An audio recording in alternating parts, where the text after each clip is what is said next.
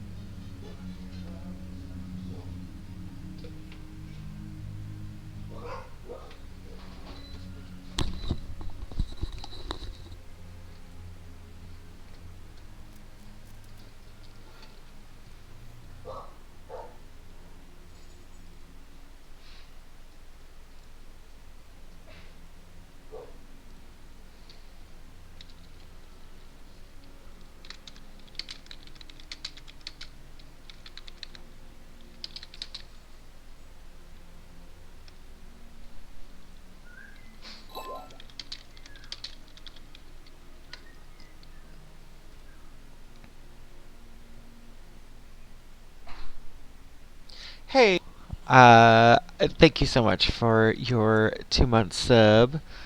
I know I can hear you on Twitch. I have not yet done it on.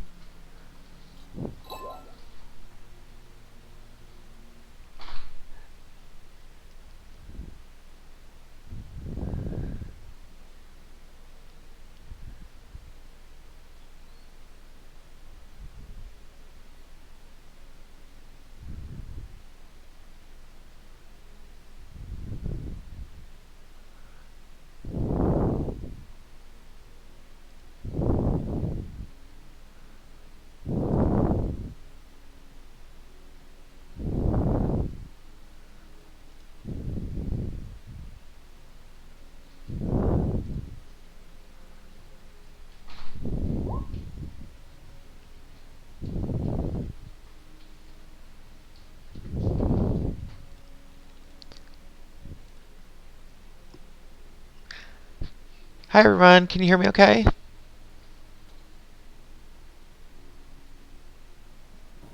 Yep. What's going on? We're just waiting for a couple more people.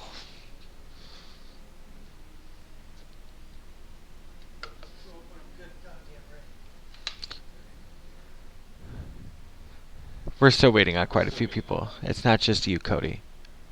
No, I'm just kidding. Now it is. Now it's just Cody. I'm gonna go grab a drink real quick, and then we'll be right back.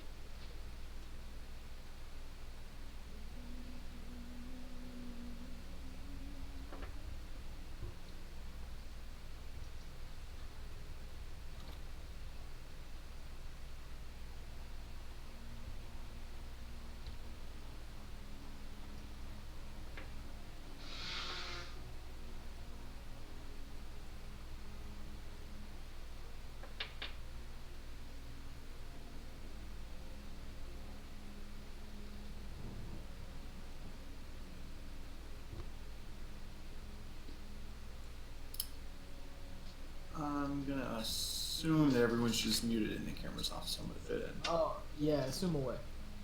Okay, cool. I'm gonna do that thing where I assimilate again. So. Oh what? Just because I don't got a camera doesn't mean I don't get to see your face. Damn.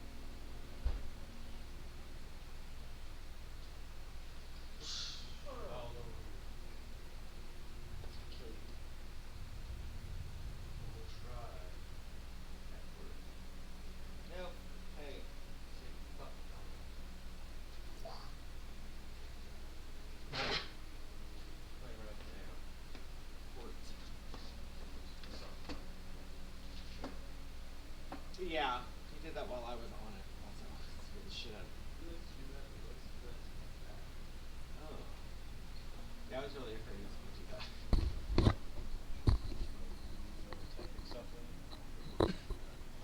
Oh. He's like up here, I'm like,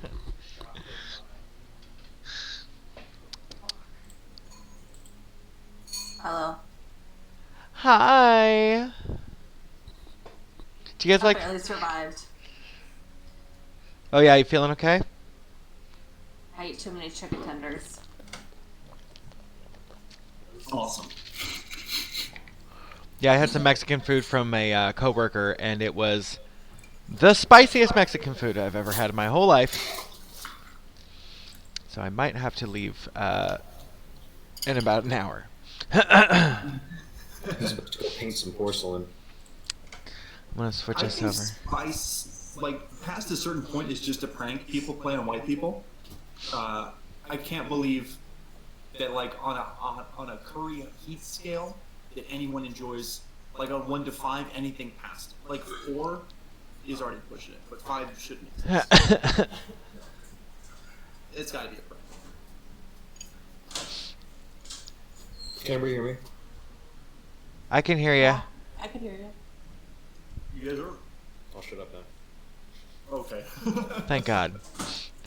Thank you all for your subscriptions and everything on the channel. In fact, there is a hype train going on. You know. Oh, sorry. What? I Yeah. was just gonna say I thought I got scammed by Twitch because I was like, "What is this?" And then I was like, "Oh." Hey. Oh.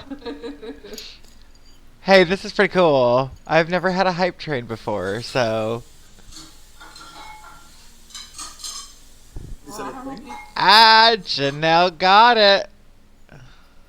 What do you mean? Hype train conductor. It means during that time, I guess you earned the most points or something. I don't know how they actually work, but hey!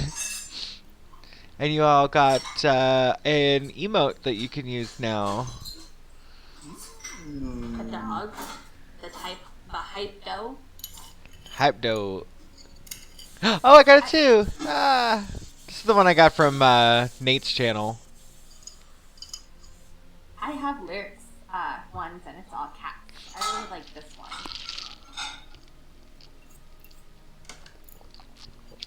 Oh my god, that's hilarious. That's very similar to Jesse Cox. So Jesse Cox, you can get about 30 emotes for $2.99. He has a one-time sub. Pretty rad. But Janelle, that one reminds me of this one. To the lyric one or the cat one? Mine. Oh. I don't know if I have any other cool ones. I have Pokemon ones, global ones. Who is throwing dishes? No, I'm just kidding. Oh, Jake's doing the dishes. Or Just maybe kidding. he's starting the dishes. Look at what a nice guy. Wow. My What? god. I won't even do that for myself. I'll just throw away all my dishes in my email. Could you imagine? I like this one.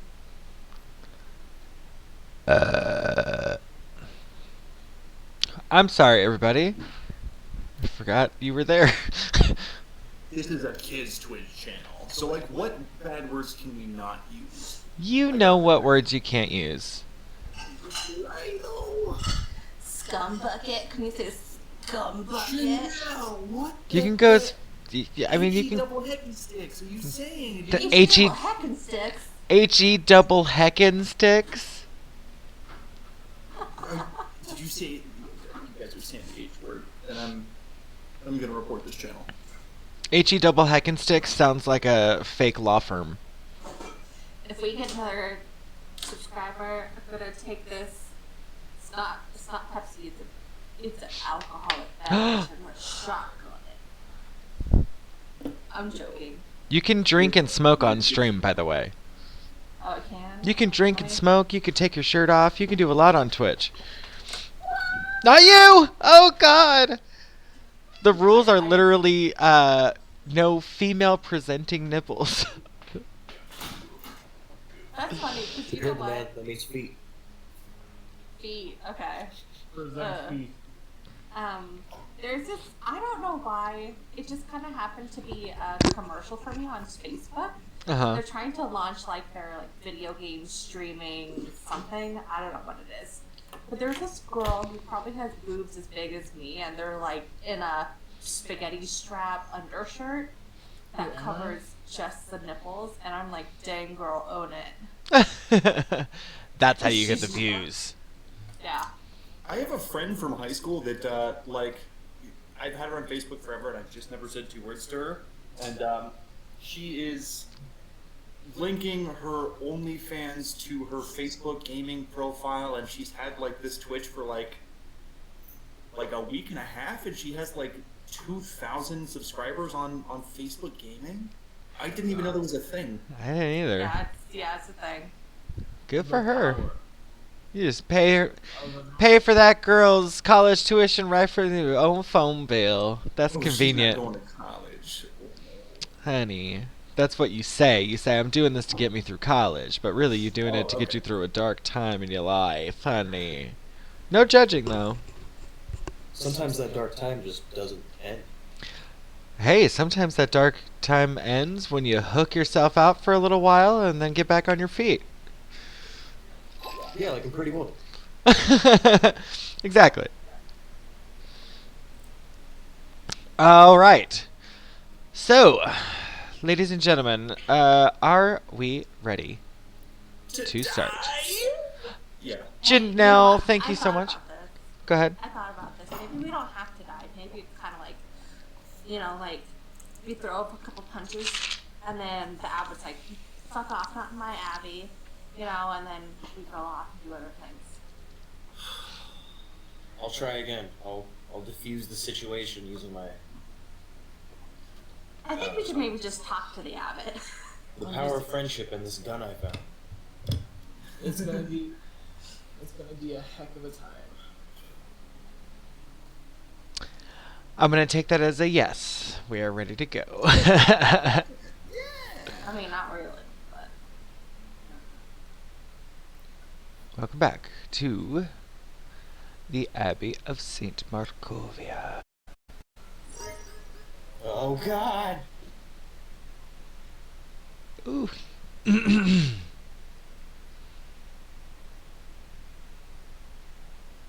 Last time we were all together, we spoke with Esmeralda. Yo, thanks for the bits, by the way. Spoke to Esmeralda, and she mentioned that she has a plan to hide up in the bell tower above the meeting area, or what she supposes will be the meeting area for Strahd's arrival. Strahd is said to be on his way to receive his bride from the abbot. The abbot has fitted the bride with a brand new wedding dress, and she sits beside him at the table. I do believe you guys are all up above the bell tower at this point, except for Yoogan, correct? Yeah, sorry, my mom. Okay. So, downstairs, sitting across the way from the abbot, is Yoogan. And just as we left, upstairs in the bell tower... I'm going to switch you guys around a lot, I guess, here.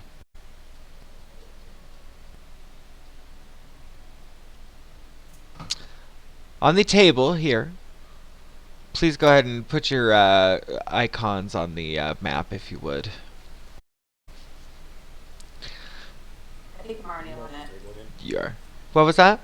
Where's the table? The table? Oh, this one here. You guys are up in this belfry here. I know the map kind of flips and flops all over the place for some reason. It's just real big. I had to put it in place. God, if I had a nickel. Okay, so this table here that you guys were in the same room as moans and groans and says, "Daddy?"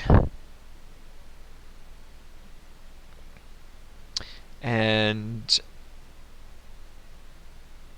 we are now on to the next session. Still no word yet either from your friend Taliesin.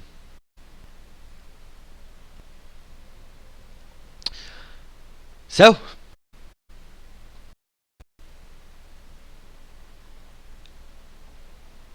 downstairs, Yoogan, I'm going to bring you back down with me, if you would. Yeah. Back downstairs.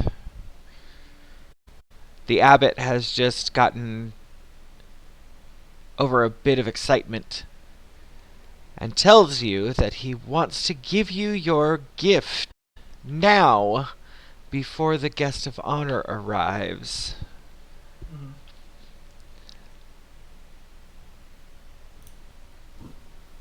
Up above you, Okay, sorry. up above you, you hear what you recognize as a familiar voice, saying the word "daddy." Gonna look up to the abbot and be like, "You did it? You actually did it?" Well, of course. You're a friend of the Abbey. You asked, and I must oblige. That's my duty here, after all.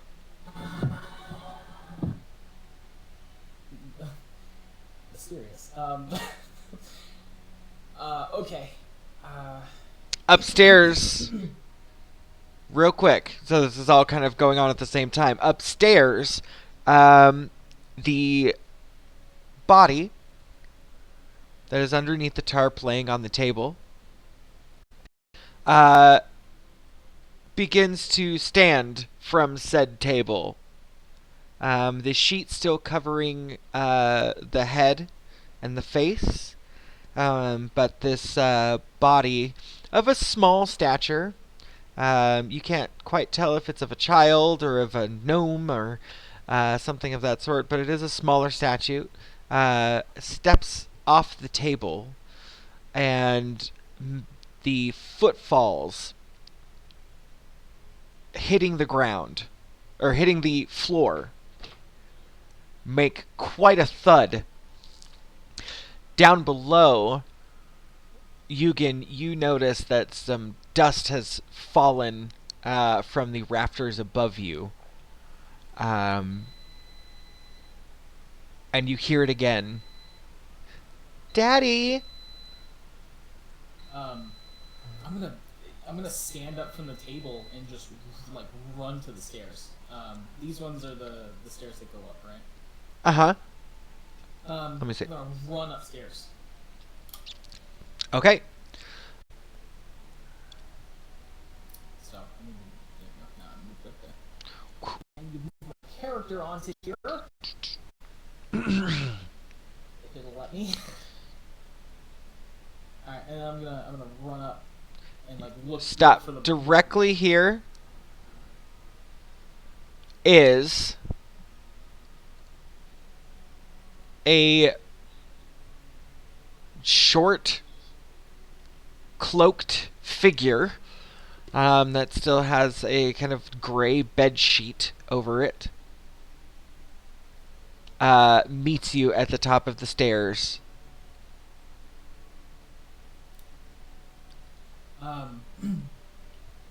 Just gonna kind of reach my hands out and like pull away the cloth from the face, and say like, "Darling, is that you?" Okay. You guys in the tower witness this going on as well. You do manage to get the cloth to fall off.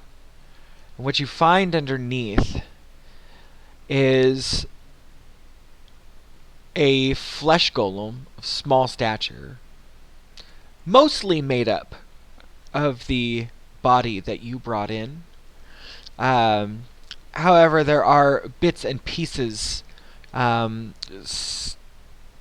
of slapped on and sewn together, and you recognize these as kind of the odds and ends of Vasilka downstairs. So that pastel pink, beautiful skin color, contrasting this much older, gaunt visage of a younger girl. And the eyes look up to Yoogan. And again, Daddy? And she takes a step forward. And she begins to cry blood out of her eyes. This golem creature.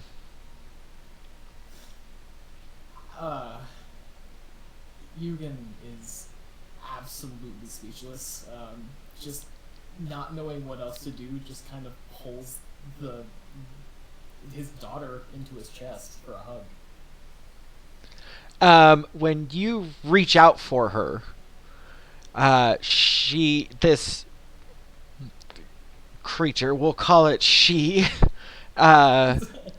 lunges out of anger, and you hear this very separate voice, this deep, primal kind of grumble come out of her, and she smacks away your hand and manages to kind of push you down the stairs back to that landing here. It's only about 5 feet or so you don't take any damage, but you have fallen prone. And this creature kind of starts to shamble down the stairs towards you. So I'm gonna just kind of scramble back onto my feet, or try and get back onto my feet. Should I roll for that? No. It's shambling towards you. You guys are all upstairs as well, witnessing this. I'm just gonna get back onto my feet and be like, what's wrong? What's wrong with you? You're alive. Shouldn't you be happy? So, I was waiting for a break in the action to cut in here actually, because I don't want to stay in this room with this.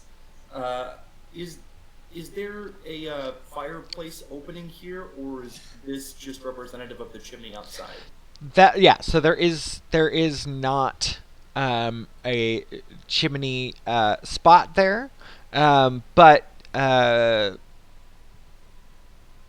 there's not a chimney opening here. That is just indicative of the fireplace below. Okay, I'm gonna whisper to my compatriots here, like, you guys should probably hide under the table, and this doesn't seem like a safe place to be right now. I'm gonna kind of sidle on towards the window the way I do. Of course. The way you do. Okay. Is that table even big enough to climb under? Yeah. Yeah, you can climb underneath it. I'd say one of you could. I have a thing. Oh, okay. You can hide under the table. I was about to say, I have a thing. I'll just Okay. hop into an alternate dimension real quick. Okay, I'll be underneath the table. Janelle, I'm gonna go outside, and I'm gonna get in the chimney from the top of the chimney. Is what I intend to do. Okay. Oh, were you gonna say something to me? Oh, it was just funny. It looked like your icon perfectly lined up with the body. Oh, yeah, it did actually. Okay, yeah. So, yeah, as this is going on, the Bantam, you're able to get to the top of the roof, and there is no smoke or anything coming out of the chimney. It seems cold still. And yeah, with your spider boots, you're very easily able to climb down. However, I do need a stealth check from you if you're trying to continue this sneakily. I do love the mentality of scatter.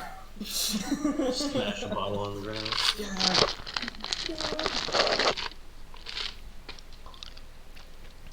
Meanwhile,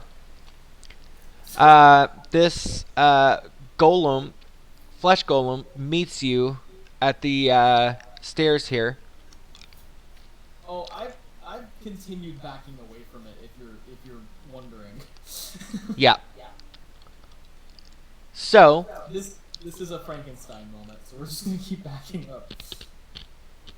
okay, Bantam, I'm going to switch over to this map here real quick. Alright. Okay, so, Bantam. I'm going to just get your guys' tokens out. Oop. Oop. Bantam is in the chimney at the moment. Okay? You managed to get down, and you feel pretty good. As you were shimmying down,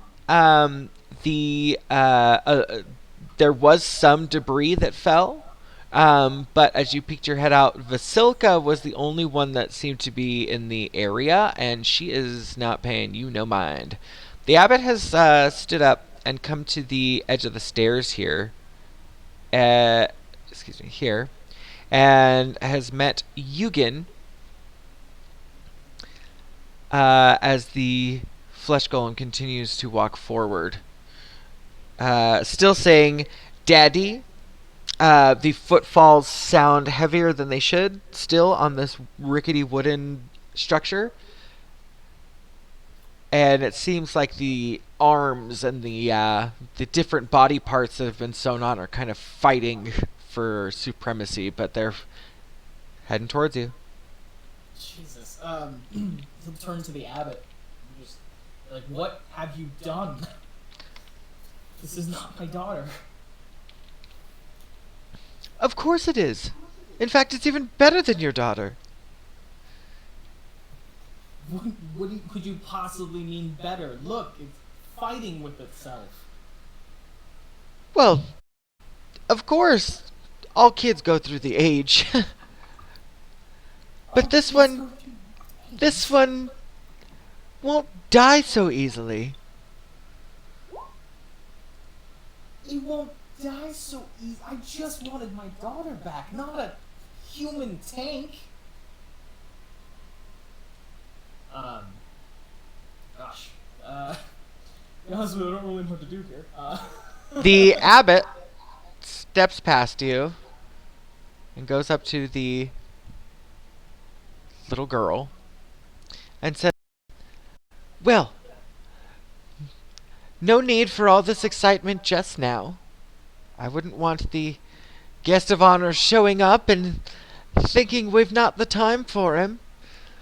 The abbot very delicately grabs the hand of this flesh golem and walks her to the table, and sets down, and the flesh golem sits at the table, unmoving, and kind of dazing out into the distance.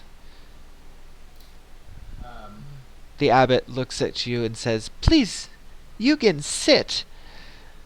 It must be a lot to take in. Where have all of your friends gone?" They'll be here soon. You know how they are. Cagey lot. And you, darling, I'm so sorry. What was your daughter's name? We must give this thing a name. Out of character, I lost my backstory page. I actually don't remember. I don't either. Go ahead. I just know it was your daughter. I forgot what her name was also. It's a christening amongst the and Some little girl, something. I don't know what her name is. We're just gonna go Druga. Druga. Okay, let me write that down. I'm gonna write that down this time. My mom had an orc warrior named Druga. Did I? It sounds familiar. It sounds really familiar, doesn't it? How weird. Just Druga. Yeah, none of that R rolling. It'll be way too hard. Druga. My daughter. That's my daughter's name, Dottie. Oh my god, you guys, I am almost done with this Lisa Frank book. I'm gonna have to get on and get a new one. Okay.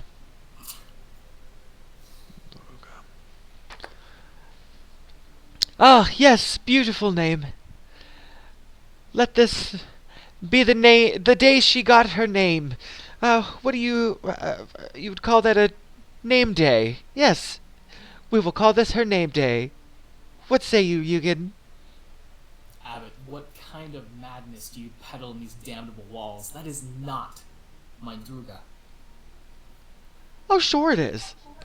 You can hear her, right? You I heard can her hear calling out for you. And the moans of several other people. Who all did you stick in there? Well, it turns out vocal cords are a tricky little situation, but I managed to find a set that works for her, I think.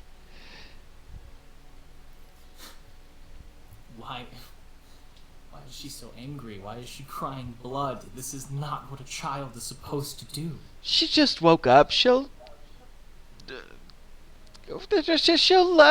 just need a little repairs here and there before she leaves here. Abbott, how many times have you done this? How many times have you created monsters under the guise of bringing loved ones back? Oh, well, it seems that you've met one of my children already in the halls. A mindless monster that walks from place to place, never knowing truly where to go? Well, I don't know about all that, but he sure makes a good bodyguard for the rest of those mongrels. True, but is that truly life? I mean, look at what you've created. Both of them. Do you really believe that Strahd could love something so lifeless? He turns towards Vasilka, and she has a veil over her face. But this is probably the closest anyone's ever gotten to her. And you can see the work that the abbot has done is actually kind of impressive.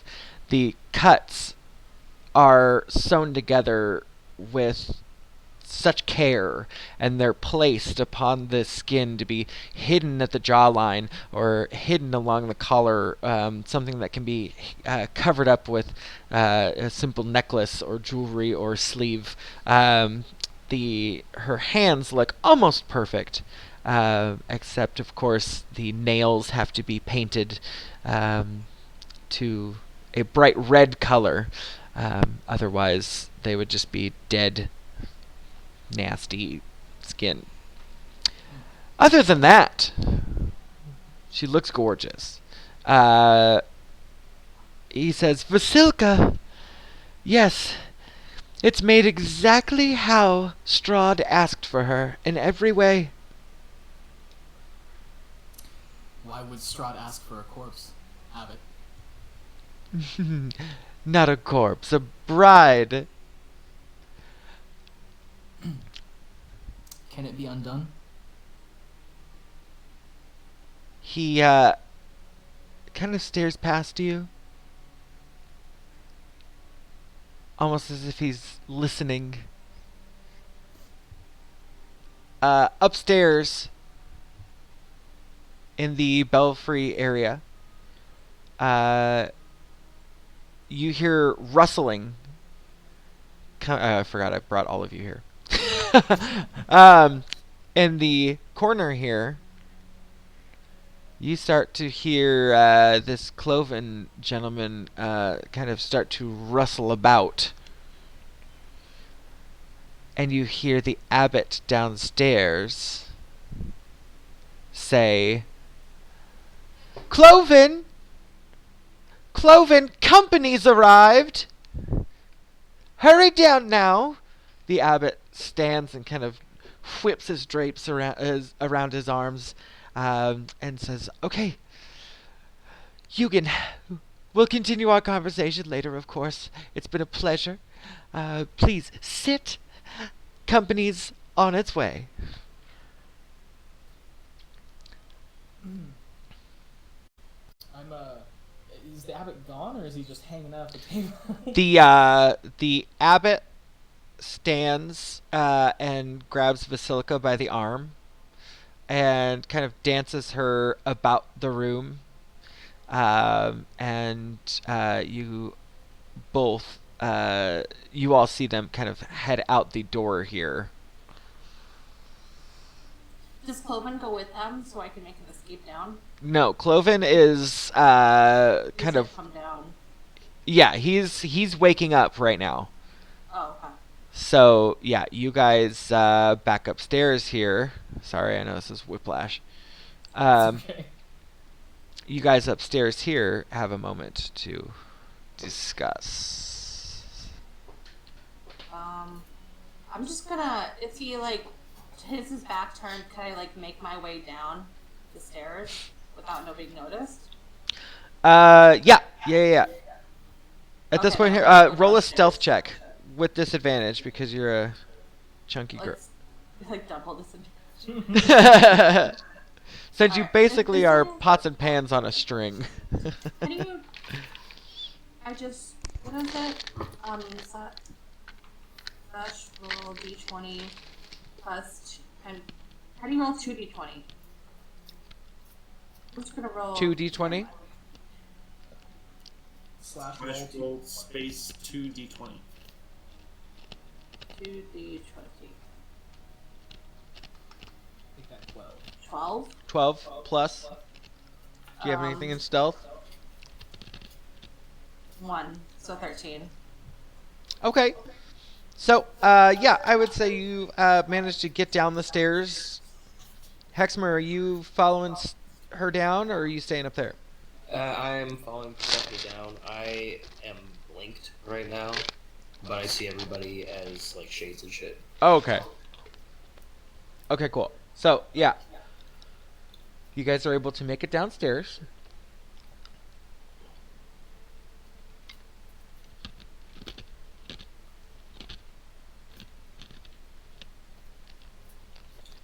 I'm gonna move my icon that's already down here over. Yeah, go for it. I'm gonna stand next to Yoogan. Yeah. I'm gonna reappear next to her on the other side of Yoogan. Right next to the flesh golem daughter. Sure. Druga? Druga. Druga, okay. Give me a reason. Yeah, so you guys do have a couple minutes. I really So, hope. Sorry, go let me just ahead. say this. I really hope this goes down like the fight scene from Kingsman 1 when the guys at the chapel. Oh my god. If it could, Yeah, that would be Strahd great. could very easily go through that scene like that. Yeah. So I'm gonna try and talk to Druga, and just kind of go like, Druga, are you in there? You see her kind of staring forward. And whenever you call her name, you see the kind of twitches. But for the most part, she seems to be kind of just staring off.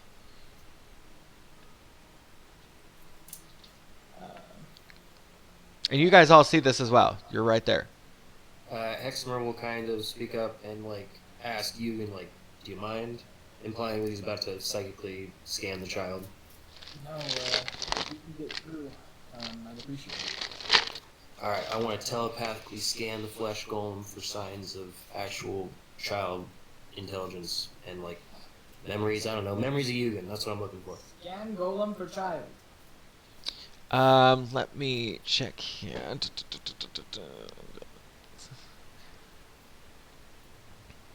Okay, so, I would say go ahead and roll your Arcana, or what do you use for that?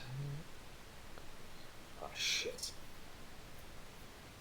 Like, what is it? Let me see. Gotta go find it. Nico, Nico.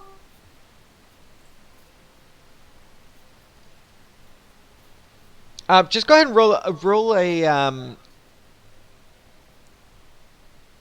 They don't have anything for me to roll. It's usually like it's like a concentration thing, I think. Oh yeah. Okay. Well, this being a flesh golem, I guess it doesn't matter. The flesh golem has a very low intelligence. For the most part, this flesh golem mind is full of blankness and horror.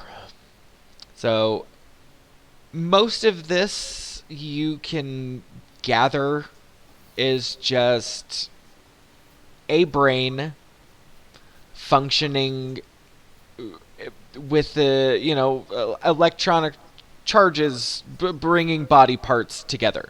There's not much soul going on here at all. But as you peek around, you do in fact see Yoogan. Just flashes. But for the most part, Yoogan is running and screaming away from something. You see the flesh golem give quite a big twitch, and you're kind of kicked out of there. There's not really much going on, but there was a vision of Yoogan running that you saw in there. Okay. I just kind of turn back and I say, I think there's bits and pieces, but nothing, no warm childhood memories, nothing. I saw you running, and then it's a blank slate. I think this thing's being held together by whatever meat tentacles are in there. I don't think it's your kid anymore, man. Or whoever it was, rather. There must be something that left in there. Has to be. I have to get the Abbey to undo it. Maybe he can separate the pieces back out how he did in the first place. It seems to know more about what's going on than I do.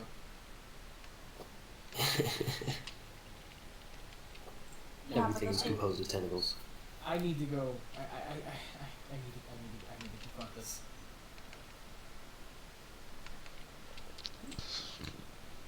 Yoogan's gonna charge out of there, just going out the doors, kind of anywhere but here. Okay. I would like to turn to Persephone and just kind of like, we're probably gonna have to kill that abbot. I think he's obsessed with improving things. I thought maybe we could talk to him. He seemed to be very thoughtful with Taliesin, but I think something's wrong with him. I think he's nuts. I was hoping we could use him for good. There's so much good in him, but something's not right. Obviously. So, but the thing is that how do we kill him? Taliesin's gone, Yoogan's gone. I don't know where Bantam went. I'm gonna pop out of the chimney. There you go. I'm right here. I think it's best to lie in wait Where did out of game? Where did Esmeralda go? Esmeralda is still with you guys, so she's come down. She's still upstairs, but she's with you guys. Okay. She's up in the belfry. I don't know that we have the time to reason with Strahd, or with the abbot. This is kind of the final hour here. He could appear at literally any moment. Big stakes, big stakes. So what are we gonna do with this fucking thing? And then Heximer gestures to the flesh golem. I'd say keep her here. I mean, if she could stay in a daze the entire time, you know,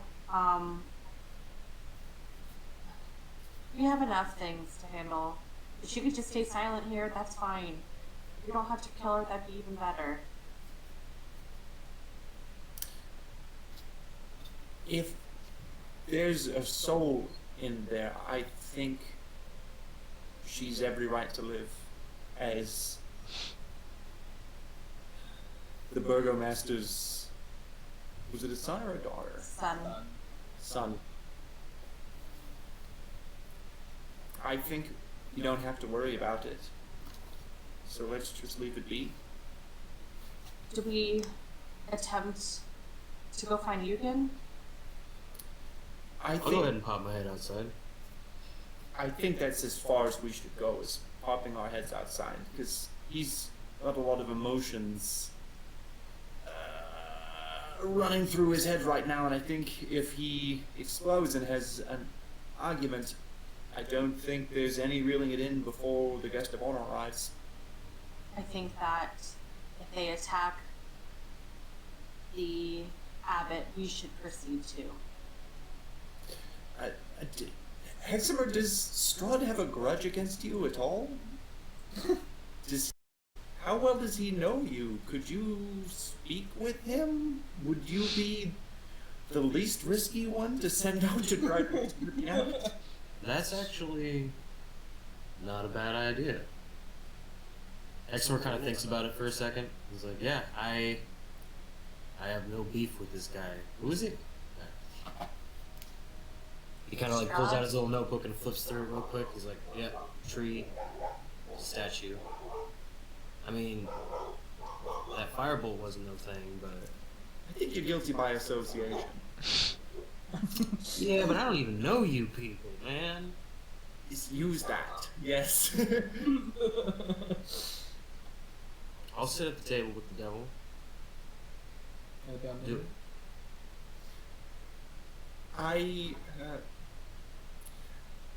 What I plan on doing involves a rope and a fireball and this chimney right here. So, if I don't know, if you could reel in, if you could do anything about Yoogan, if you could get him to not agitate the abbot, and if you could see where his allegiances lie, tug your ear when you come in. I'm going to be up a rope in the chimney, in a pocket dimension, untouchable, until I see the signal, and then we'll speak. I have sending, so we can have a conversation if I'm not privy to it. I just go ahead and pop a telepathic connection in his head and say, we can just do one of these. Yeah, that works too. Yeah.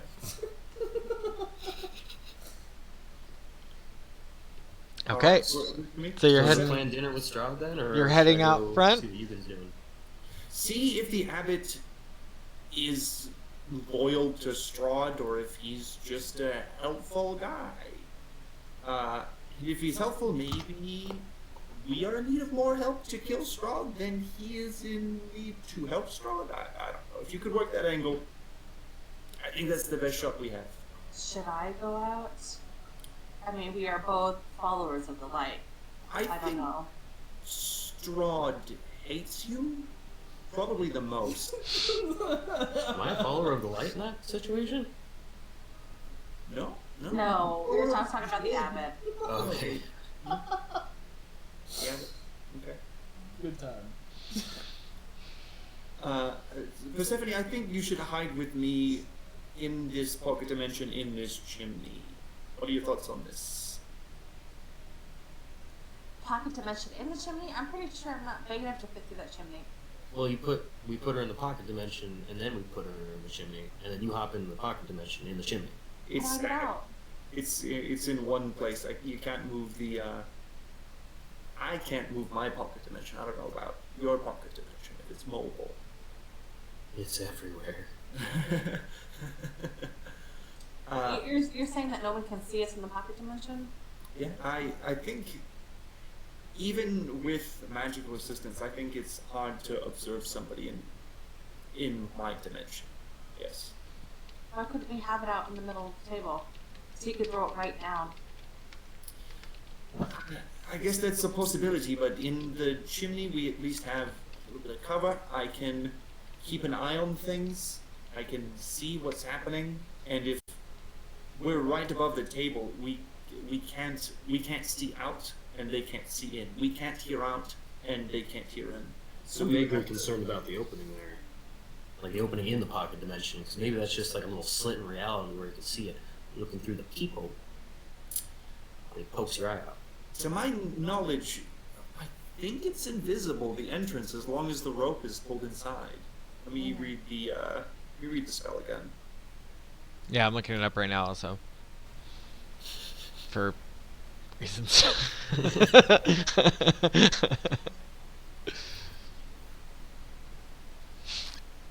It actually doesn't say.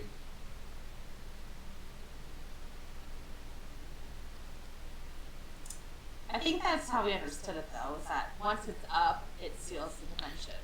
And you can see out, but no one can see in. And it lasts for 1 hour, then it kicks you out afterwards. Oh, if you can see out, then I guess that's fine. Yeah, you can see out. It's like a little box with windows. Okay. I'll leave this one up to God. God, Yeah.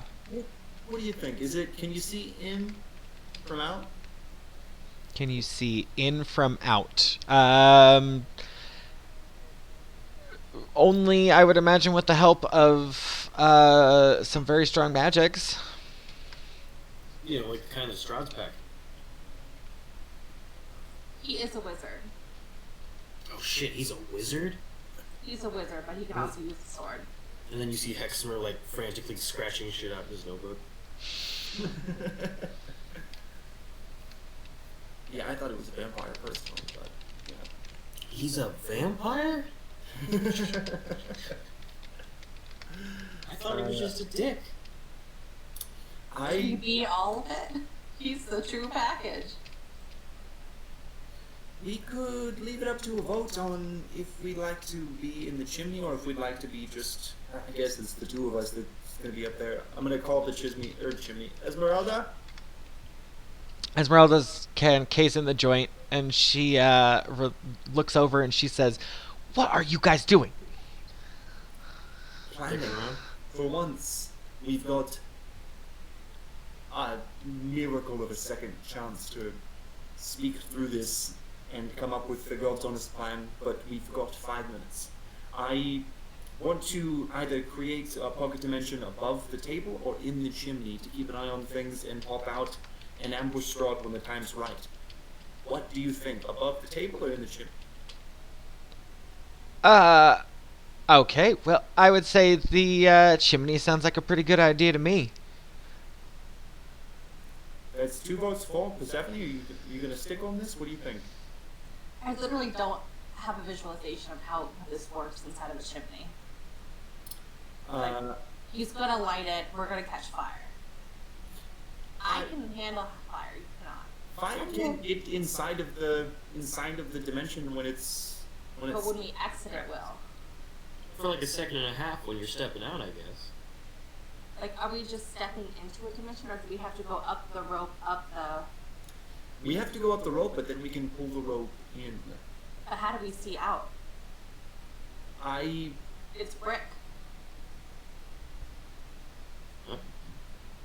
I would put the end of the rope just before the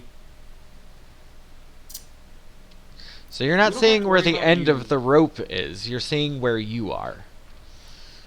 Yeah. Okay. Yeah. You can see out of the entrance of this thing. I It's can not just like... telepathically hurt you. Yeah, you can see out of the entrance of this. It's not like going up into like an observatory of the room. It's like you can see what's out of this hole. Yeah, I'm gonna put it a foot above the top of the fireplace so I can stick my head out and see things. Okay? Or are you gonna get Persephone at the fireplace? Can we see if she fits? I go over there to see if I fit. Make an athletics check. Alright, okay, I have a lot of that. Strahd walks in, and it's just her trying to fit into the chimney with us watching. My big butt! You said athletics? Yeah.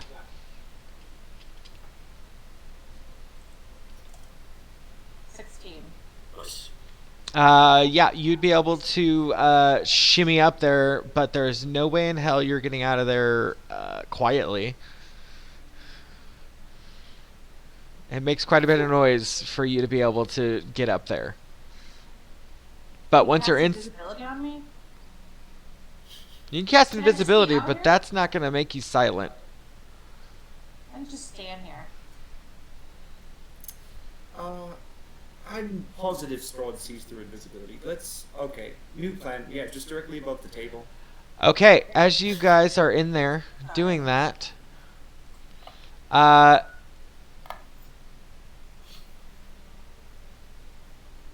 shit. Yoogan runs out the door. Just in time to see that the abbot is walking arm in arm towards Strahd von Zarovich. Strahd is dressed impeccably nice, of course. And he walks on foot. The sunlight is basically gone at this point.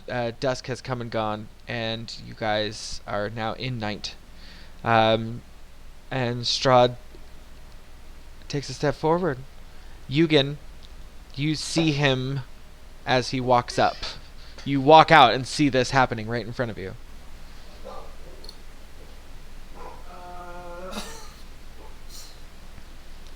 Now you ran out right as before Persephone and all them even came downstairs. Or yeah, you guys were all downstairs at least. But you have some time out here.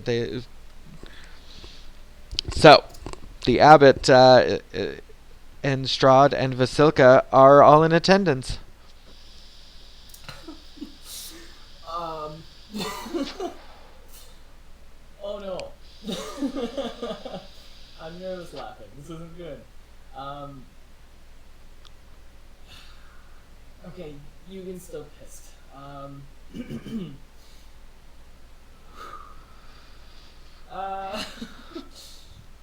Yoogan's gonna walk out and he's gonna kind of somewhat storm up to the abbot. He's gonna falter a little bit at the sight of Strahd, just because, like, Jesus Christ, how horrifying! Of course.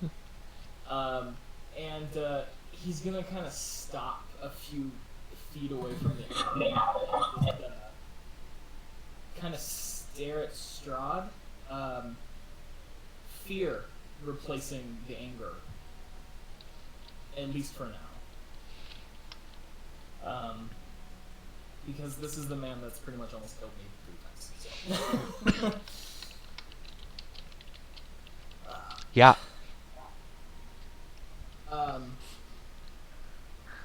Shit, I don't really know what to do. I continued forward like a fool. I'm just gonna go, Abbot, we're not through. The abbot pays you no mind. Taking another step forward.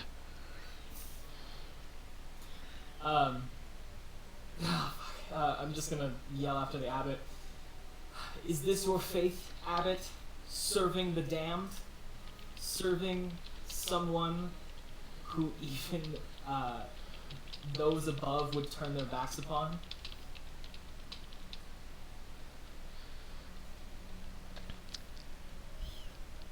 The abbot takes another step forward and goes, "Honored guest!" Damn it.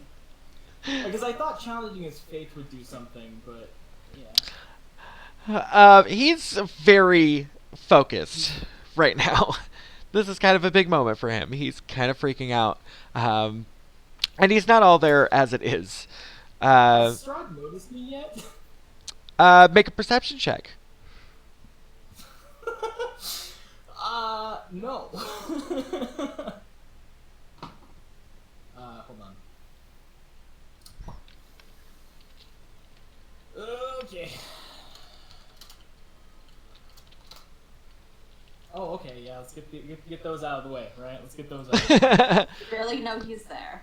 So Strahd is very cool, calm, and collected right now, and walks with a kind of very royal grace. And you see him approach the abbot. You can't tell if he's seen you or not, but just like the abbot, the Strahd seems very attentive. He's kind of even lost a little bit of that arrogance, and he walks up to the abbot, and the abbot kind of bows to him, and Vasilka next to him just kind of bends at the waist and bows to him, and the abbot, as he bows to him, Strahd lifts up his hand to him and kisses him on the back of his hand, and goes over and does the same to Vasilka, and he says, "This is wonderful work you've done. Look at her. She's almost perfect." And he just continues to walk around her, not peeking under the veil, but running his finger along her arm, and across her back, and even going as far as to pulling her hair through his fingers. And the abbot is just feeling his life. He is so excited right now. Damn it. I don't. So Yoogan's just kind of standing here watching this, huh? Oh.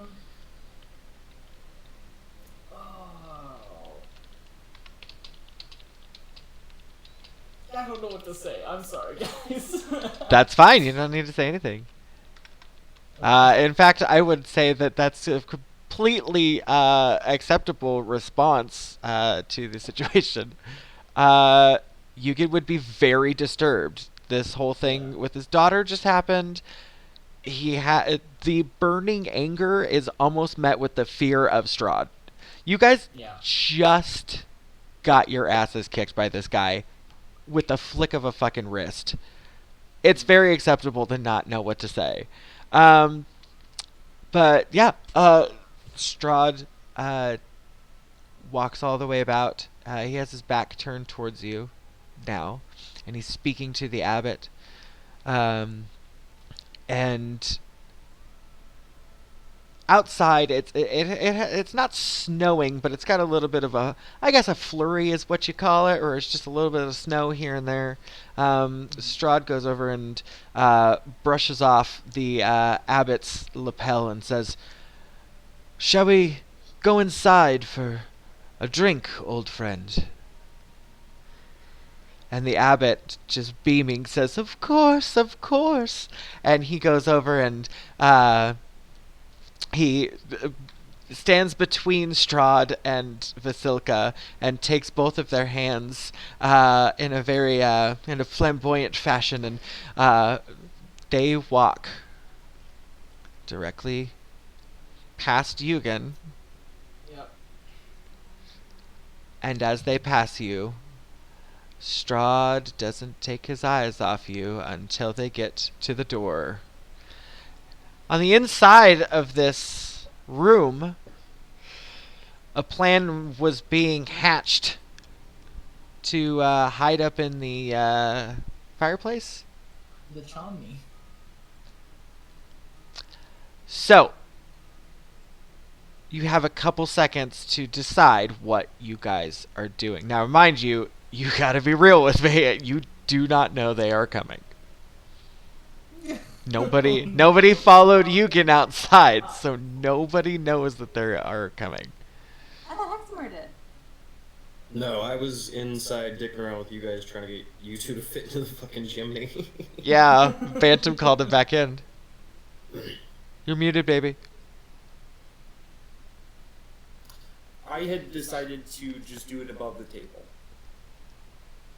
Okay. I will sit at one end of the table and just kind of... Is there any food or anything laid out? Is there a spread? Um, I came for the spread. the table is cleaned right now, but you know that so last time you guys were in here, the table was kind of like whatever.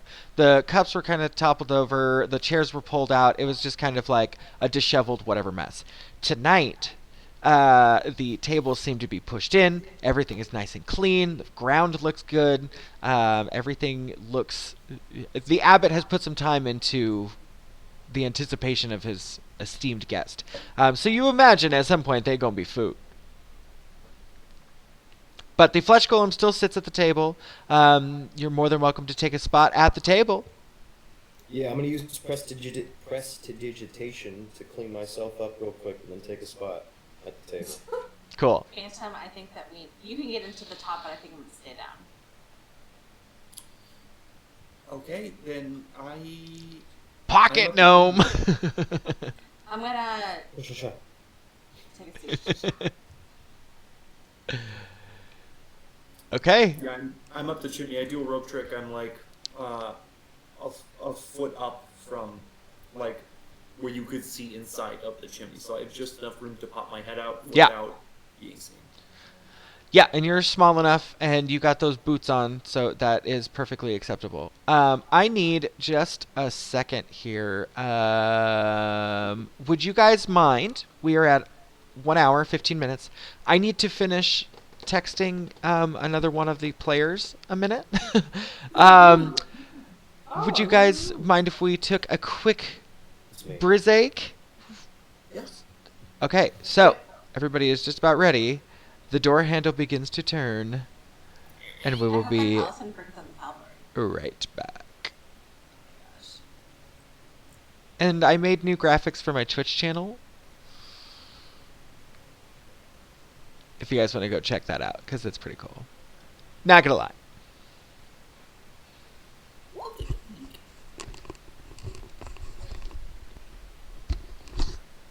Love you, minute, BRB. It still says that Bantam, do you only have 16 health? Because on his graphic of his thing, it says that you have 16 health. Oh no, I'm maxed out. Oh, okay. Yeah. I just really can't do it. Wait, where do you see that? Because when I click my dude, I don't see 16 health. No, Oh, that we're was on the Twitch stream. Okay, weird. If you hover to the side, it shows up everybody.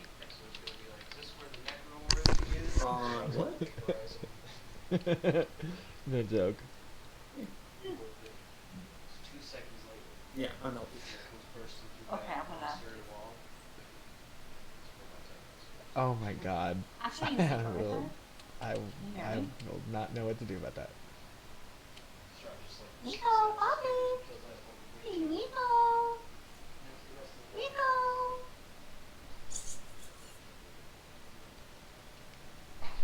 Nico, super puppies. Nico!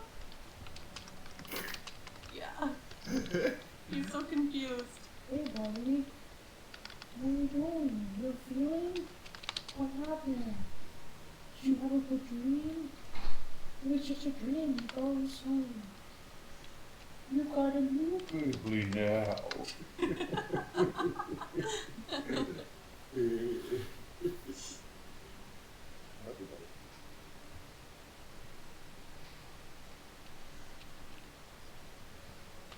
Oh, okay. Well, I'm heading out now. Okay. Thank you for that. Yeah, of course. Anytime. It's pretty bad. I lose my little hand. My buddy. I should do this. And this.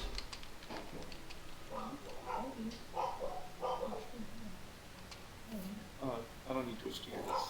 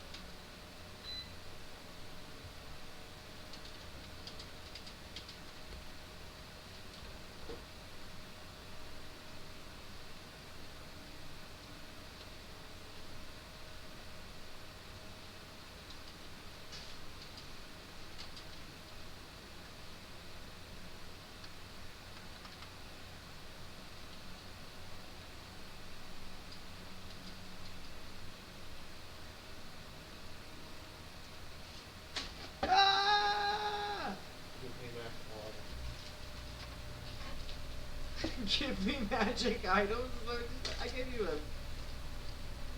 a spoon that do shit. Yeah, you gave Dustin a spear that drinks blood. Look at him using it. You guys can ask him for that, by the way. He doesn't have to do this. Okay, then. I have taken numerous opportunities of not doing that.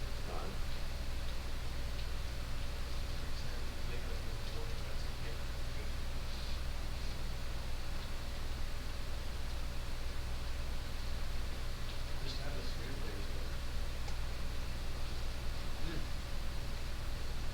Oh my god, this is so good.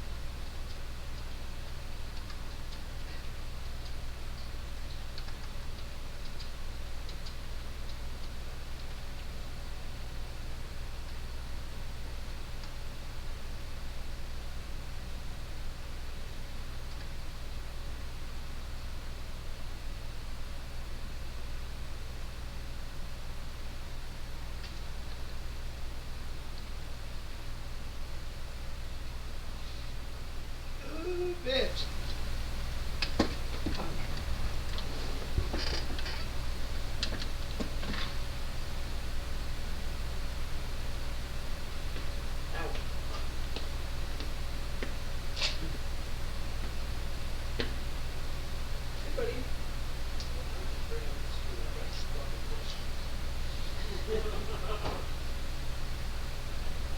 Does the material deliver golden state super within the spoon?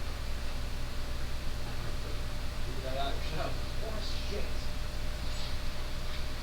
What turns the spear? Very quick to teleport expired moves.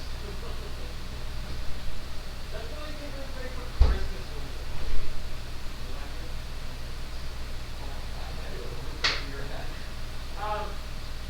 Yeah, what was it for Christmas? I gave them all the rolls from the, yeah, the dollars and the sure. Hey, I spent like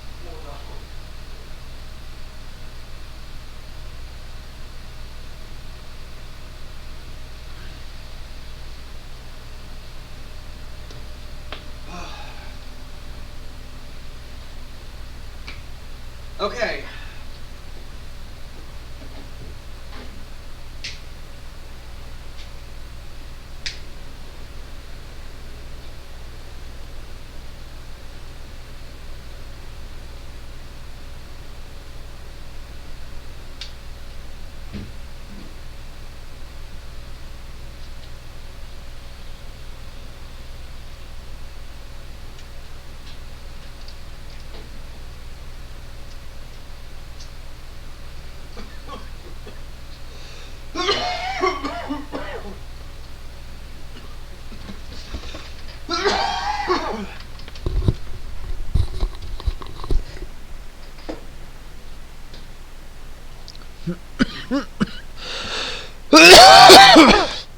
Can you guys still hear me?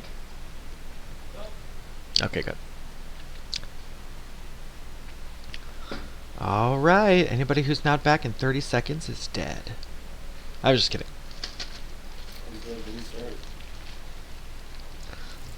I know.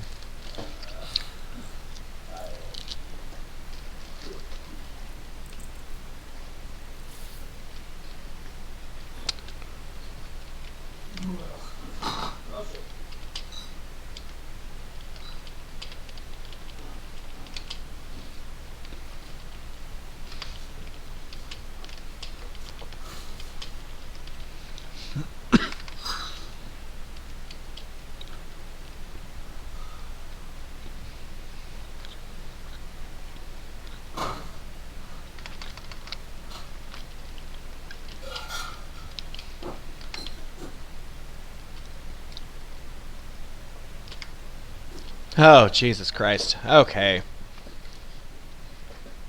Y'all, okay, shout out real quick to Heximer. He done just made some beef jerky in an air fryer. And he leaves it a little thick so it's juicy as fuck. Oh, it is so goddamn good. I do good work. Hey everybody, this stream's sponsored by Heximer beef sticks. Cody's big old dried out beef. Heximer's beef sticks. Put my beef in your mouth. Oh no. No thanks. You having an awesome Hi Soto. Sorry. Did you guys on my Twitch channel? Oh, we're up to 10 viewers, by the way. Hi, everybody. Did you guys on my Twitch channel? Did you guys see my cool starting soon graphic that I had up? I'm gonna switch over. So this is an artist rendition of Kresk. Oh. Super, super deep, compacted forest, and the Abbey up on the hill, just like that. Super nice. Isn't that rad? I totally stole this online. Wow, over to 11 viewers, guys. This is crazy. Thank you all for joining us. We're just about to get back.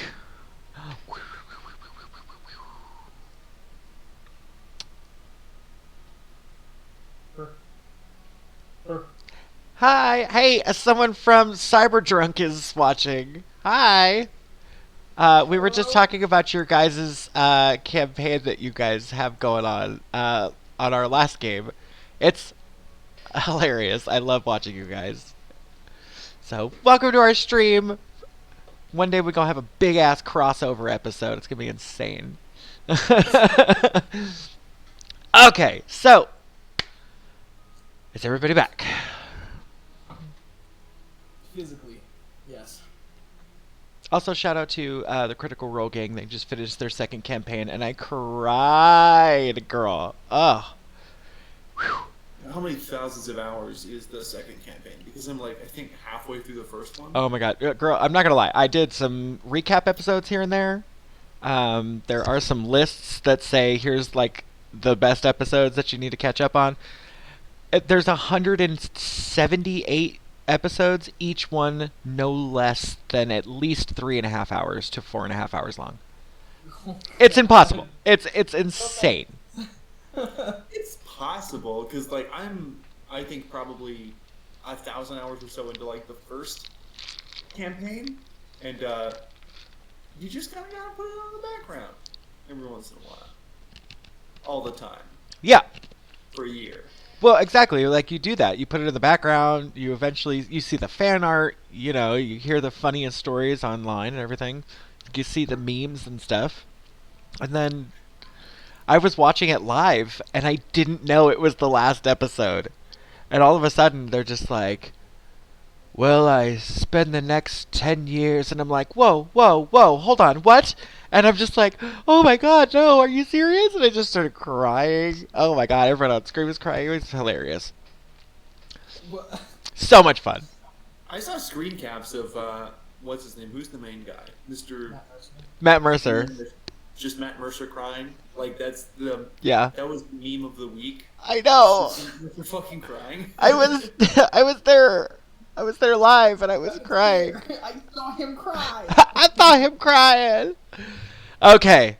He's not even DMing the next one, is he? I don't know. I'm sure he will. Just a player. Maybe he's just tired of people dating his wife and his role playing. Ah, for real, all of his friends. Date his wife for once. I know that the other characters do DM their own one shots and stuff like that, like promoted or not. So they all get a chance to DM. If I had to pick any one of them to DM a game that I would watch, Taliesin would be mine. The guy who plays Molly Mock. He runs a fucking good campaign, and he dresses up and does all that stuff too, and he DMs. It's amazing. Okay. Last thing on the agenda before we get back. Do you guys like this top I bought for this stream? It's a long I sleeve. want to put it on my wall. It's a long sleeve shirt, so it's not practical to actually wear outside of the house anymore. But for the stream, it was nice and spooky. I like Okay. color. It's green. I also got this light bar in front of me here for spooky ambience, like right now.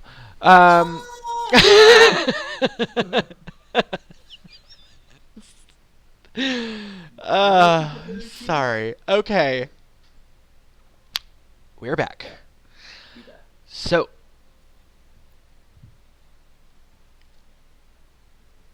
those of you inside of the room have gotten into your positions. Esmeralda. Yeah? I'd like to stand and watch him come. Okay. All right. Power move. I get it. Power move. I just need to pull up Esmeralda's thing real quick. Okay. So, yeah. You're just standing, leaning up against the table very dauntingly. Excuse me. Sorry, guys. That's about it. Yeah. Yes. Of course, that's the Esmeralda I'm looking for at D&D Beyond. There's like one of them. Believable. I also found a way to be able to look at my notes and stuff without it being all over my Twitch. It's called just open it in another tab, you idiot. Okay. All right. The door here whips open. And the three of them walk in.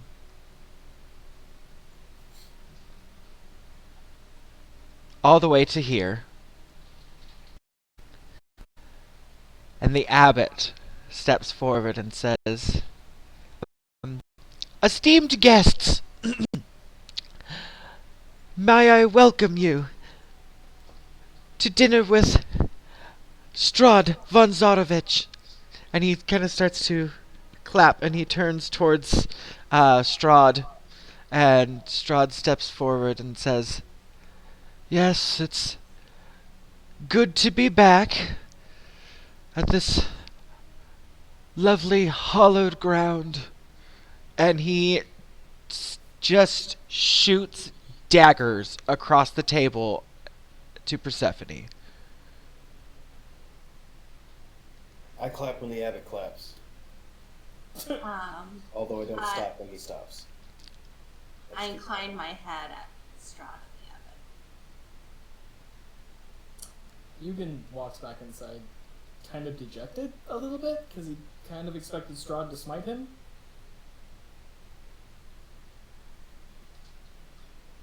Okay. Vasilka just kind of stands motionless, as does this guy here. Or that girl, I guess. Druga. Oh, Druga. sad. Druga. Sad. We're calling that mound Druga. Mound. Sorry. Pile of fluff. It's not even a person anymore.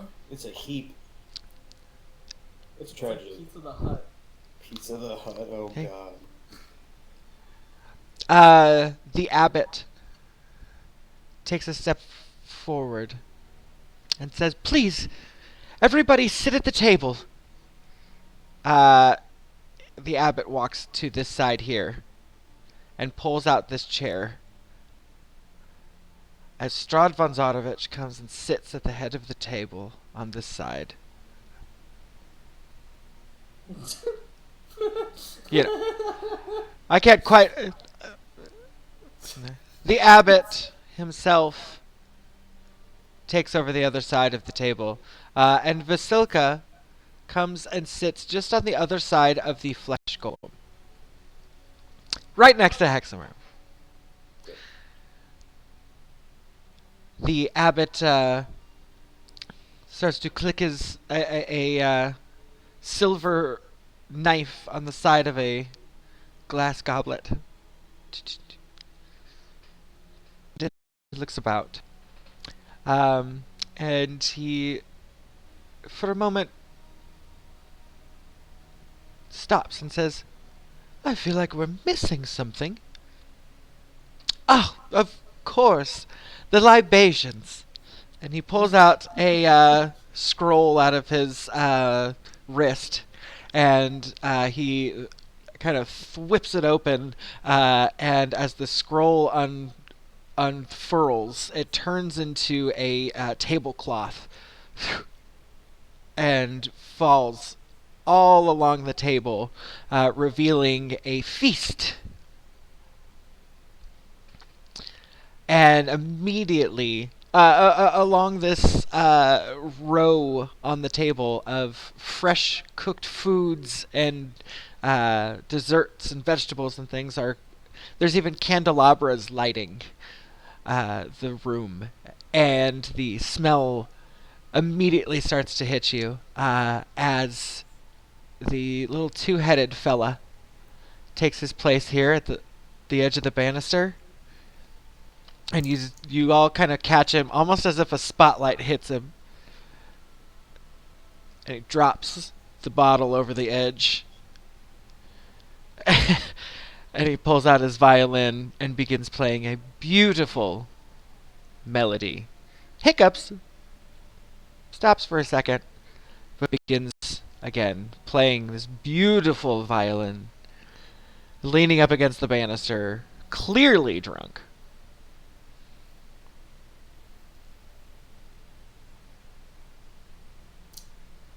What would you like to do? Heximer begins eating. I turn to the abbot and I'm like, Abbot, thank you so much for inviting us to dinner. I would hate to have missed out on such an occasion, considering I had missed out on Strahd's first invitation to feast. I gotta pause for just a second, kids. I'm so sorry. There's somebody at my door. I'll remember that, though. Okay. That's what that was? Oh.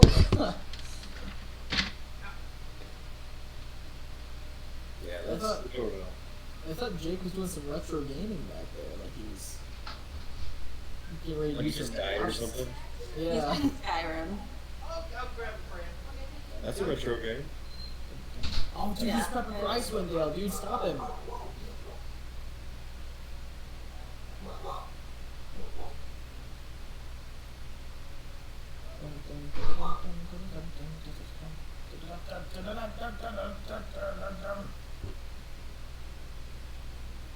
And then the Twitch got taken down.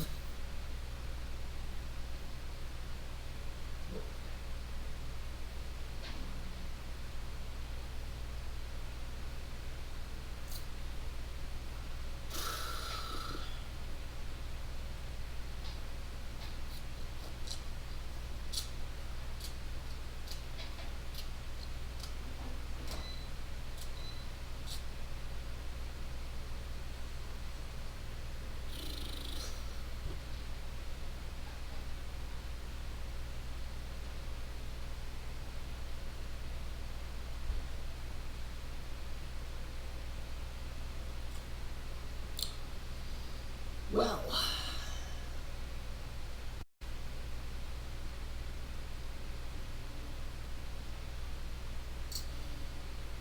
Hey, yo. Bantam.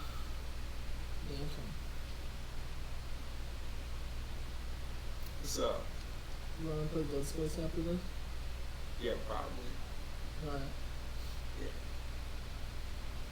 Is there a new Dead Space game? No. No. It's just Dead Space 3 again. Yeah, the entire game is. Oh. The freaking pinnacle of game. I love this so much. I think it holds up. The story, not great, but everything else holds up very well. Like, the atmosphere is incredible. Like, it's still kind of, still pretty spooky, honestly. Like, Stuff scared me. I actually yeah. jumped a couple of times. Those and, games are scary. like, I would think it would be hokey and stupid, like Resident Evil. Like, I've never tried to play Resident Evil 1, 2, Alright. or 3? Which one has 3? Tank controls. Yeah, like, those are old horror games, and I'm not afraid of them. Like, at all. But, Dead Space is still spooky.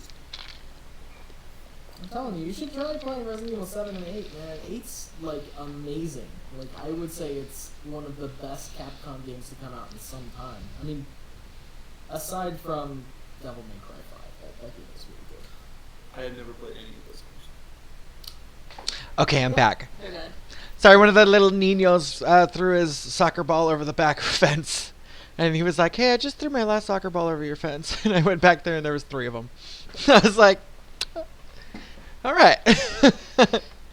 I do like that he waited. First one with the second. I think that's what Waiting happened. for a third. Yeah, I think that's what happened. Bring a ball to the front door, pop out your switchblade, and pop it in front of him. I mean, that'll learn him. Bring Wednesday out. She's the beast. Okay, so Strahd is going to respond to Persephone. He turns and says, yes, it seems that we keep meeting in quite the most inconvenient ways. Strange how that works, eh, Strahd? He looks all the way across the table to the abbot and he says, Strahd stands and he has a goblet of wine in his hand. And he stands and says, cheers to the abbot for bringing us all together. I'll raise a glass to that. The abbot stands elated. To the abbot. Everybody at the table stands, including the 2 flesh golems. The abbot walks around the side here and says, Strahd, please, would you join me? And he has his goblet of wine in his hand. And Strahd glides across the room, landing next to him, and the abbot says, friends, may I regale you a tale? Long, long ago, this young man, under a false name, came to me. When I decided to take over the Abbey as my own, Saint Markovia, the very leader of this Abbey, turned against Strahd and his wickedness, she said. But nay, she fell by his hand. It was only between our bond that we brought peace back to the Abbey. Strahd, when you came to me, you were a young, hurt, battle-stricken young man. But all you wanted was peace and love. And Strahd kind of looks out to the crowd and gives kind of a kind of an uncomfortable sigh, but he says, yes, it was so long ago. I only pray, dear abbot, that you've found the cure to my pain. He looks back out. Vasilka steps away and makes her way all the way around the table and lands just here.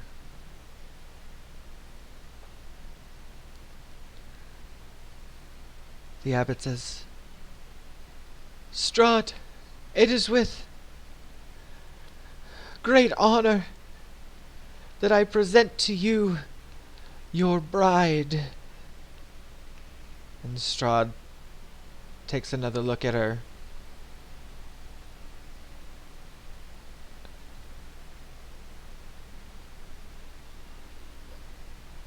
It's this just very awkward moment where Strahd is just looking about her face. He reaches up and takes off her veil and begins to stroke her face with these long, awful nails.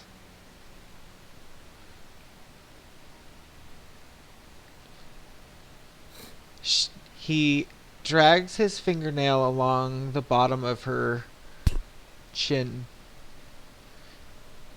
And he says, "Yes, dear Abbot, when I came here, I came under a false name and told you all of my deepest, darkest secrets. But you also got another thing correct.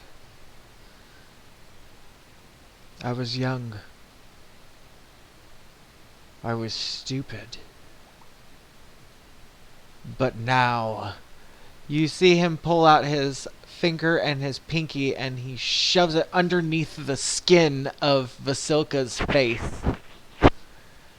And he begins to lift her up, just so, off of the ground. Vasilka starts to kind of cease up, and the abbot is in just shock. And there is... I'm trying to find some... this shock just over the abbot's face, and he says, What are you doing?" And Strahd just laughs, and he says, "I don't need this false bride." And with a flick of his wrist, he rips the face off of Vasilka, exposing the underneath, the stapled face muscles, the stitched together bits. He slaps the face to the ground, and Vasilka reaches up with her hands, and she falls to her knees.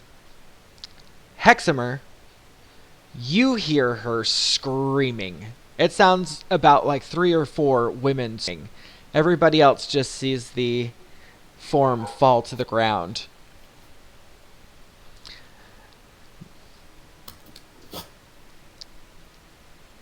Heximer will just be like, "Hey man, I'm trying to eat here."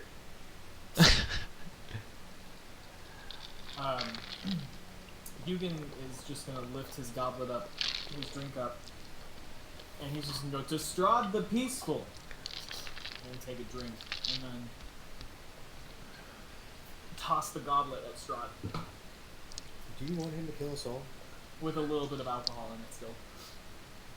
I'm gonna Okay. plead to the abbot. Abbot, look, she's in pain. Let her go. Let her leave this realm. He goes and kneels next to her and says, "She was supposed to be perfect. She was perfect. Strahd, this is what you asked of me."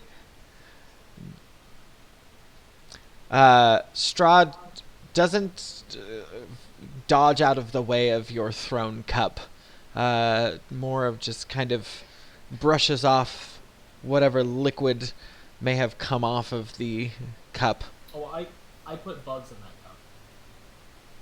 Okay, so you trying to make an attack on Strahd? No, it's not an attack. I just wanted to cover him in bugs. Okay. Yeah, it's not important. It's more for me. Yeah, so he brushes it off without a problem, and the Strahd says, "I told you, Abbot, I don't need her anymore." He begins to walk very calmly, and he says, "I have found my Tatiana." I'm gonna try and shoot an arrow to to kind of get his attention, because I have a feeling I know where he's going. Yeah, where is Arena? We've been doing stuff. I don't know where she is though. They always run away every time we do anything. Like they're here, but they're not. Yeah. To the wall side. Like, I grabbed her on the way in. Yes. Okay. Yep. Hold on. Just yes. Sorry, hold on. Right? Holy shit. Hey guys. Just give me a moment. If there's a weird moment that isn't immediately initiated by the combat that follows, I would like to try and convince the Deva to turn against Strahd. What is this? Strahd! Oh! Oh! Taliesin, go ahead and place wherever you come in at. In just a sec. I'm coming from upstairs, Okay. so I'm standing at the landing tent. Yes. I'm holding out my glaive. Strahd, you undead abomination. The time has come for the reckoning. We are all here as you wished, as the abbot wished. And this will be your end.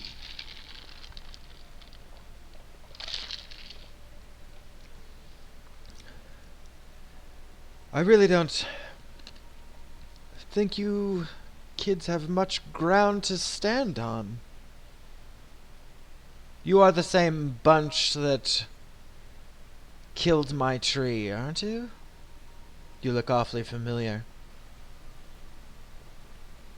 You don't recall us, do you?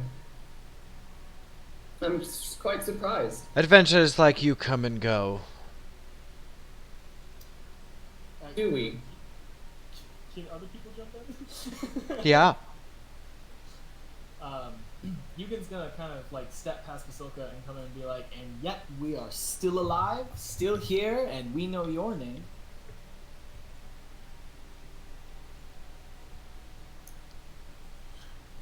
I want to, while this is going on and they're confronting Strahd, I want to buy some time and go and kneel next to the abbot Uh-huh. and kind of see if I could give him a shake and see if I could like lock eyes with him and be like, Abbot, remember who you are. You are a celestial being. Rise above this wickedness and see the truth. See outside of Markovia. This place has turned into a festering hell. This is not the boy you once knew. He has become a great evil and a plight across the land. He's He just... betrays the very natures of death, of life and death. I would add to what Persephone was saying. Just seems like a rough dude. The abbot just keeps rocking back and forth. Persephone, I'm going to need you to roll a persuasion check. If he ends up catatonic or in shock, I want to try and read him. It's just hymns. It's just angelic hymns. Hims and hers. Wow, Jesus. Nat 20. Okay. Oh, your screen went all blurry there. Okay.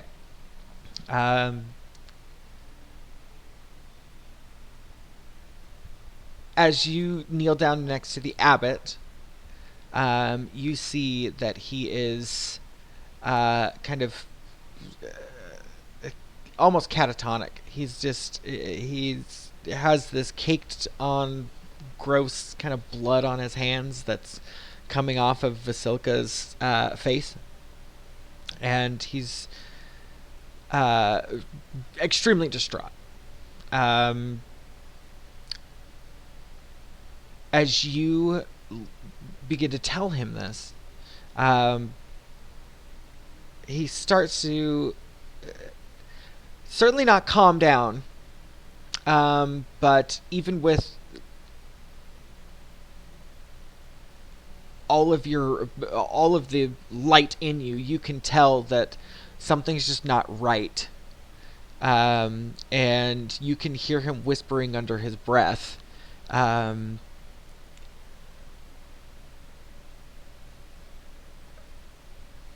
The Abbey is mine. The Abbey will always be mine. The Abbey is mine. The Abbey will always be mine. Kresk will be mine. All of Kresk will be mine. And he's just rocking back and forth, holding her face in her hands. I just want to call down to Persephone while I'm still staring down at Strahd. Persephone, he's lost. He's been twisted by this land. He's been here for far too long. It's awful to see such potential go to waste. So much goodness radiates from him, but I too see the wickedness, or the taint that the land has provided. Is the abbot holding the skin of her face, or is he actually holding the Selka's head? He is just kneeling next to her. She has her face in her hands. Oh, okay. So it's literally no face on her face. It's just teeth and eyes and muscle. It's a charming. Still cute though. Down, Dustin. Down.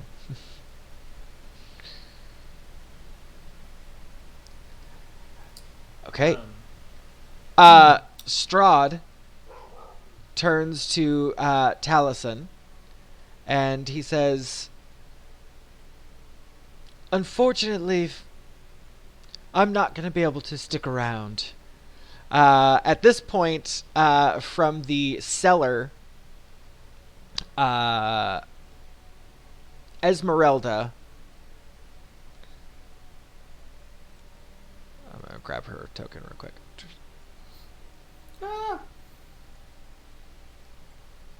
Esmeralda runs up from the basement here and fires a crossbow bolt. All of a sudden, you guys hear the crossbow bolt flick out, and her invisibility spell falls away. And she says, well, not much. As she fires her crossbow bolt at Strahd, he turns just in time to explode into a swarm of bats.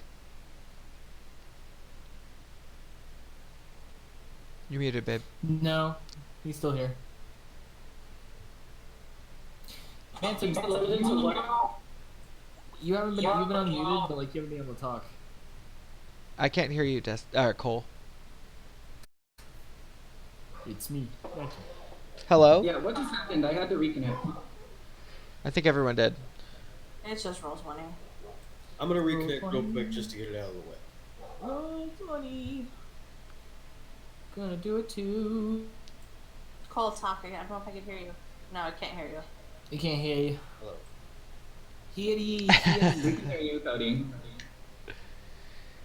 You guys, our D&D campaign got tagged in Cyber. Yeah, in Cyber Drunk. Their Instagram. Oh, I thought you meant like we got in trouble. Oh no. All this violence. Send it to you kids. Flopping on the floor. You know what I mean? Yeah. On Nice fleek, adjective. face heavy. Faces on the floor already. Ugh. Mom spaghetti. Okay, Bantam, are you there? Bantam. Bantam, think he's still Bantam, right Bantam, can you hear me? Damn. That's my favorite song from Mouse Hunt.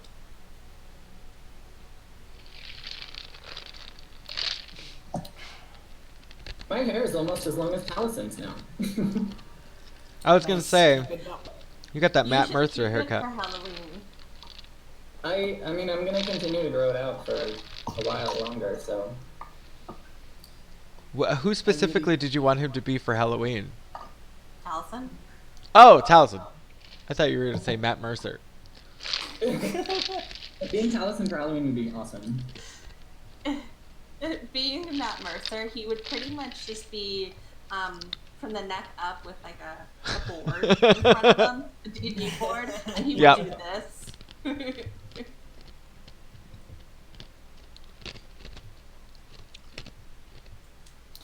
Bantam, you're still loading for me. Bantam, if you can, It's okay, baby girl. Take your time. Load the whole ass page. Like, refresh the whole ass thing. delete System 32. Throw your laptop into the bathtub. I Hey! can see him. But we can hear him. Son of a bitch! It's probably Nico, dude. It's probably Nico. He is pure evil. He rivals Strahd himself. Can you imagine if Nico was the final encounter? Can you imagine if Nico exploded into a thing of bats? Is that what just happened? Yeah. I wouldn't be surprised. I literally would just be like, yeah, he'll recuperate someday. Bantam, we see you. Bantam, can you use The American real Sign villain was Language? inside of us all along, and just start throwing up bats. Can you hear Bantam, us? can you hear us? Yeah. Nod your head, yes or no.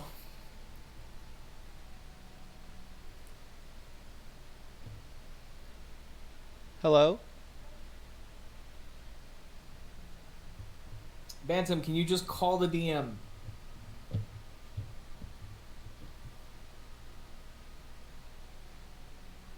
Tell him your next move and then hang up. No.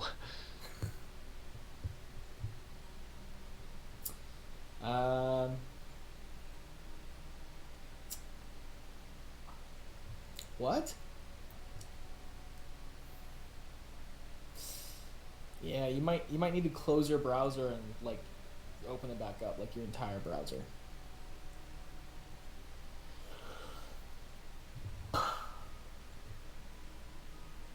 Oh. Who has the lowest AC here? Probably me. Probably me. What's your 14? AC? Oh, never mind. Mine's 16. Yeah, that's high. I have all of your character No. pages up this time now. Wow. Do we just want to tell Bantam to restart his entire computer? He's loading in.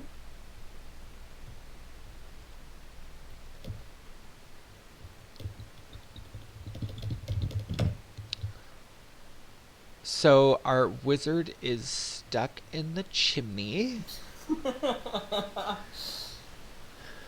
I knew that was gonna happen. I knew that was gonna fucking happen. The second he climbed up there, I knew. We're here. What happened?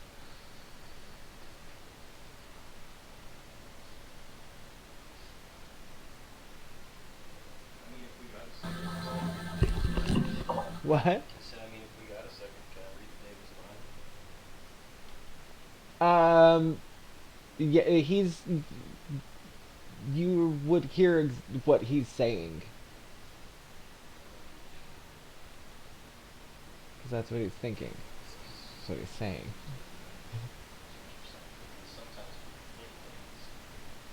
Trust me, I think things about you that I don't say all the time. Yeah, discuss those thoughts to yourself. That's not what I meant.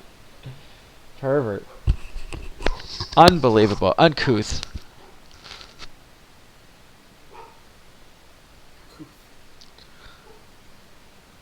Hey, it's Mark. I didn't. Hello? DM is. It says DM is gone. Flesh golems. Yeah, Mark. I don't know if you're still there, but things are getting kind of out of hand. Things are getting out of hand real quick. Yeah, our wizard's fading in and out of reality. Inside a chimney. Yeah. We're just waiting for our wizard to reconnect here. Who else is in the chat here? I love seeing all these people here. How cool. I didn't stream like at all this week. I streamed once on Monday and one person showed up. But to be fair, I was playing Gaia online. Oh. It was no. it was rough. Look, you live and you Oh, learn. man. You live and you learn. No. Oh God. It's kind of sad. I log into Gaia every so often on my old account just to keep it alive and just check in on it. And every year I log in, one less person is on my profile because you used to be able to drag your friends and just stick them on your profile, and like one of them disappears every year. Just, just watching them all fade out of existence. I'm telling Cole to restart his whole thing. Also, if anybody on the stream is listening and you care,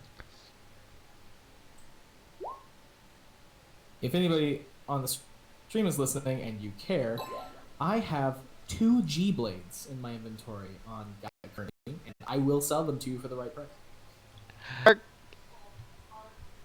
That is. What's a G blade? Well, thank you. I It's appreciate a legally it. distinct keyblade. Ridiculous. Legally What's a keyblade? distinct. Hype. A I'm just kidding, I legally won't make it distinct sword. Does it also unlock gigantic doors? Only Well, if that whatever. door leads to your heart and or darkness.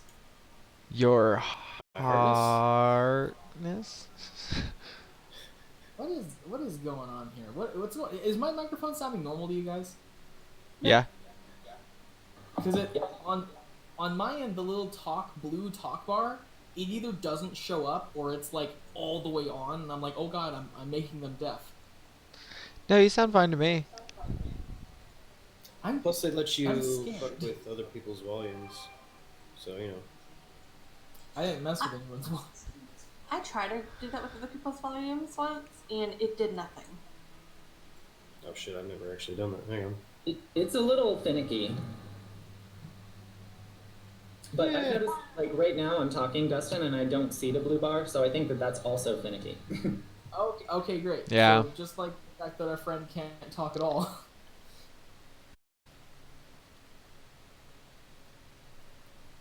Hey, you know what? We're working on it. We're making it work. If I rapidly tap the mute button, do you think that'll make a difference? Yes. The blue bar's gone, so. Do you remember when Pokemon had a perfume? Pokemon had anything and everything they ever wanted. Pokemon still has a perfume. I hold on. I know they have limited fragrances. Have a puff of Pika. Pika puff. Puff puff.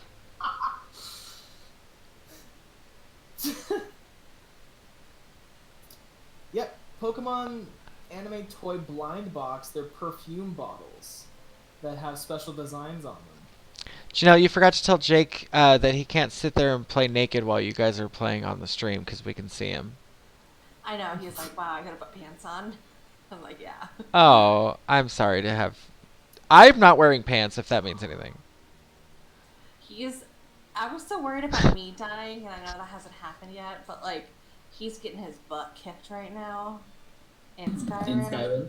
Yeah, he's having a hard In time. real life. Cole's really trying to get back in here. He's having a hell of a time. I don't know what happened. He said it all just stopped working, so he's trying a different browser. So Heximer asked if he could read the diva's mind, and I told him that he basically hears the exact same thing, just the repeating over and over again of the Abbey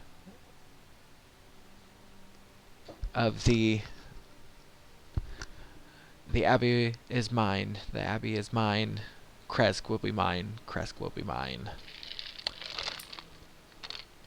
Very nice. Purge the wicked.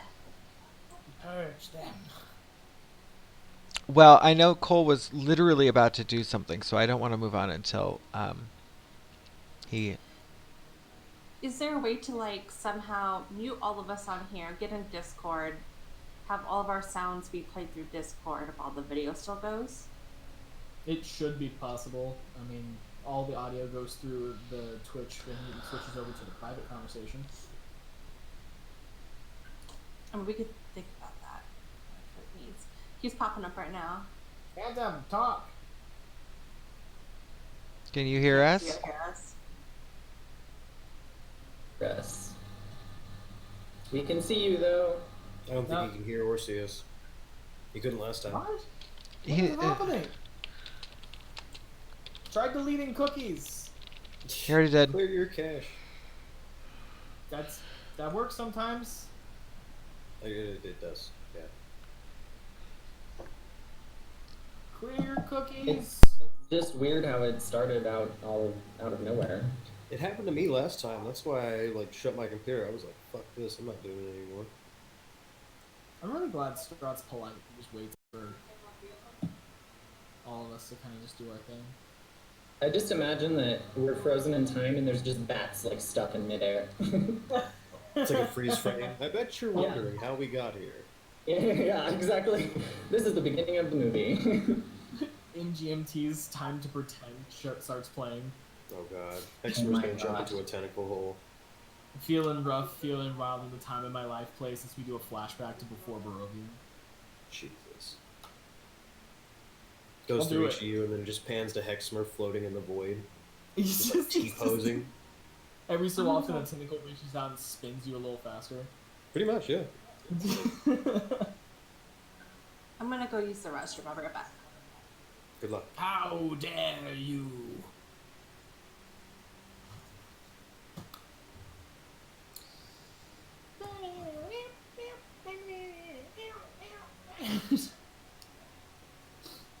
Legally distinct Time to Pretend.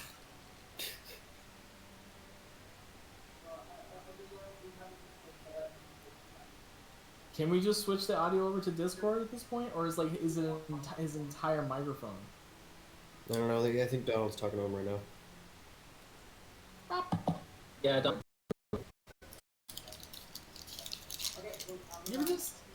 You ever just try and sing Woodkid songs just to see if your voice can do that? Is that audibly similar to a chipmunk song? Oh, he's very, very deep voice. Kind of went the other way on that one then. Kind of nice. The other is I like screaming the song Sun Hands by local natives. I don't think I heard that. All right.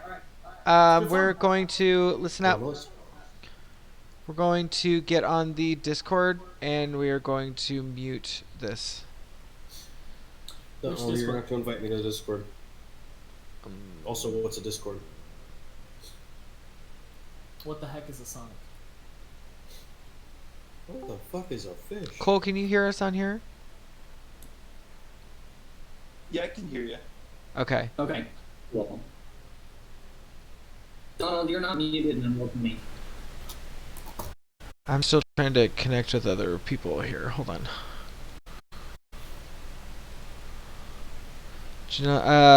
Someone invite Heximer. Where the hell is the... Yep, I'm on it. I'm gonna Heximer. He can't hear me. Text it to me.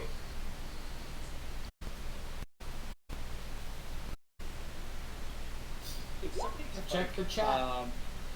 They unmuted it, and everyone else just mute them, just so I can see Ah. if it'll come back at some point. Like maybe it's just loading something. It's, Back, baby. I have no idea.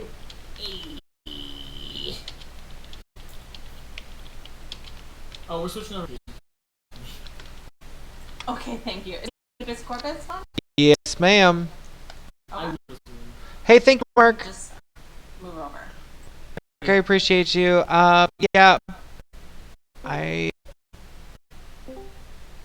Hey, baby. I just sent him the text. So. He just got it. Cool. Or he just got sent it. now I can. Okay, hopefully everybody can hear me. Just... Thanks, Conrad.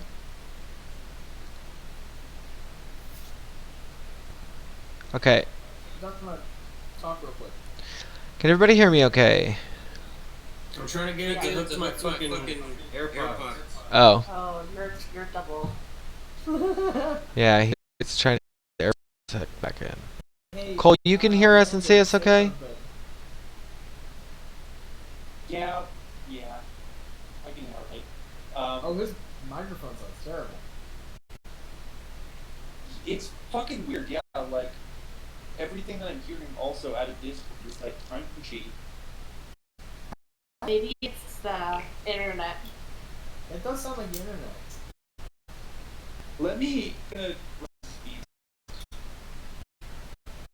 So, second browser if you need, or your router if you need to. Thank you, Mark. Appreciate you. I'll see you Sunday.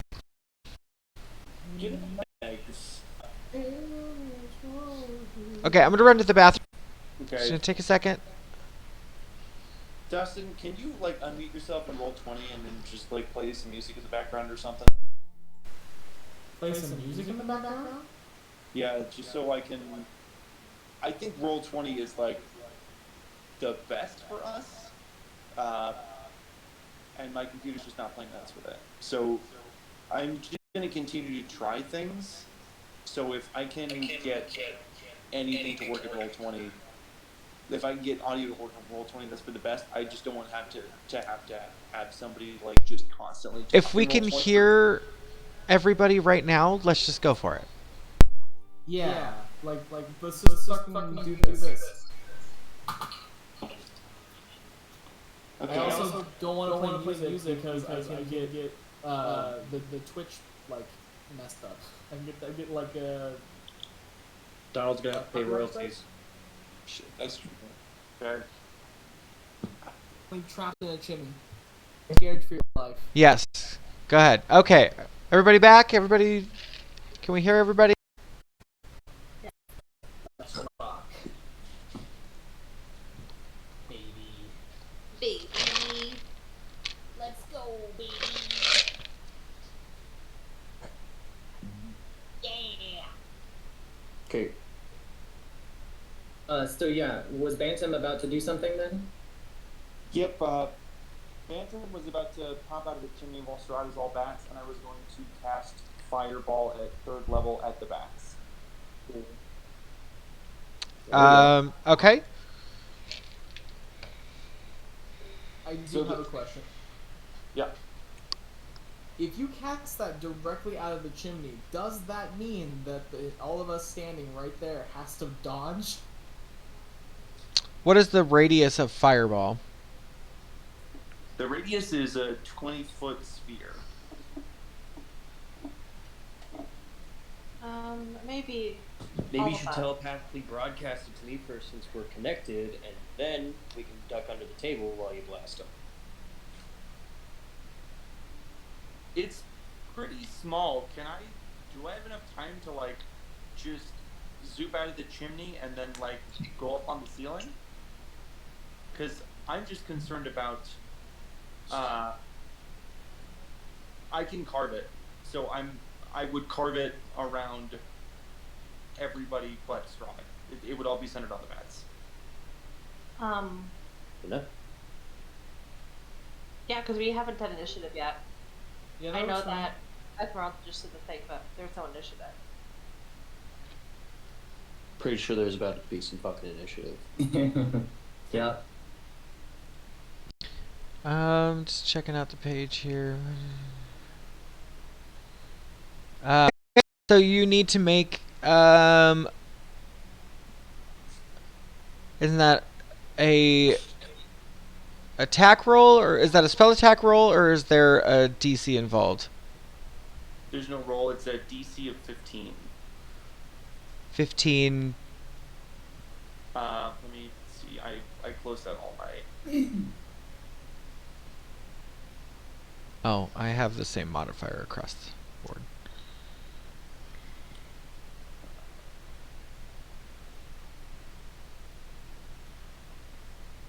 Your CC.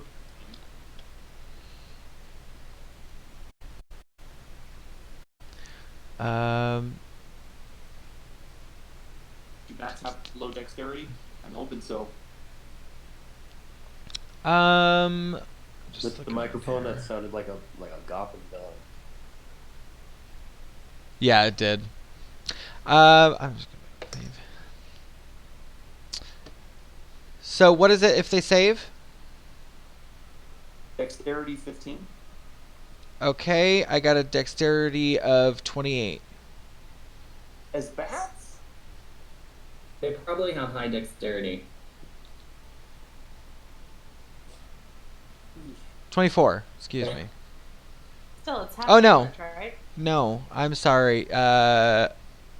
My dexterity saving throw was a 29. What the fuck? Okay, so.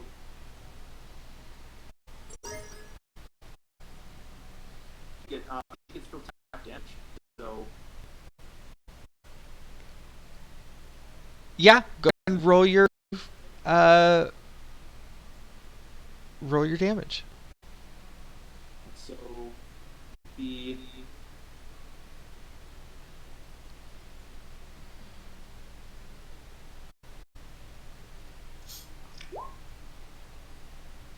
$35. And that's half of that. Right?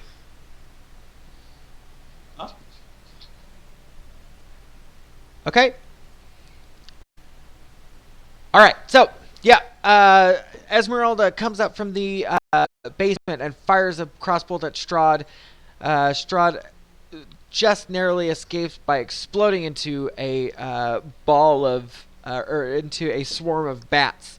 And Bantam throws out the fireball and manages to kind of hit the wall behind where these bats were.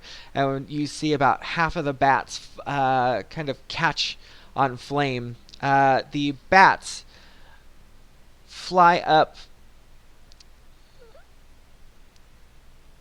the belfry and pass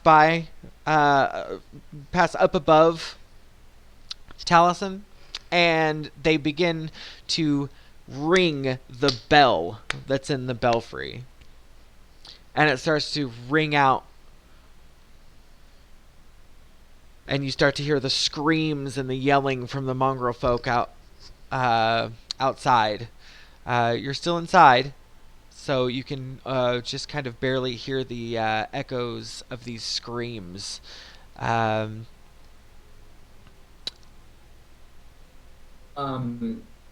I'd like to fire an eldritch blast up at the bats in the belfry. Chris, you're on double. Sorry. There you go. Okay. You can make an attack since they're flying past you. Okay. But this is all happening very quickly. 15.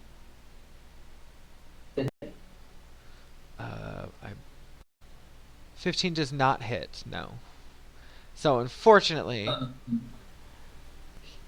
misses. I have 2 beams, so I'll try with my second one. Okay. That's all right. Yeah.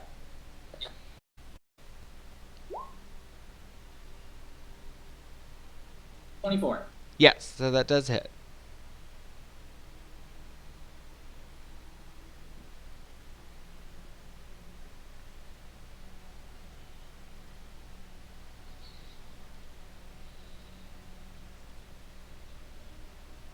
Does 24 miss as well?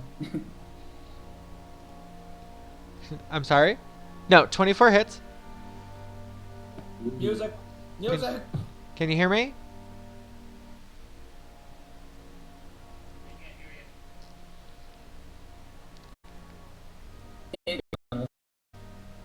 Okay. You can't hear me. So roll for damage. We can hear you now.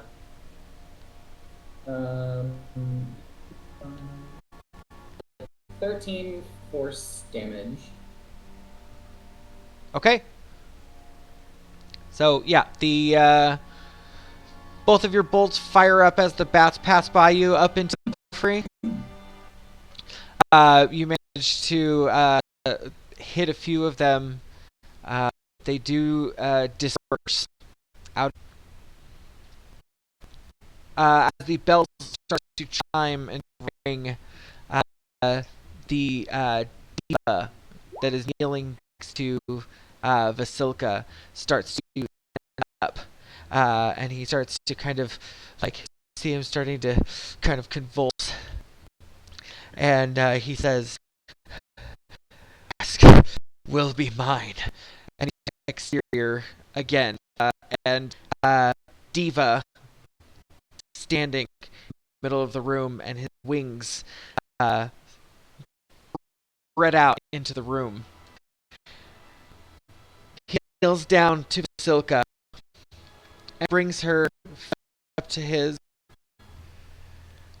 and with skeletal grimace on her face, he reaches down, and you see him start to her on her teeth. And you see his arm reach up behind him, and he says, "We will be perfect." And you see him start to tear at his wings in his back. And these bolts of light start to fill the room, and he starts screaming, and it's just adding to the chaos of the sound echoing throughout the belfry. Esmeralda takes a step back as the diva, both of its wings off its back, and this horrible light, and what looks like this vortex of blood starts to pour down the back, and the diva jams into the back of Vasilka. Heximer and Persephone, you guys are standing right next to it, catching this blood and viscera, and it happens quick. It just rips the wings off and jams on Vasilka's back.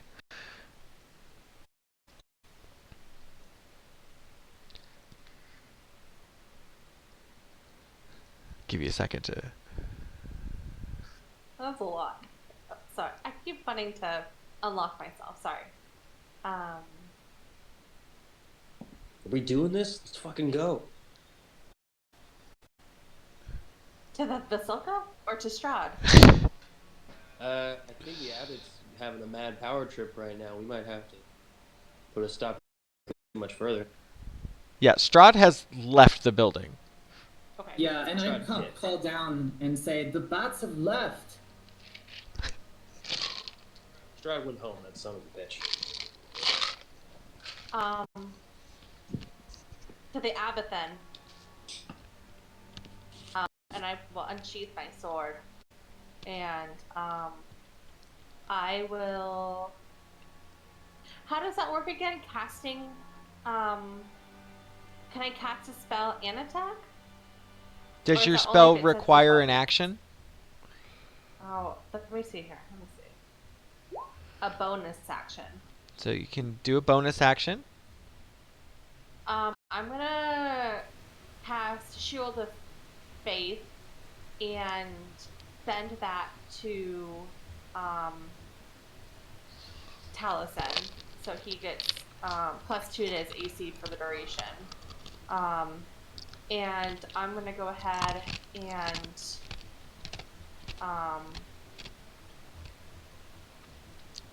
attack with my weapon. Okay, so hold that. Uh, Okay, because we haven't rolled initiative yet. yeah, that's So you're making an act of aggression. So anybody else, you have basically a bonus action before we roll for initiative. Okay. I would prep myself and go, you get one chance, live or die, man.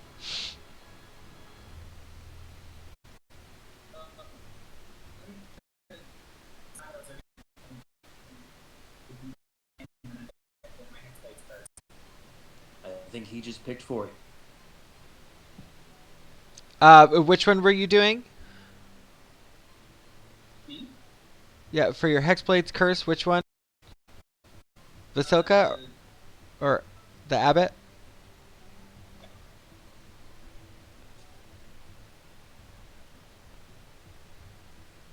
I don't know if I heard you or not. You sound real distant. Can you say one more time?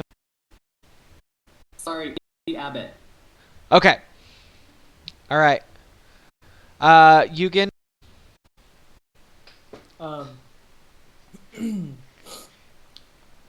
Yoogan is gonna kind of shake his head a little bit, kind of look down, and just say there truly is no good things in this world, and he's going to cast Hunter's Mark upon the Abbot. Okay.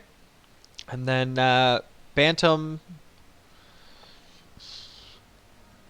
You're still up in your little pocket thingy, right? I think he came down. No, I came down. Okay. All right.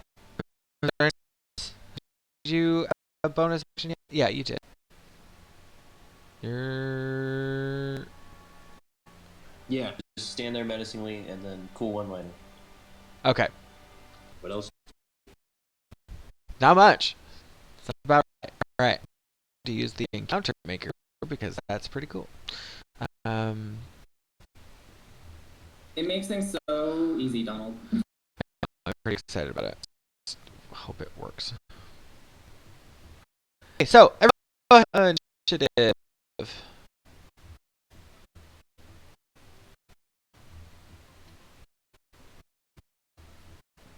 Nice.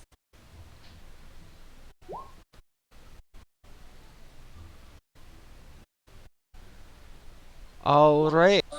I'm on a separate page here. I'm gonna go ahead and. What was your initiative?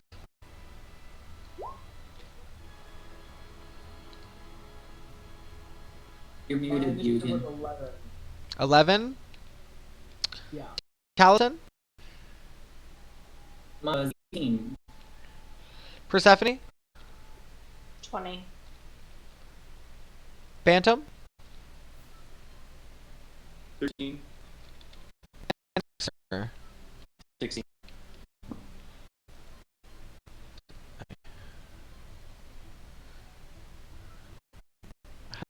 Oh, that's awful.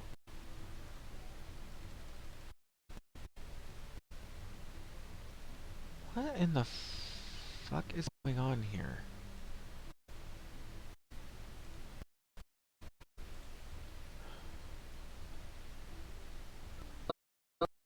I'm to get this thing to work. Okay, sorry, one more time. Yoogan, 11, Taliesin, 18, right? Yep. Persephone, 20. Bantam, what was yours? 13. And Heximer? 16. Okay. Okay, up first in our turn order is going to be Persephone. So, you've just witnessed Abbott jam his own wings from his own body into the back of Vasilka. And he stands. There's light kind of trickling out of where his wings used to be. And it is your turn. Okay, sorry. Let me just take a look here, sorry. I'm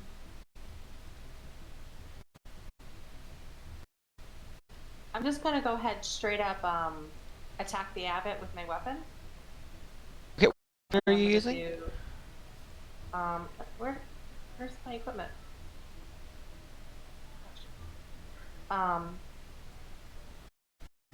This is gonna be my longsword. Okay.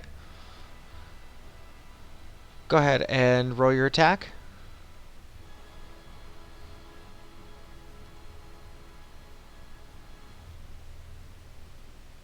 $22. 22 does hit. Roll your damage.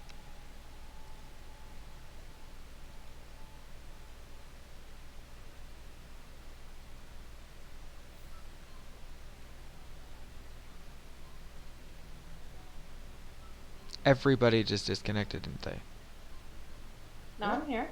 Oh, You're everybody. gone. Everybody. Yeah, I think only you disconnected, Doll. You disconnected. Everybody just left, man. I don't know what happened. So, it was 7 damage for the first one. Okay. And then let me do another attack. Because I have double attack. Uh-huh.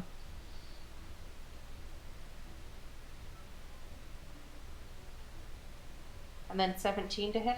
Does that hit? Hold on just a second. Oh, I've got so many things open right now. 17. Hold on. Oh God.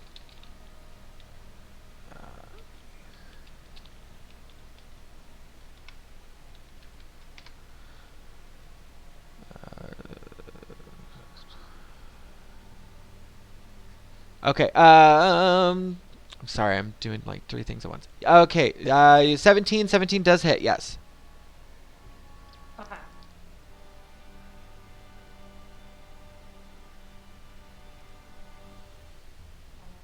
Sorry, trimmer got on for a second and I got sidetracked.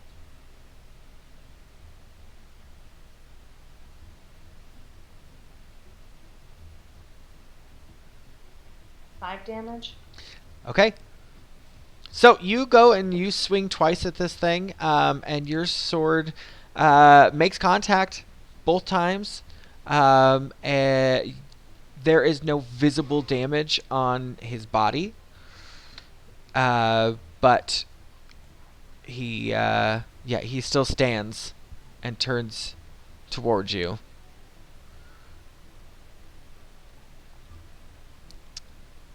And the turn order goes to Taliesin. Yeah, so I'm going to run down to the door over here and take a look at it. Is there a way that I could, what do the handles look like? Could I bar it with a crowbar or something? It's got like a thing that you could drop down and close it with. Oh, like a barricade thing? Like a wooden door. It's got 2 supports in the middle and it just clamps down. Not a swinging door. This is Okay, not a so swinging I'm door, gonna- no. Oh, right. So I'm going to, I guess, do whatever I can to bar it then. Yeah, it was just bonus action to pull down the thing Sounds and good to me. lock it. Yeah. And then I'm gonna take an attack at the abbot from here. Okay, make what are you attacking with? The Eldritch Blast. Of course. Yeah. Yeah, go ahead and make an attack roll. Oh, 27. It was supposed to be +8, not +9. Yep, that does hit. Okay. And so, and because he's hexed by me, I get +3 damage to him. Okay.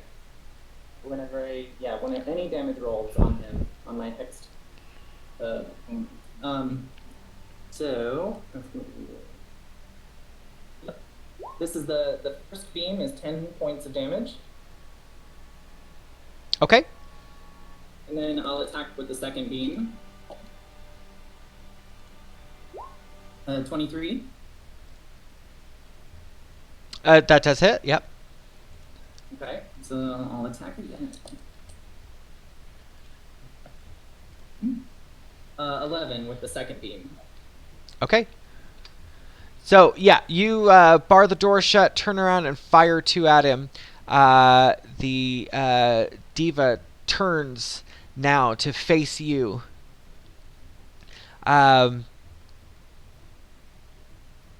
The turn order goes to Heximer. Now the diva seems completely lost. So just any of that visage of politeness and happiness and whimsy is gone. This diva has kind of dropped all of its pleasantries, and it looks pissed. Okay. So go ahead and do what you gotta do. I am going to cast 3rd level Arms of Hadar. Okay. So I'm going to invoke the power of Hadar, the Dark Hunger. So let's see here. It's got to make a Strength saving throw of 15. Okay. So are you just summoning it under the diva? I think I can just like erupt it from me and just like tentacle him. Okay. And what was the save on it? 15 strength. 16 strength save. Okay, so on a successful save, the creature takes half damage, but suffers no other effect. Okay, go ahead and roll your damage.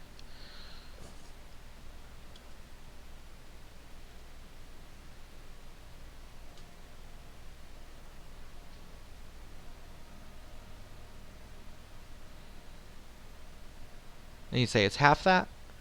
Yeah. Okay. All right. So you guys are coming at this thing. It's managing to take the hits pretty well. The turn goes to... Oh, come on with these tabs. Turn goes to Bantam. Can anybody hear me on roll 20? I don't have roll 20 on. I mean, the audio. I could hear you on both. You can hear me in both? Yeah. I thought I had the microphone turned off on Discord. So I sound like a Batman villain, I guess, on Discord.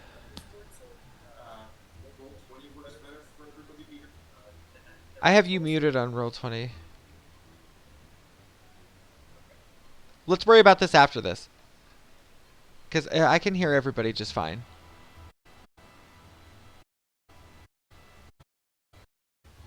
Yeah, Cole, in Discord you sound fine now. A little staticky, but fine, yeah. I meant on roll 20. I was getting a little static hearing him on roll 20. Now I can't hear you at all. You're muted in Discord, Cole. Can you hear me? There you go. All right, so I'm gonna run to about here on the ceiling. I'm just gonna kind of invert it, and I'm pissed off that other fireball didn't do anything. So I'm gonna drop another level fireball right here. I'm gonna carve it around everybody but the abbot and Vasilka. How many And people are you something able to with carve it them. around? You can carve it around 4. Up to 4. Okay. Where were you firing that? Here? Wanted to drop it here. Okay. So, how do you see how far something is again? Oh, shit. Change on the left-hand side. That's where mine is. That little circle with a ruler coming out of it. Oh, yeah, okay. Alright. I'm getting one call from my mom. I'll be right back. So you say you're doing it from here, Cole? Yep.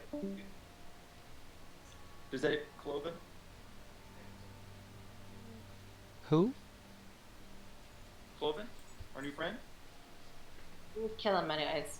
That's not Cloven. That's Cloven is Druga. upstairs. That's Druga. Druga.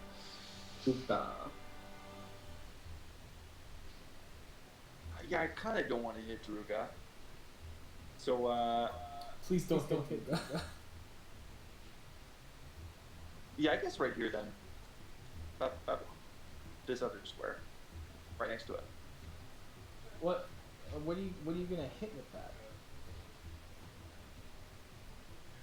that? So you're going for the Abbot and Vasilka in this attack?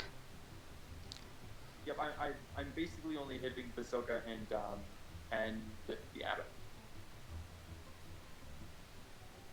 Okay, so you need to roll your attack then at I guess for each one. They both have different ACs, so. There's no attack to hit, it's just a dexterity 15 saving throw. Oh, right. You said dexterity 16? Dexterity 15. 15.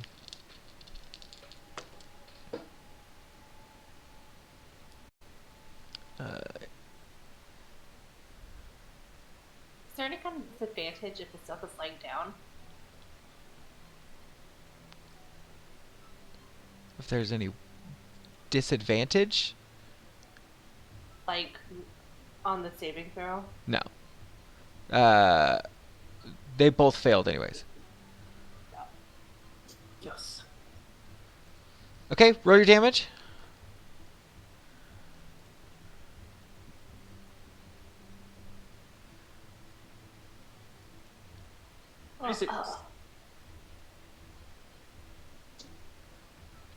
Okay.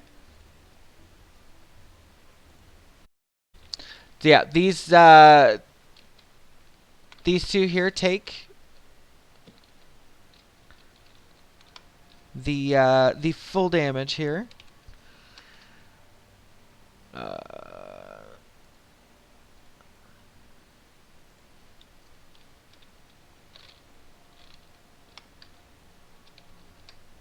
Okay, so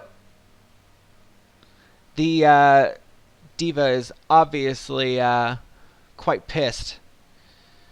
I believe, actually, going back here. Okay, Bantam, is your turn? My turn. Okay. Yoogan, it is your go.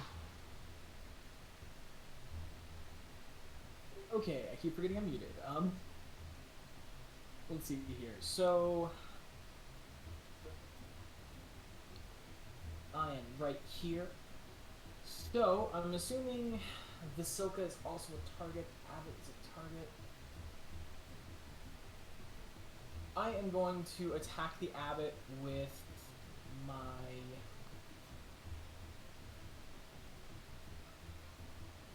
Summoner's Dance. Okay. So, I'm going to attack him for...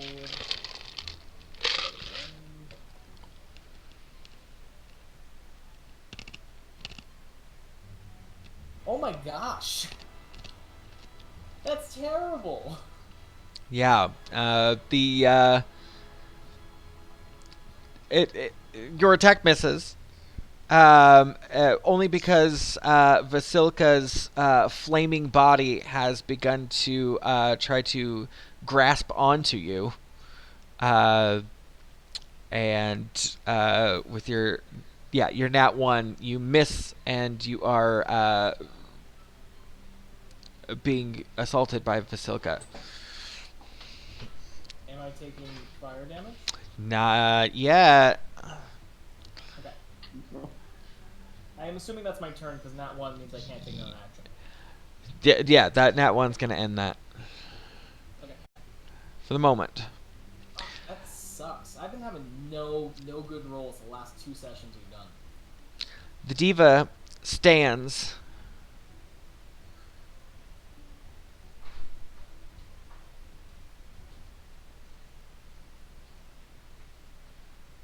Okay.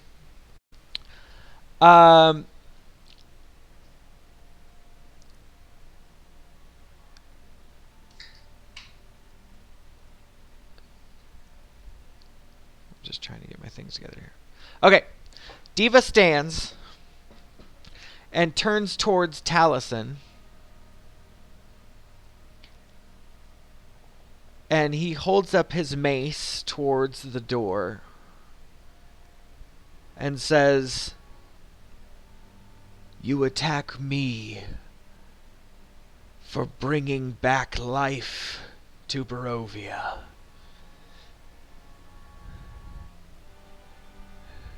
What about him?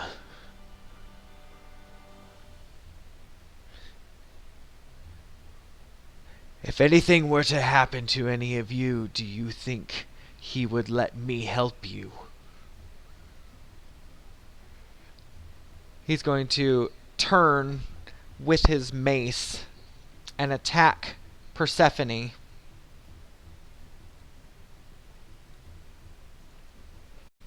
With the mace.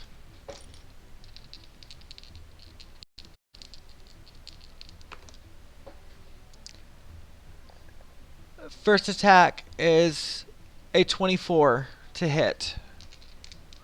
Got it. The second attack is 19 to hit. Does 19 that I guess it hits because it's equal. meets and greets? Yeah. Yeah.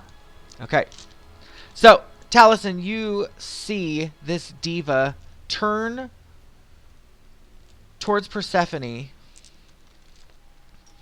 and hit her twice with this mace that I think you're more than familiar with.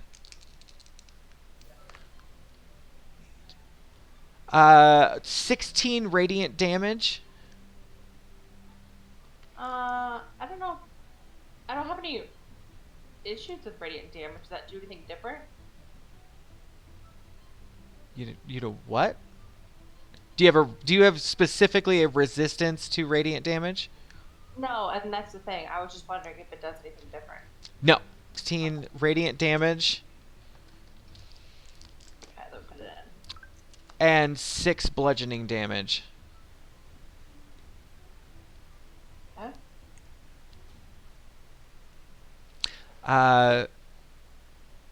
He stands before you.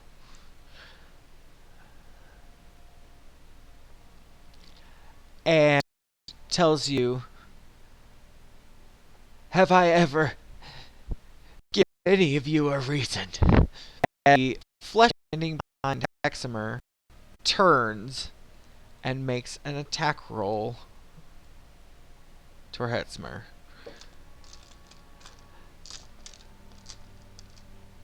So the flesh golem Druga.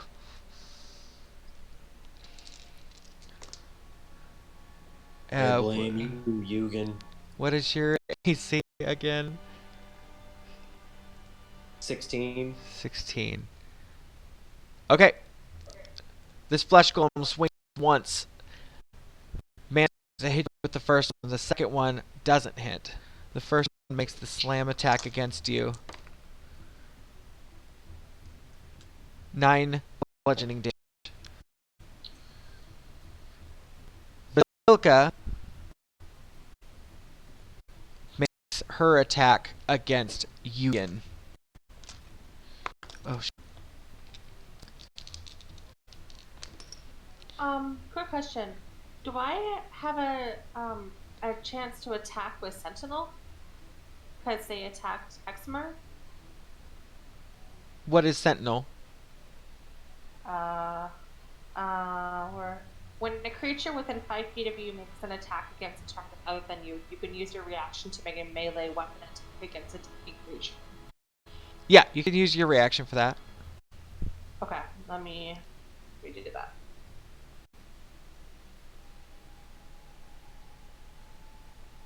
Good catch, Janelle. 24 to hit. That hits.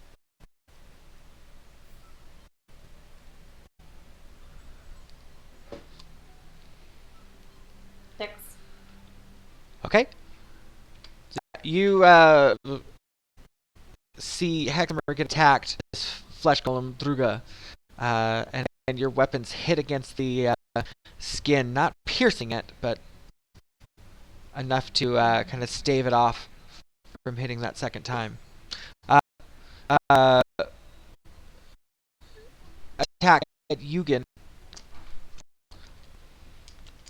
with a nat 20.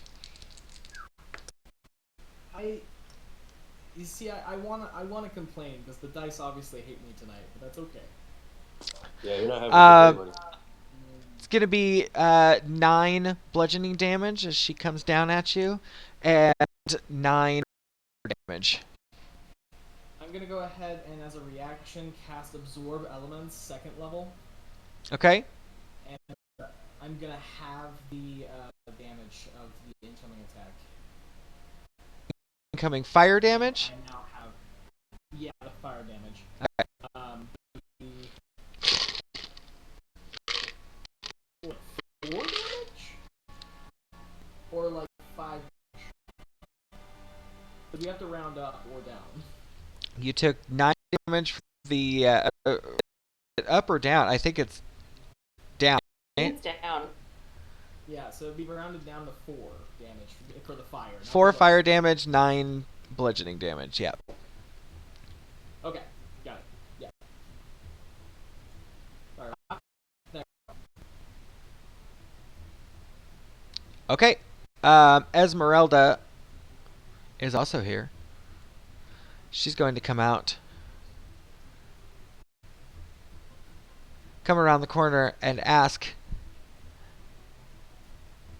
Taliesin, get away from that door. We've got some explaining to do if we live through this. And she's going to fire her crossbow bolt at Vasilka. And she do hit. Because she Esmeralda, bitch. No, I'm just kidding. Esmeralda. Okay, alright. She hits her for 10 piercing damage.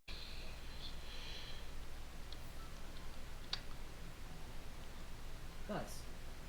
And the turn order goes back to Persephone. I am going to. Where is my stuff?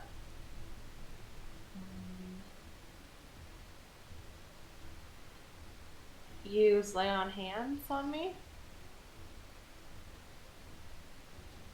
Okay. Or, let's see here.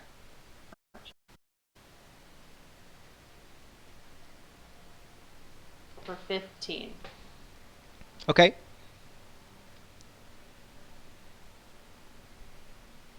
Yeah, I have to manually click 15 times to do that, sorry. And let me see if I can do any bonus stuff real quick.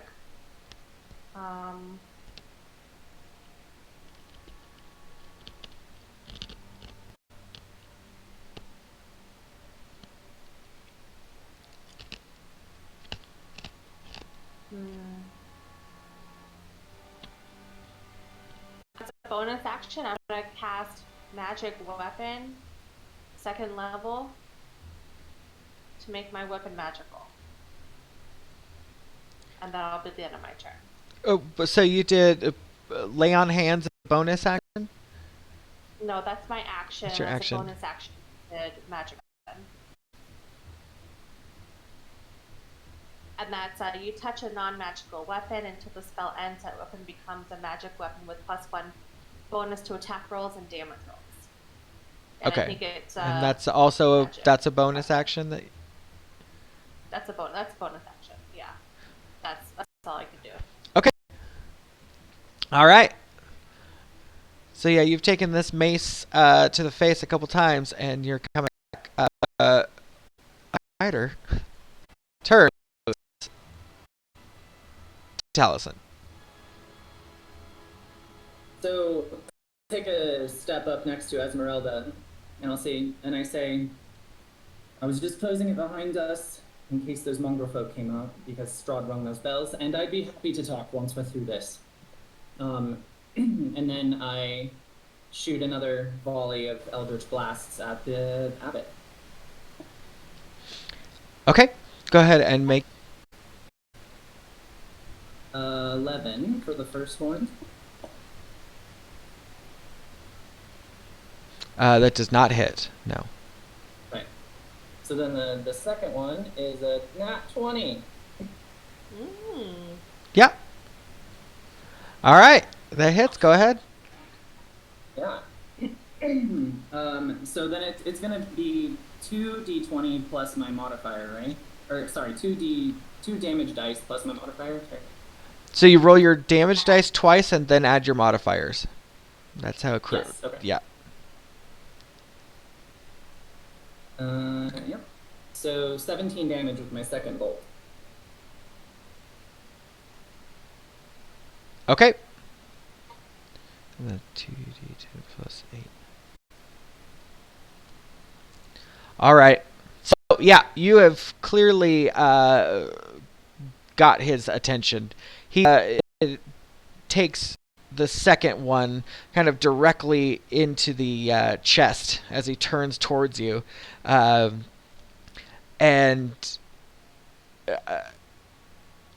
this look of kind of shock comes over his face, and he says, "That's all that comes from you, is death." I will return you from whence you came.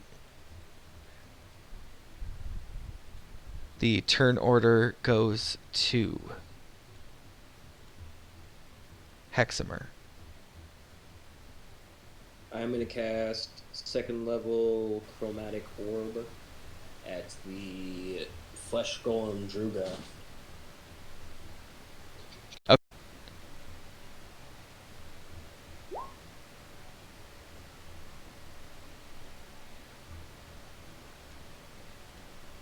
$16? Yep. Yep, 16 hits. Cool.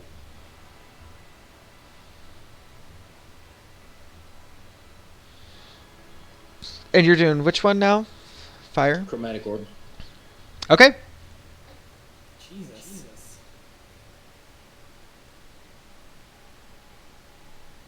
I don't know why this one has damage on it. Okay.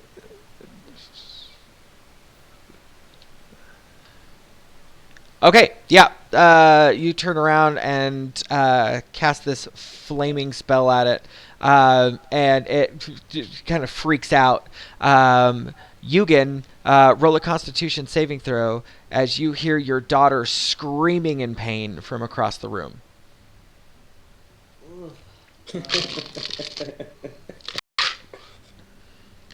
You're watching Heximer set this golem on fire, and the scream coming from the mouth is... First decent roll of the night, 16. Alright, you're able to keep your composure for now. Oh no. Okay, is that your turn? Cody, your cat is beating up my dog. Well, yeah, your dog shouldn't have been standing there. Yeah, that's my turn. Bantam, it's you, bud.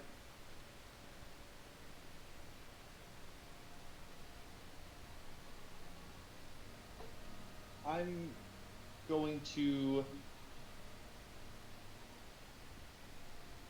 I'm going to jump on the table, and I'm going to see if I can come down between Druga and Heximer right here and take his place. If you push him out of that spot right there, you will incur an opportunity attack against him. I'm going to do it. I'm okay with this. Okay. Alright, so yeah, Druga, you jump over the table and push him out of the way to take his spot? Yep. Okay. The flesh golem makes its attack, and it misses. Ha, bitch. Hey. Alright, Heximer, or Bantam. And I'm gonna turn to Heximer and I'm gonna say, There are more important things going on right now. Don't touch this thing. Let's focus our efforts on the most dangerous things in the room. And I'm To be gonna fair, it hit me first. irrelevant. I'm gonna throw I'm gonna throw a catapult level 1 at the diva, and it's Dex 15 saving throw. Wow, saving throw moves. Yeah, I only have one spell to hit, and that's Firebolt. Nice. Dexterity saving throw. What was it? 15? I got 14. Cool. So then he takes 3d8.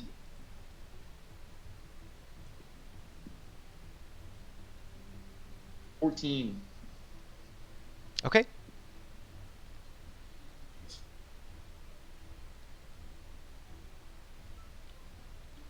Okay. And then that's my turn. All right. Yep, still standing, but takes the attack.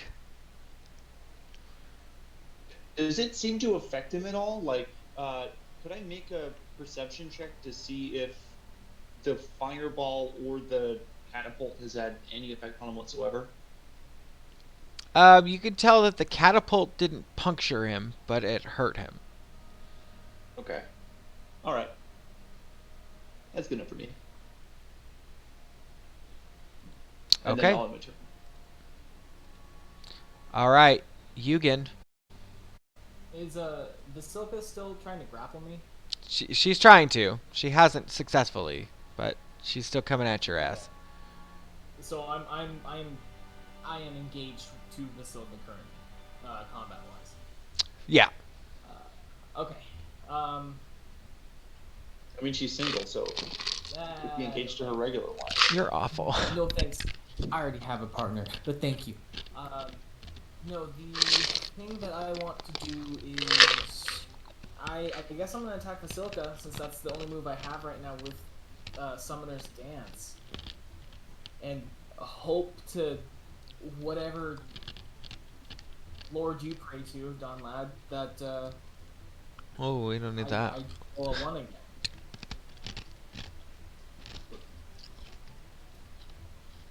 Fifteen hits Is a hit? for Vasilka. Yeah. Okay. So I'm gonna go ahead and do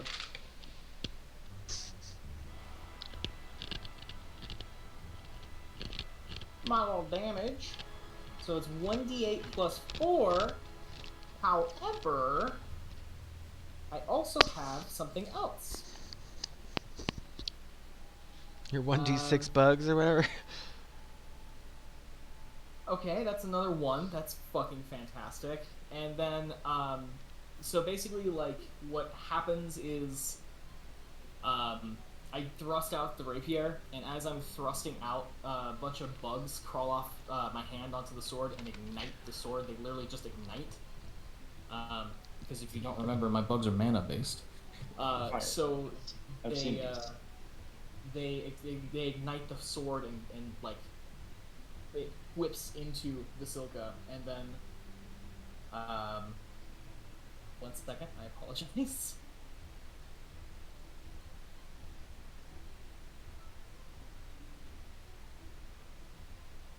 Oh, you still have the damage from Absorb Elements. That's what I did. And so total damage is going to be 18 damage to my first attack. Okay. And then I'm just gonna have to hit her again with the sword. Okay.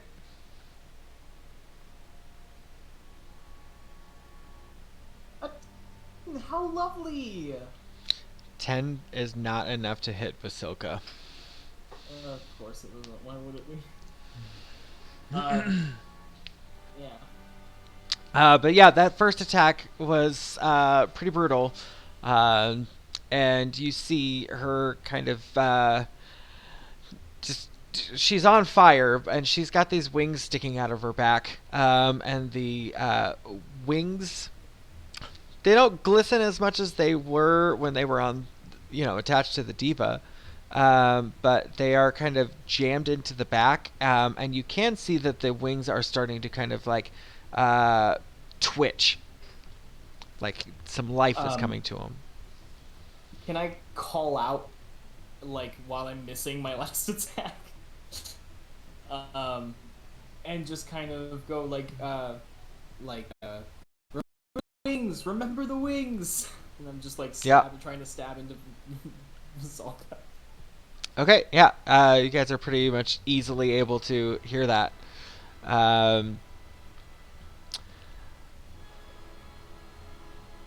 The diva character here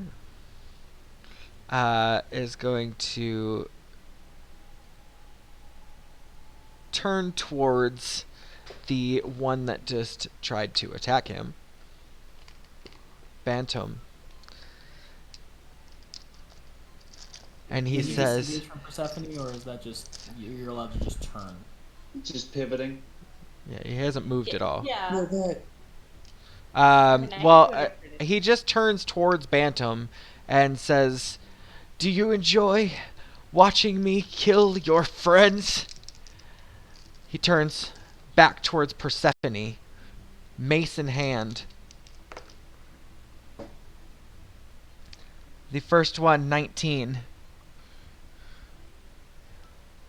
Second one, 16.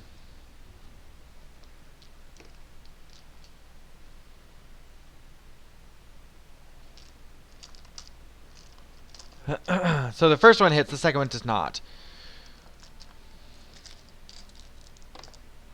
First hit, 6 radiant damage,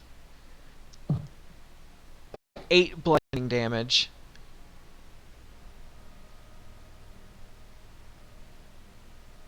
Okay.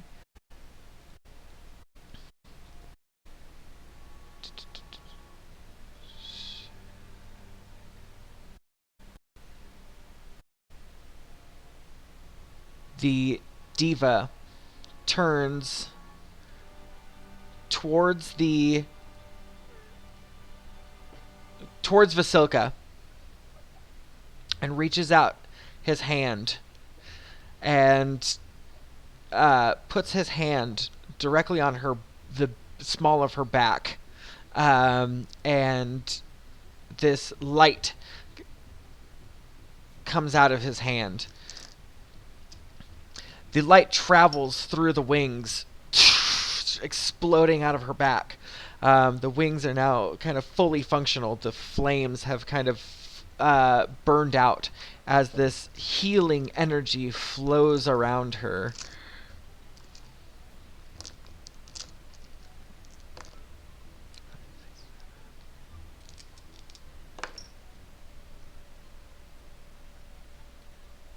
Okay. You see this swirl of light surround Vasilka, and she's looking pretty damn good right now.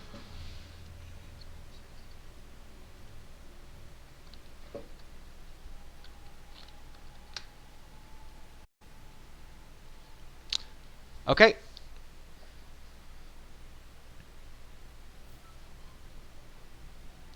The turn goes to the flesh golem behind Bantam.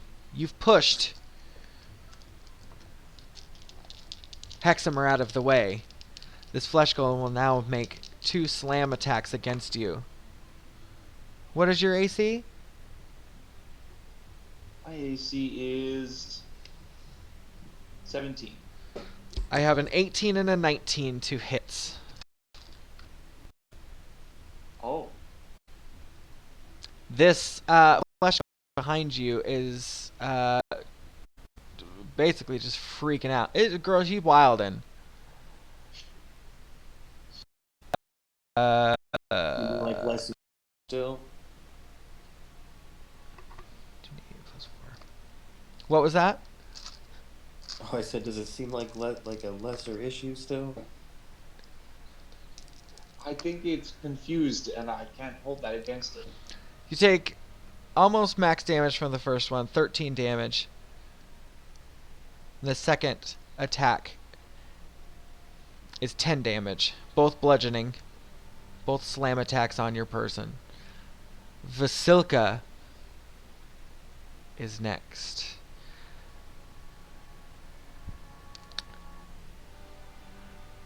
Vasilka, having just grown these wings out of her back, she kind of floats off of the ground just a few inches, and she, just with this white light in her eyes, goes to make 2 slam attacks against Yoogan. Look out of you. Sure hope I die, I guess. When you're done there, I wanted to make a reaction sentinel attack against the Druga. Okay, we'll come back to that. We got 22 and 16. Both hit, I guess. Okay. I thought your AC was higher than that. Unfortunately. 16, yeah. Yeah. Okay, the first attack is going to be 12 bludgeoning damage. Okay. The second is 13 bludgeoning damage. Jesus, man. I need to check one thing. I hope these guys don't mind me fucking right off. Persephone, go ahead and make your roll against Druga as well. Oh, okay. Alright. Okay, they're fine.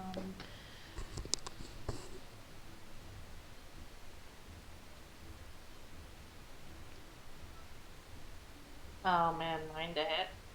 9 does not hit, no. Is that what? Is that one hit or the one is magic weapon?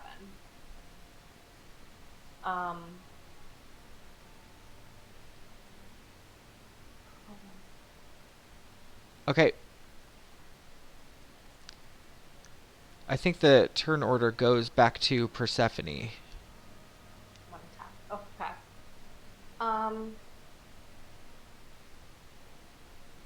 Oh, excuse me. No, Esmeralda. It goes at the end of everything. She's going to... She's going to stay back here and go ahead with her crossbow bolt again. Fire at the diva. She says, Strahd got away! None of this was part of the plan. And she fires a crossbow bolt. And unfortunately misses. Rolling a 7. The turn order goes back to Persephone.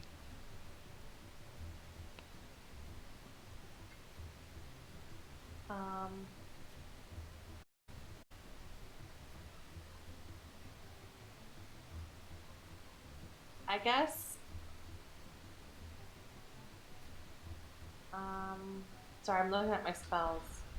It's okay.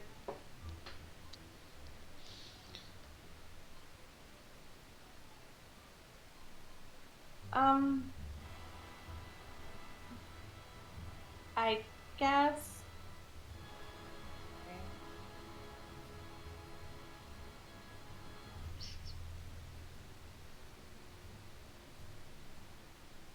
Alright, I guess I'm just gonna straight up attack the diva. Okay.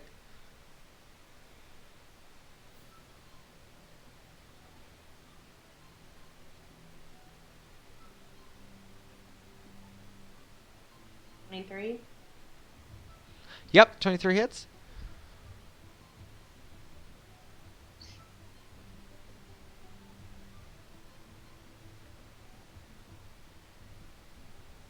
8 magic weapon damage. Okay. That's for the first one. I'm gonna do it again. Uh-huh.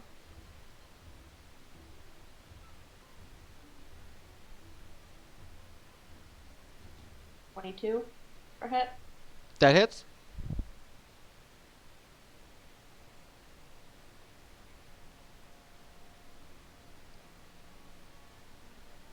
An additional 8. Okay. He's still standing, but these cuts, they tear through the skin. And you can see that kind of astral insides there for a moment sparkle underneath his injured skin. Okay. The next turn order goes to Taliesin. Hmm.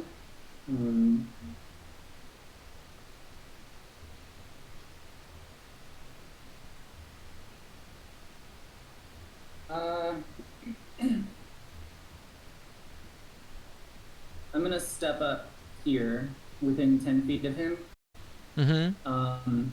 And I'm gonna kind of take a preparatory turn, and I'm gonna cast Armor of Agathis on myself. So there's this sheen of ice that just covers my entire body. Uh-huh. And basically, if anything attacks me with a melee weapon, they take full damage. Can you guys hear me? Uh-huh. Yeah. Okay. As a bonus action, and you see the shadows fall up it and onto the blade, and I'm casting Wrathful Smite on my blade. Okay. And that's all I can do. What is your smite for? So when I make a melee weapon attack, it causes a creature to make a save against a frightened condition. Okay. All right. Taliesin, your turn has ended.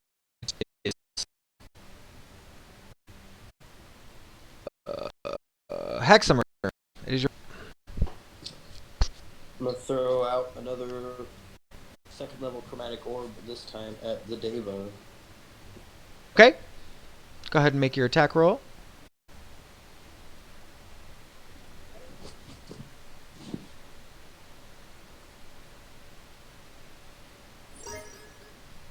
Okay, an 18. 18 does hit.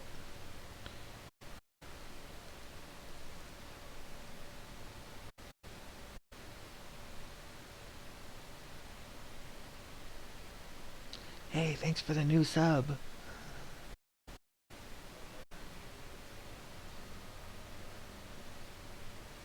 Okay, person, but I don't think I heard you through Discord. Can't hear me on Discord? Oh, now they can. Okay. We can switch over to Roll20 if you guys want. I got my audio again. Oh,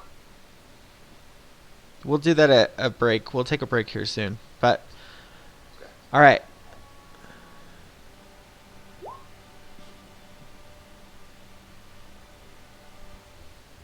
Heximer, you're doing, you said lightning damage at the Diva? Yep. Okay.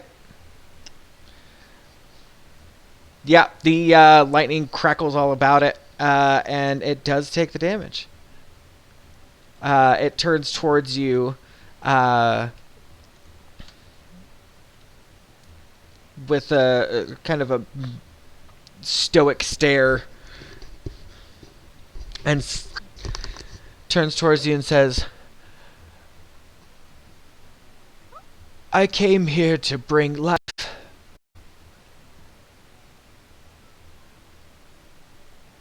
And I still plan to do that. Oh god, is he gonna put a baby in me? You are 4 months pregnant. No. Okay, Hector, is that your turn? Yeah. Okay, Bantam. Roll a conception check. I wanted to make that joke. Ah! You son of a bitch. Critical fail. Critical fail. Take 1 damage. I'm going to. I'm gonna cast Sleep at first level on Nurgle or whatever her name is. Druger? Druga. I'm gonna cast Sleep at first level, and that I roll for hit points, and it buries it in like a mountain of text for what sleep does. So let me see what I'm supposed to roll here.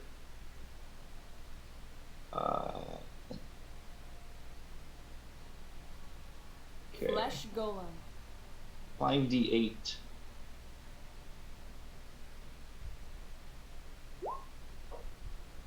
So 24. So if this thing has 24 or less hit points left, I put it to sleep.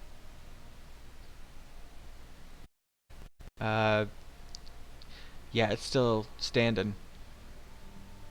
Still standing? Oh yeah. Okay. Alright, and then I'm going to turn to the abbot, and I'm going to say, you still have a chance to be a force for good, but this is a poor way to start. If you can calm down, like, you have so much potential to do so much good, but if you become a fascist like Strahd, we have no choice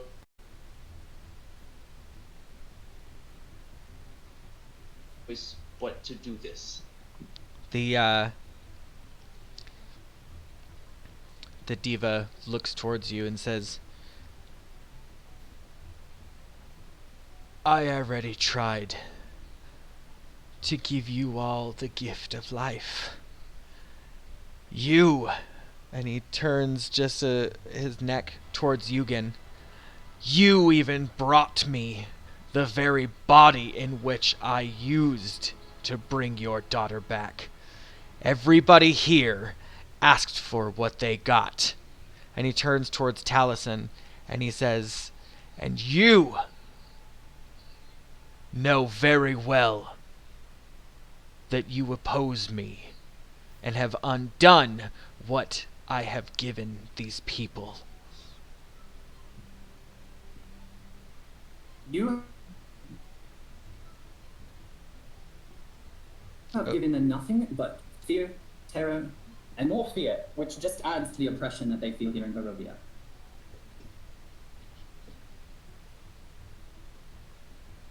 I have stayed inside of these walls taking care of these outcasts, these throwaways, these violent abominations. And this is the thanks that I get.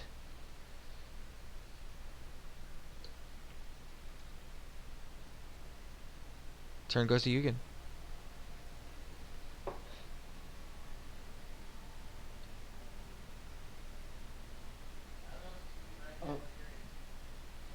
Are you guys... Hello? No one? Storm, are you there? Yeah. We're working through it. Hang on. I'm here. Can you hear me? You're double.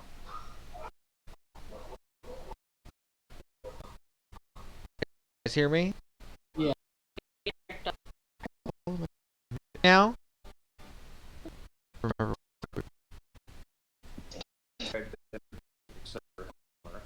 They went in line. We objected. Also, Taliesin may or may have not killed that kid. The Dustin opposes the diva. And everything he can to undo all of the stuff that the diva's done for everyone.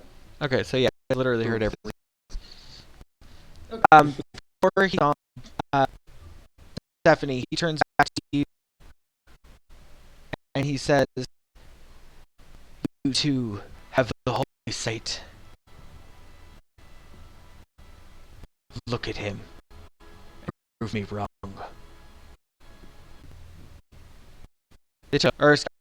Again. You immediately steps as far away from this person. Where are you going? I'm going to go back here and put my back against the chimney. I'm going to look and see if there's still a rope trick going on in the chimney real quick. How long is it last? 1 An hour. hour. I would presume that it's still there, yeah. Okay. Yeah, it's still there unless I dismiss it. It's not concentration. Okay. I'm debating because I have 8 health. What happened to your healing potion? I a long time ago. Can you shoot him with an arrow? What? Can't you shoot him with an arrow? I can shoot him with an arrow, but like here's the thing about that is that like if I'm still out here and these things are like, oh, let's beat Yoogan, I'm 1 hit away from death. Okay, yeah, fuck it. So I'm gonna shoot at the wings. On you're making an attack against Basilica? Yeah, I'm calling a shot for the wings Okay. if I can. 14.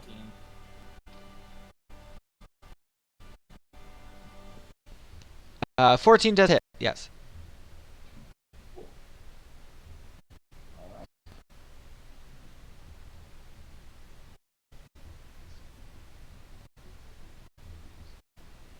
There's 7, and then so 9 damage. Okay. So you managed to Misty step away from her and shoot her right in the back. And she whips around full like sound out of her.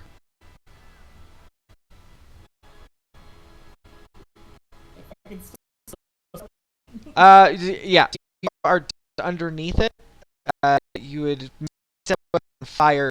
You were gonna hang out right there.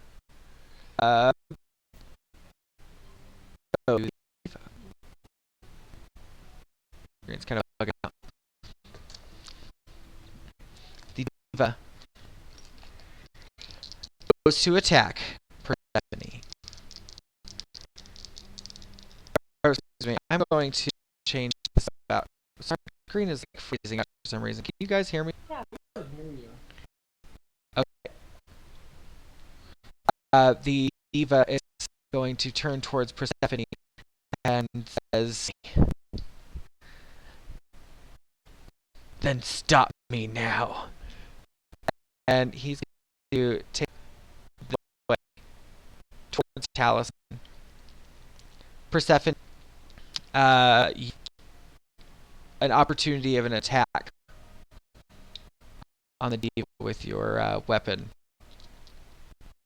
No electric attack. Okay, roll attack. 24. Okay. Yeah, so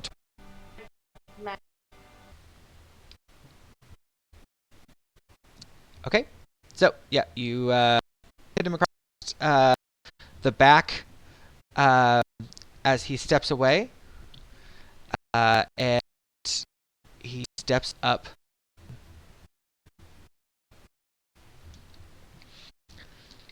He steps and he raises his mace towards you. And with one hand, he kind of makes a motion across his wounds, and you see quite a few of the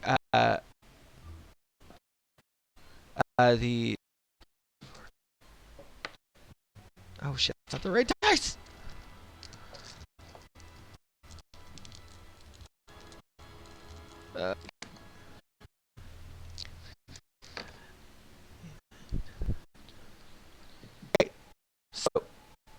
diva to kind of get himself. You see him. Come on, sure, catch up with me. One hand, he heals. Second hand, makes one attack towards Heximer, or excuse me, Taliesin. I'm very attackable. I do this. 18.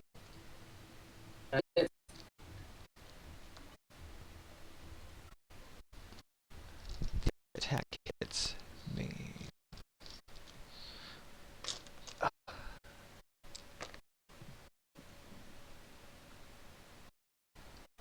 All right, it's gonna be 10 bludgeoning damage. So, the diva take. You also take 18 radiant damage. So, okay. So he's taking full damage. Sorry.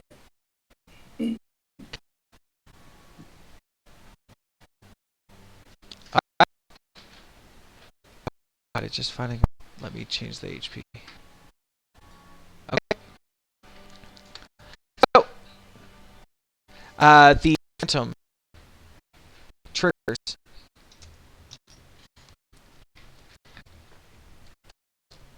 This one makes the attack roll against our little guy here. The first slam attack, 16. Does not hit. Okay. And the second attack is soft one.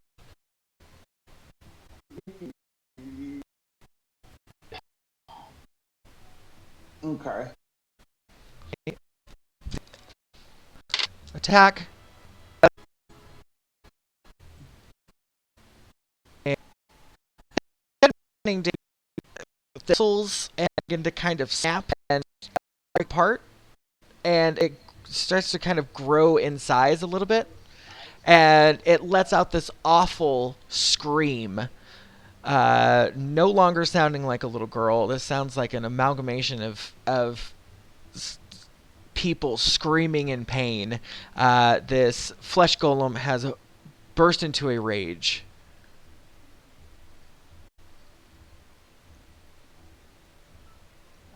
I guess we're gonna have to kill it. I'm gonna do my I was sentinel just attack trying to against kill him. it the whole goddamn time. You doing what? My sentinel attack against him. Uh-huh. Druga. Uh-huh. Can I do that? Uh-huh. Go for it.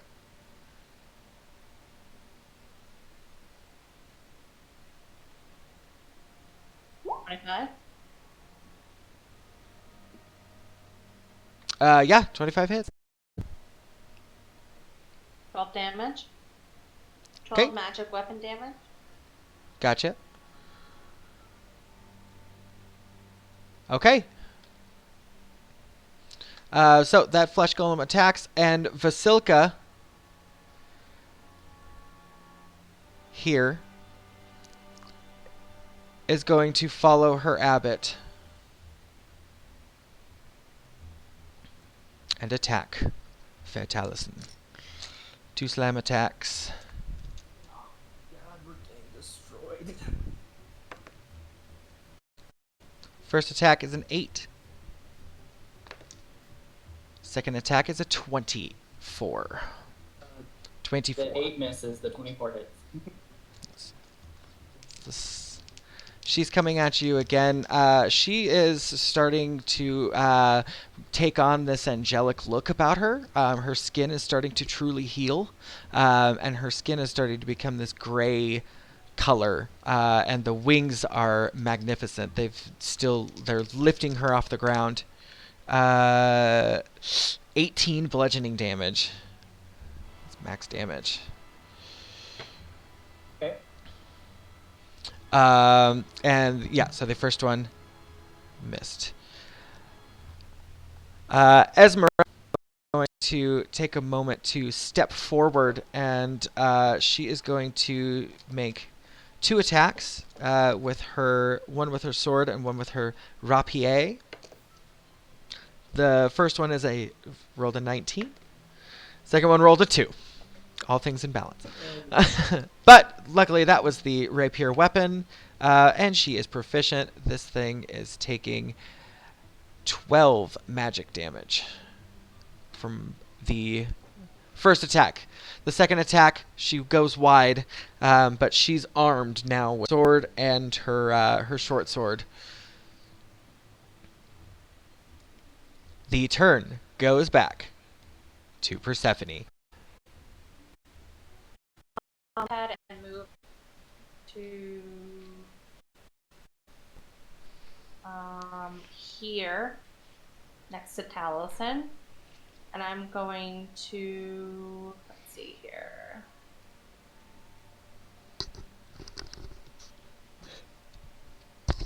Oh my god, I've been waiting for this fight for so long. I can't believe it's happening.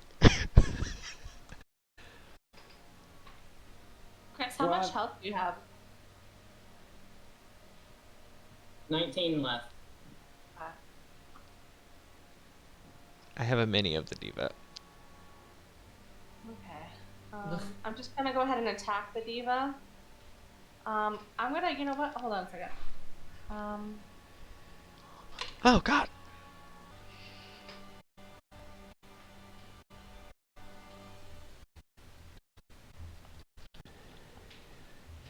Yeah, never mind. Okay, I'm just gonna attack the diva. Okay. Abbey, I should say. Okay.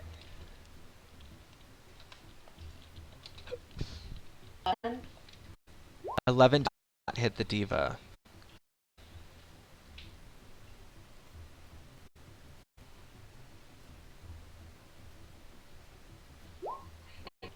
Team does.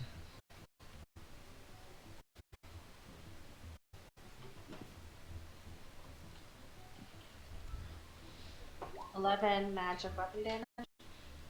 Okay.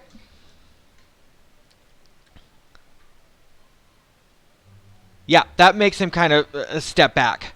You notice a reel back from that. That first hit didn't it missed, but that second hit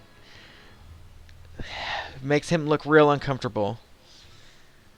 He's kind of got this crazed look in his eyes. If an angel could sweat. That's the name of my memoir, by the way. Okay. Persephone, was that your turn? I think that's everything that I can do. Do I sense any unholiness from these people? Unholiness? No, I mean... They're holy. Yeah. I guess it's considered fiends and undead. Well, the flesh golems are... They are not technically undead. Flesh golems are not undead. I'll just keep it at that. And I guess, she's not unholy. Well, you can't really tell. You can't really tell. You don't know what's going on with that. It's just very imposing. Okay. Alright, just wondering. That's the end of my turn. Okay. The turn goes to Taliesin. I'm gonna make a roll against Diva. with my blade. With my glaive. Go on, Diva. Turn everything to magic weapon. Turn it to magic Soft 20. weapon. Soft 20. Yep. My glaive is magic, so. Okay, cool. So he's gonna take 1d10, 6 plus an additional 3 for my hex. 18 damage, plus some psychic damage from the Wrathful Smite. So 18 plus 6, which is 22, and he has to make a wisdom saving throw against me. 24, For the actually. threatened condition. Oh yes, sorry, 24. 24 damage. Okay. And you said a wisdom saving throw? Yep, wisdom saving throw, DC 16 to save against being threatened from me.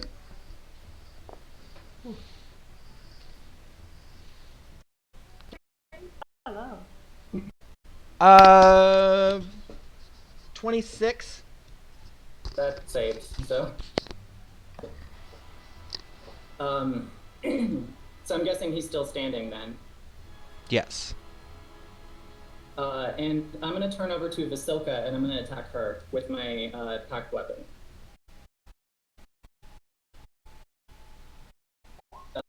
25. 25 do hit. Okay.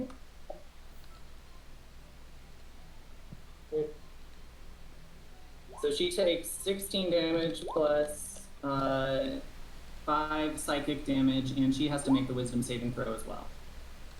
Okay. She no do wisdom so well. That first guy, he do wisdom real well. This girl, to make the save, she got Of me then. Did she move away or try to get away from you?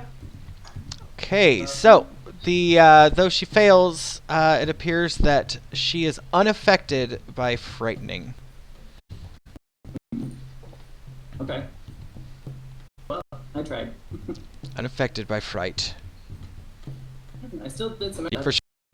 All right, both of these guys are looking pretty bad, worse for wear. I'm not gonna lie to you. Okay. Music is not what I. Just real quick. This is some funky bongo shit we got going on. I don't think it's about to break into that Shooby Doo song from Tarzan. Just Rosie O'Donnell. Okay. I'm going to use a bonus action sorcery points to regain a second level spell slot. Okay. And I'm going to cast Chromatic Orb at the Deva again. Okay.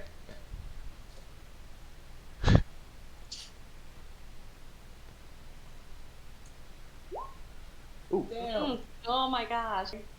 There you go. Roll your damage. Do you get multiples on that, or is it just base damage?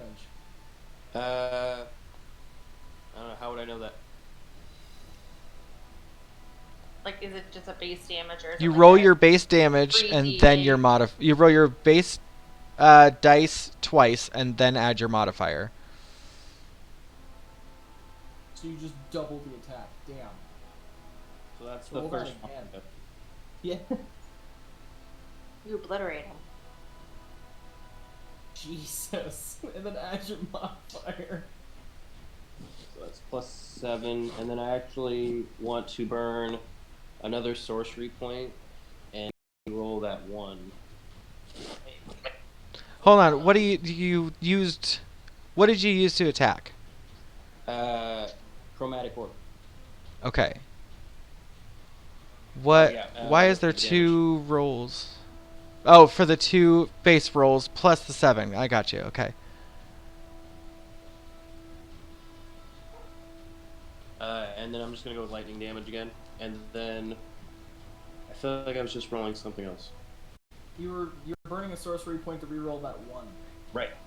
Like you.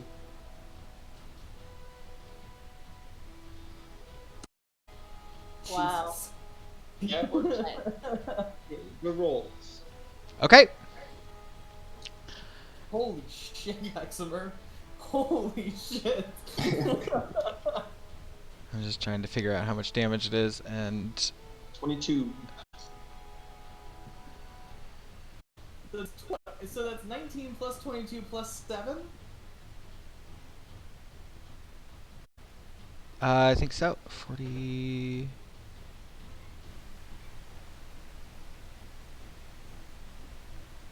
$36. Is that right? Do I add the 19? Oh wait, no. 48 damage. 49 damage. Okay, I did that wrong. Sorry. 19 plus 22 plus 7, that'd be 48. Okay. Yeah, it's 40. Jesus. I think that's the highest hit to date. Yeah. So far. Hey, Uh, just kidding. He's immune to lightning. Jesus, man. Could you imagine? Oh my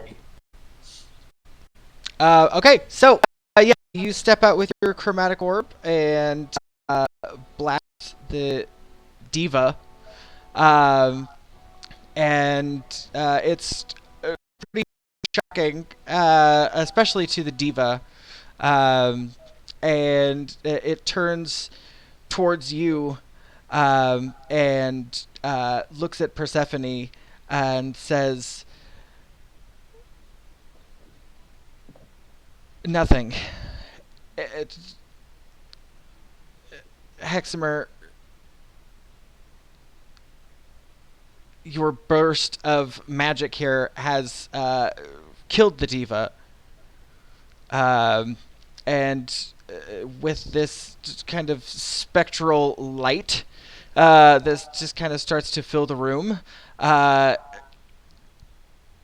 It doesn't get very bright before its skin starts to kind of evolve and break away. And in a few moments, the diva is disintegrated in front of you. Fucking A. Jesus, bud. I gave him a choice. Both So of the what's the flesh body golems scream out and are raging. The first one already was. Dibs on the mace. The mace has also dissipated. The mace is gone. Fuck. Okay. You guys ain't out of there yet. Bantam? Nope. I think I don't know. I'm going to. So if I were to walk away, and this thing were to get an opportunity to attack on me, could I use a reaction, or would that count as an action? A reaction is not used on your turn. A reaction is never used on your turn? No, a reaction is a reaction to something.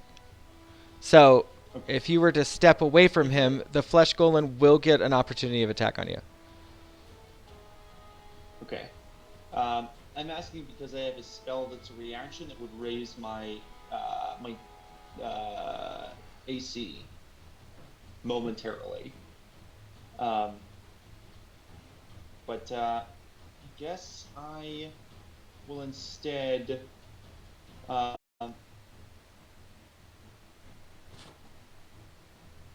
guess I'll instead do a level 2 catapult. I'm gonna lift up my coin, and I'm gonna thwip it, and it's Dex 15 saving throw. At the At this girl here?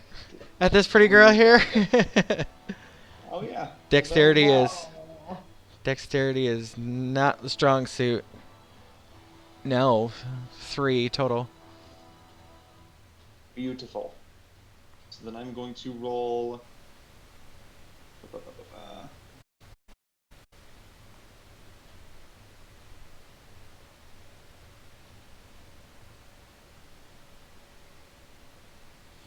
20 damage. Okay. So, yeah. This spell tears through this fucking thing and does some severe damage. You can physically see it. As where most of the time when you are fighting a flesh golem, it's either burning or it's just kind of absorbing the hits. This does some serious, like, ripping and tearing damage. It's still up, but it's pissed. Beautiful. Okay, and I'm going to stay right.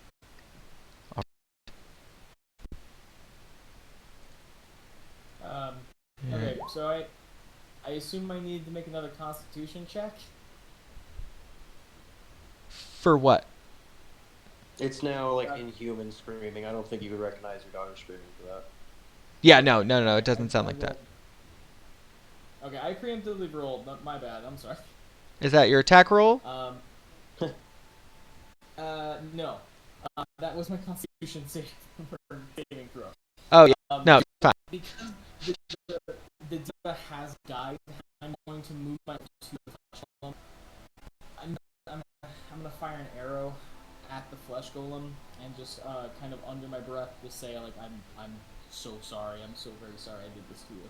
Okay. Fucking what? Jeez. Does that hit? 11 does hit, yes. Oh no! Is this thing that big? Not necessarily, but it shares... They basically all share stat blocks. If I'm breaking immersion here. Okay. The arrow fires forward and hits the back of the flesh golem's head. Doesn't sink, but it's enough to make it kind of brush it off with its hands as it's raging out to attack. Because of the hunter's mark, I do 10 damage total. Just a heads up. Okay. And then I'm gonna shoot it again. Okay. Hey, you do any cool bug stuff?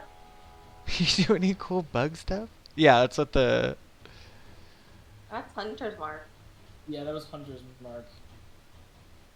Okay, so I got a 17 for the second hit. Uh-huh.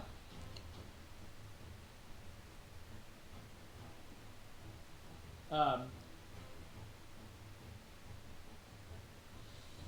really don't do a lot of damage. That's good.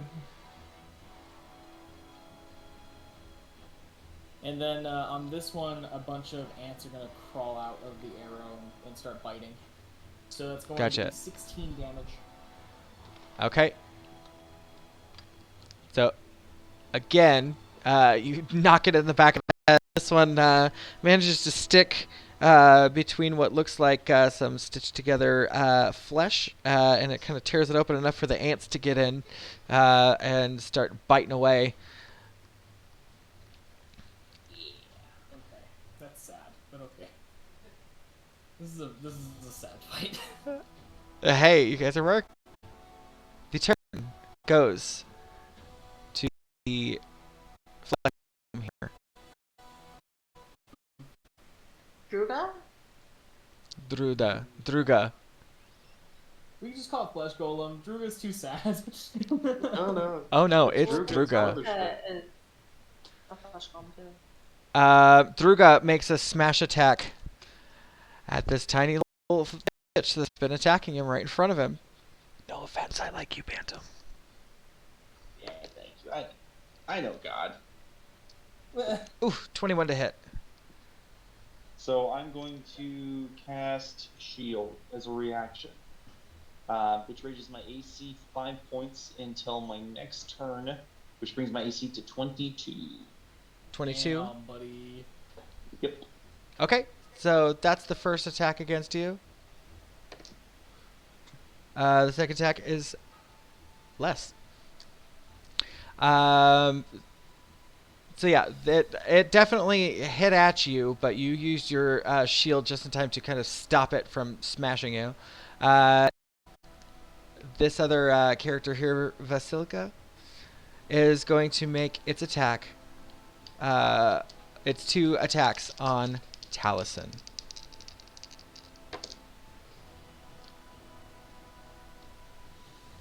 I got a 19, and I have a 15. The 19 hits. The 15 does not. Okay. And then okay. Sentinel. First one is 6 bludgeoning damage and 12 radiant damage. Right. And both of these flesh golems scream out as they are still raging. Esmeralda shot at this monstrosity again. Both of her attacks, swords in hand, 18 and another 2. Hitting again for... Yeah, she's been 50-50 on all of her rolls so far. 10 damage.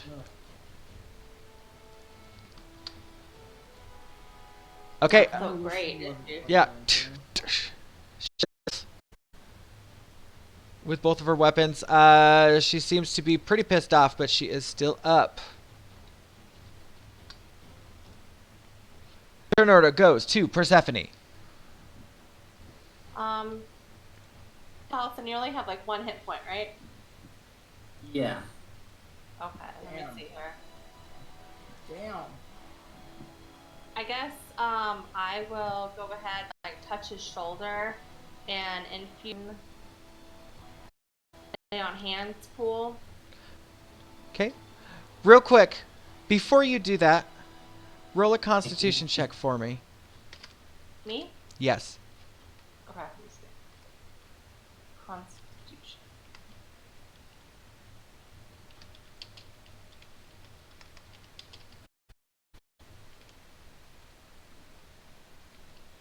You just saw your friend kill an angel, and it's offended your Christian sensibilities.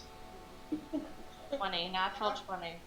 Jesus Christ, with all these nat 20s. What? Fuck yeah. What?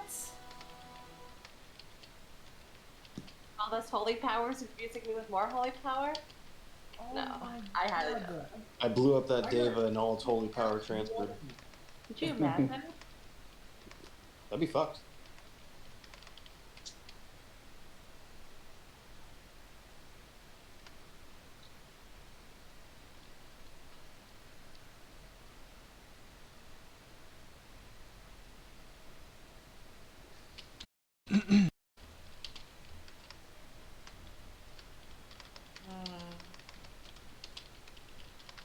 Do I take the healing or no? Hold on a second. Take something.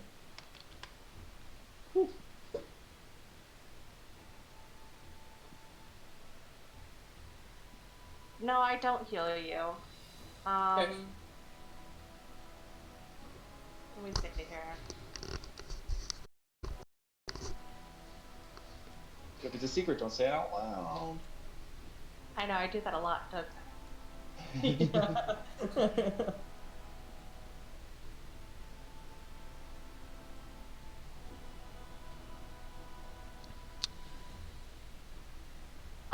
I'm gonna go ahead and attack the diva. Diva's dead. You mean the this thing? Yeah, the Basilica? flesh golem diva. Sure.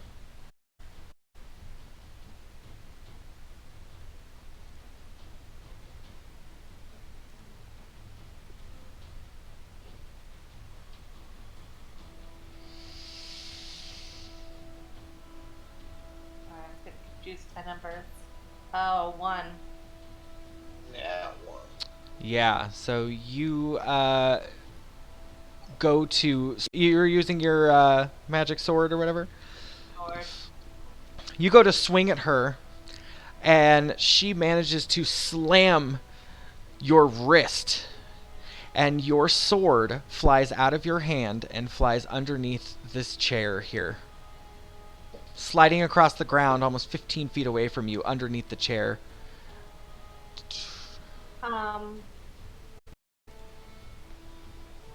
Then I guess I spend the rest of my turn attempting to pull out my hammer. Okay. All right. Next turn, you will have your hammer equipped. The turn order. Yeah, so I'm kind of like kneeling on the ground. I'm very damaged. But the shadows that were surrounding the diva return to me, and I heal for 11 damage because he died. Mm-hmm. Well, And that's shadows, convenient. yeah, the shadows just kind of coalesce around me. And so I stand back up, and then I attack Basilica with my glaive. Okay.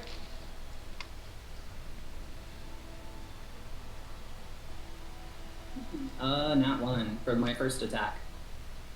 Taliesin, you go to attack her with this, with your weapon, and her skin is basically completely healed up around her. She still has battle scars, but she's got that kind of astral look about her wounds, and she grabs your spear as you go to attack her, and she holds it.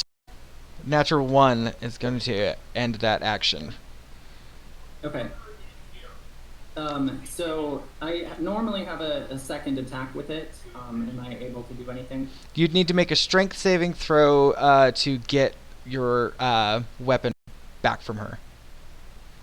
Okay, I'll try that.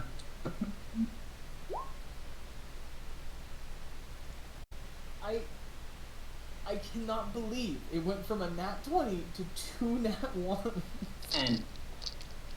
A 10 is enough to struggle it back from her, but you will lose your second attack. Yep. That's all I can do. Bantam. Just so everybody knows, give me about maybe 20 more minutes, and we'll go ahead and end for the night, wherever we are. Okay. Alright. I'm going to... I'm running low on slots, so I'm going to turn towards the bogger over here and going to actually roll a spell attack. Ooh. To firebolt.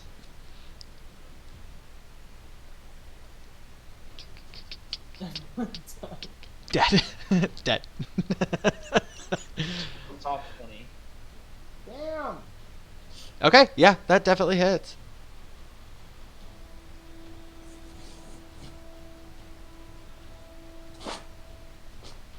Nope. Oh, Oh, what did you do? That didn't. 2. That didn't. you just rolled 2. He just rolled 2. Yeah. Not 2D, just 2. 9 damage. How much 2? Okay, great. Okay, so yeah, that flesh golem takes it, and you start to see the kind of cuts and things in between the seams are kind of starting to come apart, and the skin is kind of smoking. It's hot to the touch. The fire damage is starting to kind of make it fall apart.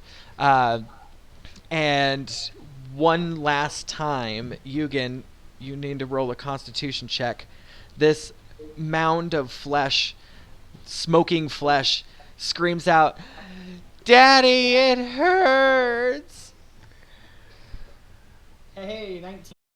I'm Okay. a terrible father. You keep your constitution about you. Unaffected. Yeah, I wouldn't say you're unaffected, but it's more determination than it is detriment. You heard it. He's a terrible Fucking father. This is nothing. Yoogan, it's actually your go. Ah, no. That's terrible. Okay, so I guess it's my turn now. So I'm gonna look between Veruca Salt and Basilica? Vasilka and the flesh golem, formerly known as Druga, Yeah. and see which one is more damaged. Which one do I perceive as more in the fight? The heap of flesh that's screaming out "Daddy" is almost on fire and falling apart in the chair in front of Bantam. And the other one looks more like a diva than when she started. Hey, yeah, I'm gonna The diva, the angelic-looking flesh golem is still pretty beat up. I mean, there's a steady trickle of coagulated blood dripping to the floor, but you know, she's got like wings and stuff. She's doing fine. Um.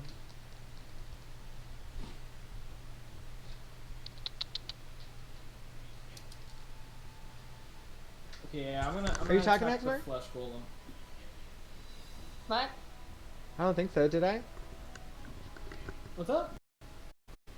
Did I skip over Heximer? I think I might have. Heximer, you'll go after Yoogan. I think I did. Sorry, Heximer. It's fine. Go ahead. I got a 10 on the flesh golem. A 10. That's the attack on the flesh golem. Yeah. 10. I don't think 10 hits. 10. Well, 10 on this one. Yeah, 10. 10 on this one's gonna hit. Okay.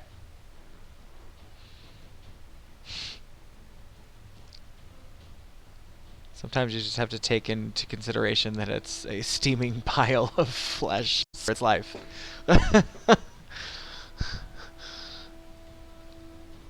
Okay. Hold on. Okay, yeah. Total is 13 damage. Okay. Okay. All right. Yeah. You chunk this thing in the back with another arrow, and again it screams out, "Please stop!" And you hear another scream from kind of like a different tone, more of like a old man yell, come from the mouth, and it's gurgling and poking this pile here. Still alive? It's yeah, yeah, it is. I'm gonna shoot it again. Yeah, yeah. Go ahead and roll your damage. You got the 21. Yeah. Yeah, roll your damage.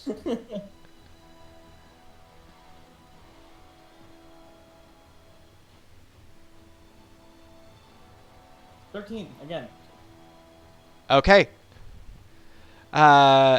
You knock another arrow. The golem turns around, and you make eye contact for just a moment, and you hear, "Daddy."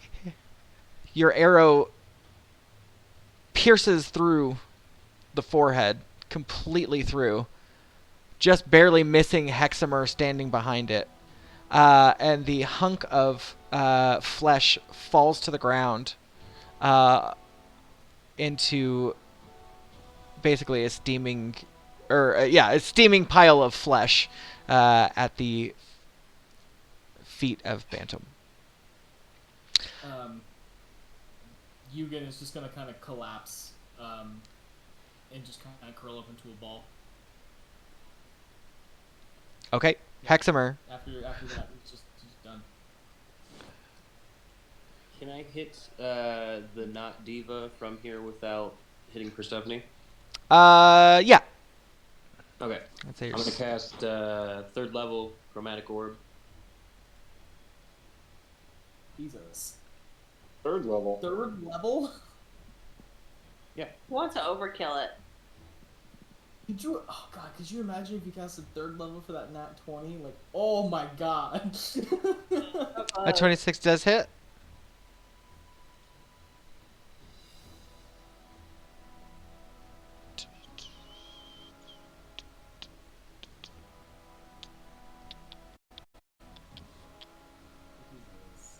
Okay. So for 16 light. Hang on. I'm gonna burn one sorcery point. I'm gonna reroll one of those twos. Okay. I'm gonna do.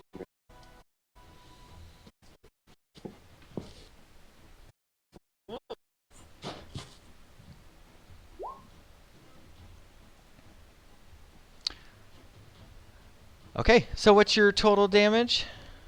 So that's 20 total. Thank you. 22 total. And then do you have a plus? Yeah, do you have a +7 to that? My +7 is just a hit. Okay. Okay, so you said it's 22 total? Let me do the actual math, 'cause I took some else and let me do that. Oh, it's just 20. Just fine. That's perfect. Okay. You pull out your chromatic orb and you shoot this lightning at this flesh golem. The lightning strikes and passes through all over the skin. The cuts and bruises start to crackle with electrical energy, and the flesh golem seems to be emboldened by the electricity. This flesh golem's very skin starts to crackle with electrical energy. She lets out another primeval scream at the top of her lungs. Whoops. You Frankenstein it. The Can I retroactively transmute the spell to a different type of damage? unfortunately not. Yeah, this flesh golem is flying into a rage and is going to continue its assault. The first slam comes down to Taliesin. 28 for the first hit. misses. The what? That misses. 28 misses? Oh, I You thought you said just said 8. 8. Oh, I said 28. Sorry. Yeah, no. I was 28 like, hits. what happened? The first attack. Oh. 6 bludgeoning damage. 12 radiant damage. So I go down. And the the first attack slams you onto the ground, and the second attack will swing towards Persephone.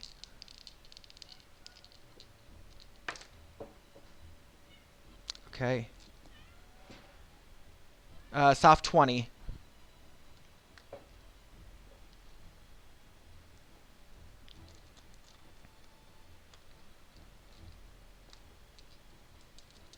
Persephone? Yeah. Persephone's there. Yeah, I know I hit. Yeah, I'm sorry. 4 damage. 8 radiant How much damage. was it? 4 bludgeoning damage. 8 radiant damage. Okay. Can I use my that's too late, never mind. You're what now? I was gonna use my reaction for them attacking Taliesin to attack her. You can still do that. Sentinel. Yeah, you could still do that. You have your hammer, right? Have a hammer, yeah. Uh-huh.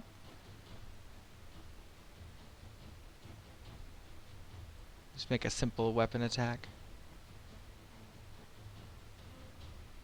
10.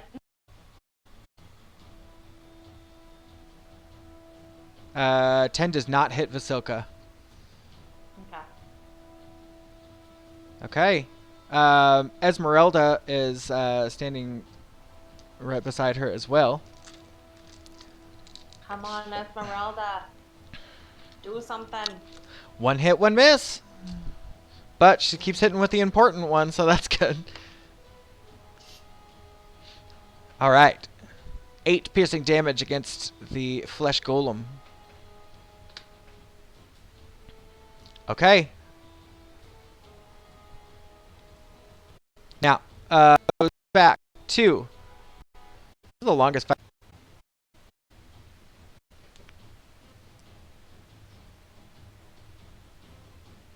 Okay.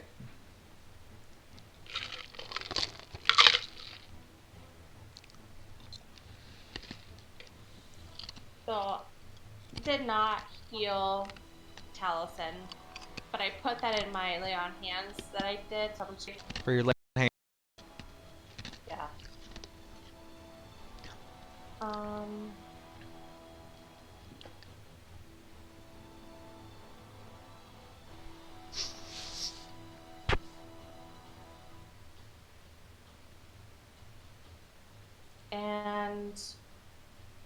I think that's all I can do, because that's an action. And I don't want to use a spell. A bonus spell. Okay. The turn goes to Taliesin. Need a death saving.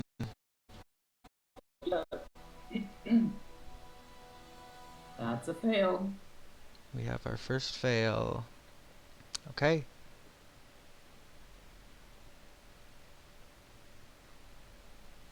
The turn moves on. Heximer. Cool. I am going to cast another second level spell. Guess what? It's Chromatic Orb again. What? Fire. Let's do fire this time, right? That's Guess what? I was thinking either that or acid. Mm. Just the...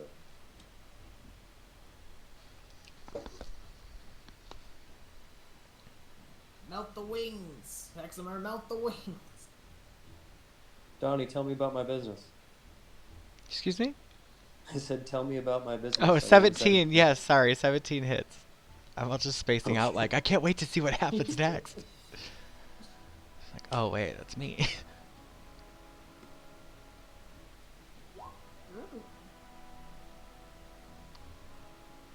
And I'm gonna go with acid. Let me just that up.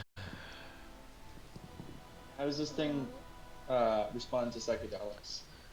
I've been thinking about casting psychics the whole time, but like the flesh golem thing holds me up. Oh, I said psychedelics because it's acid. Oh yeah, Yeah. I got that as soon as I said that. Sorry. It's Uh, ripping. I think psychic damage doesn't affect really stupid things, if I'm not mistaken. I might be wrong about that. So That it's sounds right. specifically acid damage, right? Yeah. Cool. Okay. Yeah, so your weapon definitely hits, and it kind of lands all over the... a lot of it splashes onto her wings, and you see the wings kind of give out almost. She lands on the ground with both of her feet, and that's kind of where it's planted. Still standing, pretty fucked up. Cool. You're That's super gonna- fucked up. Can I steal the wings from the flesh golem? And Oh, put I've been my feet? thinking that the whole fucking time too. Put them on you, huh? I mean, if someone else wants to put on themselves, go ahead. I killed the Deva, just throwing that out there. I kind of want the win. I want one of them. I want to be like Sephiroth. All right, Bantam, it's your go. I'm going to rush up behind Taliesin, but I'm going to pop the cork off of a minor healing potion, just a regular old potion of healing, and just getting that into Taliesin's maw.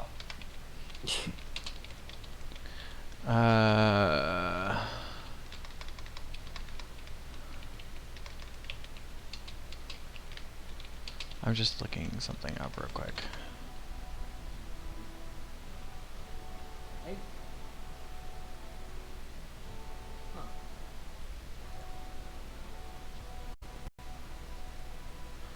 I'm gonna need you to make a medicine check, because normally you cannot use a potion of healing on an unconscious body. Really? True. So if you want to do it, you're gonna have to roll a medicine check. Okay.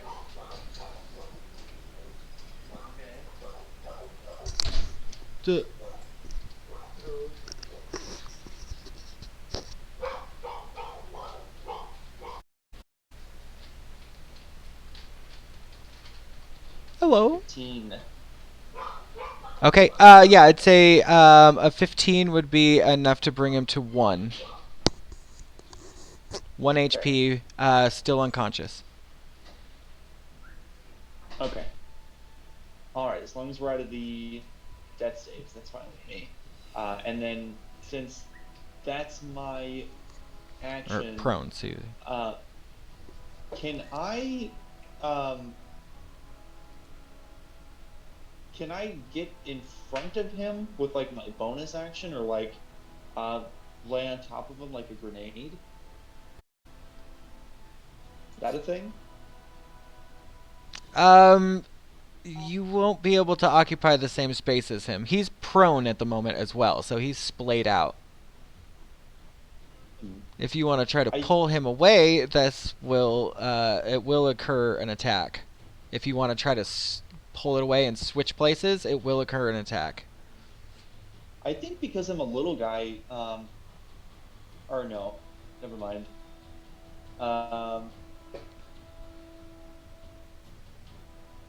Dang it, it's my turn, so I can't. What if you, like, drag him away? The opportunity attack. He's just gonna put him back into the death state. Oh, right. Shit. Okay, then. Yeah, I guess that's it. Okay, Yoogan.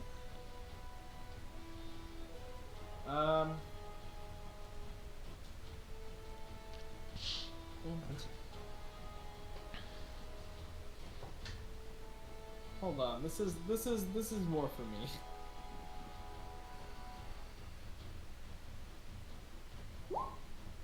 Okay, Yoogan regains his footing. And is going to fire an arrow at the Silka. Okay.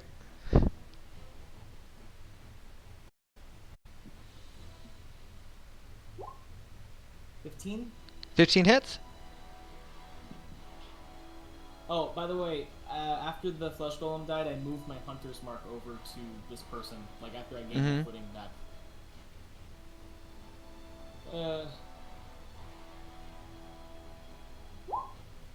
Number 9.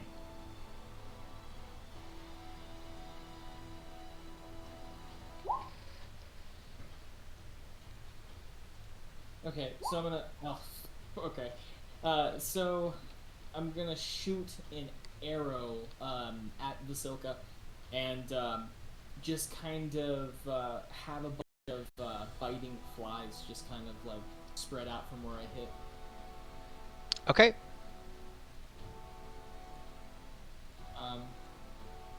Yeah, so the arrow hits from across the room underneath her ribs, and you can see her legs start to buckle, and in kind of a last-ditch effort. Yoogan, was that your turn? Nope. Okay, go ahead. I have another attack. 19. Uh-huh.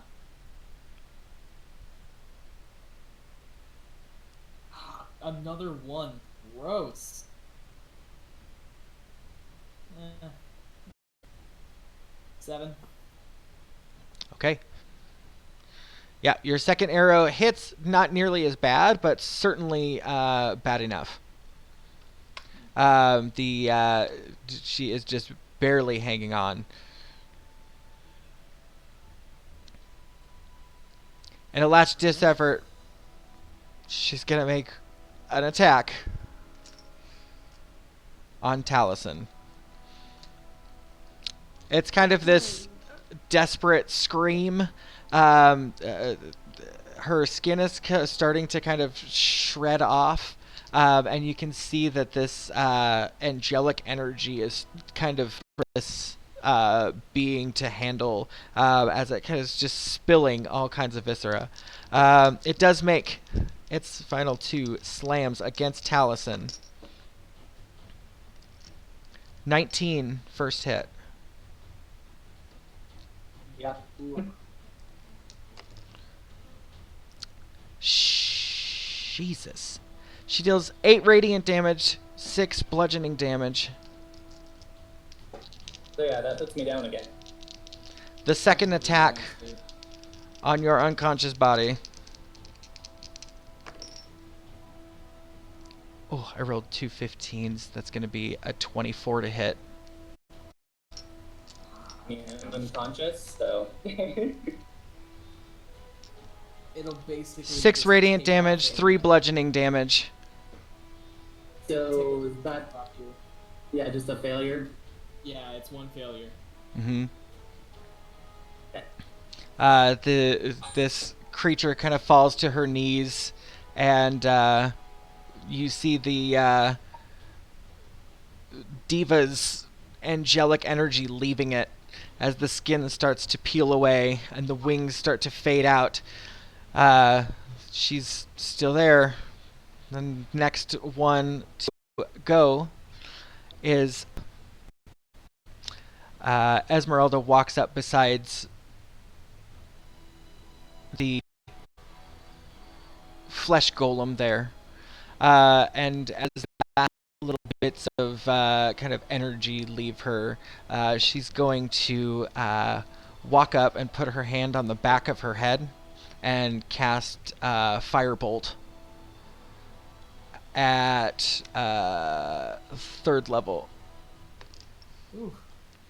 Yeah. Roll a 19. Yeah, obliterates the head off of this fucking thing.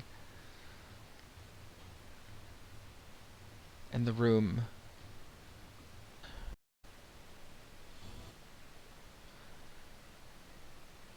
All you can hear is the wind blowing through the room. Go ahead. I want to look down on Taliesin and touch him again. On his shoulder. Okay. Yeah, he is unconscious. He is bleeding out. Do I sense anything? You sense that he's bleeding out. You sense that he's bleeding out, yes.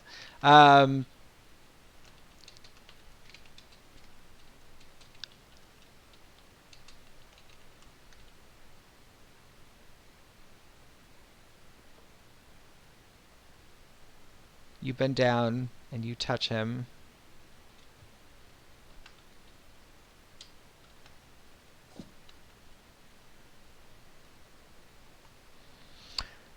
Do with that what you will. Esmeralda goes over to the door here, and she puts her ear up against the door, and she says, "It seems like it's quieted down out there also. Seems a little bit too quiet, to be honest."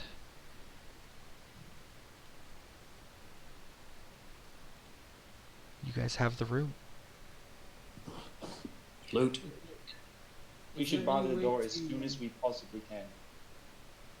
Do we have a way of stabilizing Taliesin? Yeah. I got you, Hex. Janelle's like, maybe? I don't know. Or are we gonna try and stabilize Taliesin?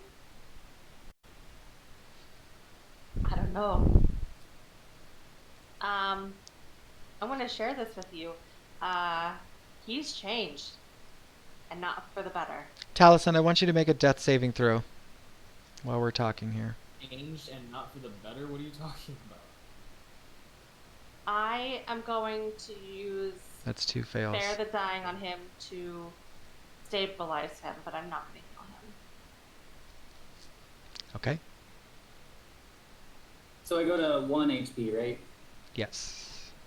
Is this like not killing the bad guy? I want information. Fuck yeah. He's not awake. He's probably still down, to be honest with you. Yeah. Tie his ass up. I'm just kidding. I don't know how serious this is.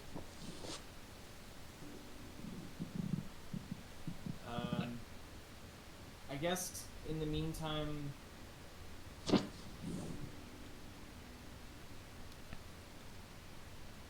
mean, what do you mean? What do you mean changed? I mean, he's evil. It He's seeps evil? from him. Yeah, I don't know what he did when he was gone, but he's changed. Well, Taliesin's always been dark, but I don't know if evil's ever a word I'd use to describe him. Foolish, maybe, but I mean, but can you sense it? That's what the abbot was saying. Oh, Persephone, I can't sense anything. let me read his mind. Go ahead. That's terrifying. So Yoogan's gonna walk over to the flesh golem, the body, Mm-hmm. and he's just gonna start kind of gathering parts up. He's gonna like pull the tablecloth off the table, and just start putting the parts on the tablecloth and wrapping it up. Okay. Donald, I have a question. Yeah. But can I talk to you in private about that real quick? Uh-huh. Alright, just give me 1 second. I'm gonna jump on the foreground. Just go into general chat. Can anyone else hear us okay? Yeah. So I have a question. So I have a spell called Ceremony, and I can change the alignment that has changed. But the question is, it's not prepared. So it takes, how long does it take to prepare, and would I have enough time to change the alignment?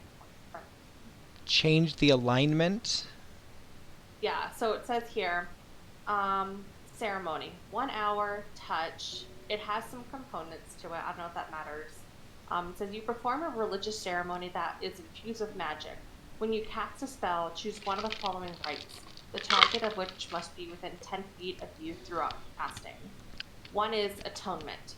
You touch one willing creature whose alignment has changed, and you make a DC 20 Wisdom Insight check. On a successful check, you restore the target to its original alignment. Which is gonna be impossible now that I think about it. So. In this situation, against another player, I don't think it's gonna work. Well, this is gonna be. Wisdom. Yeah, go ahead. That's gonna be something. I don't know. That's kind of a hard one because it's just.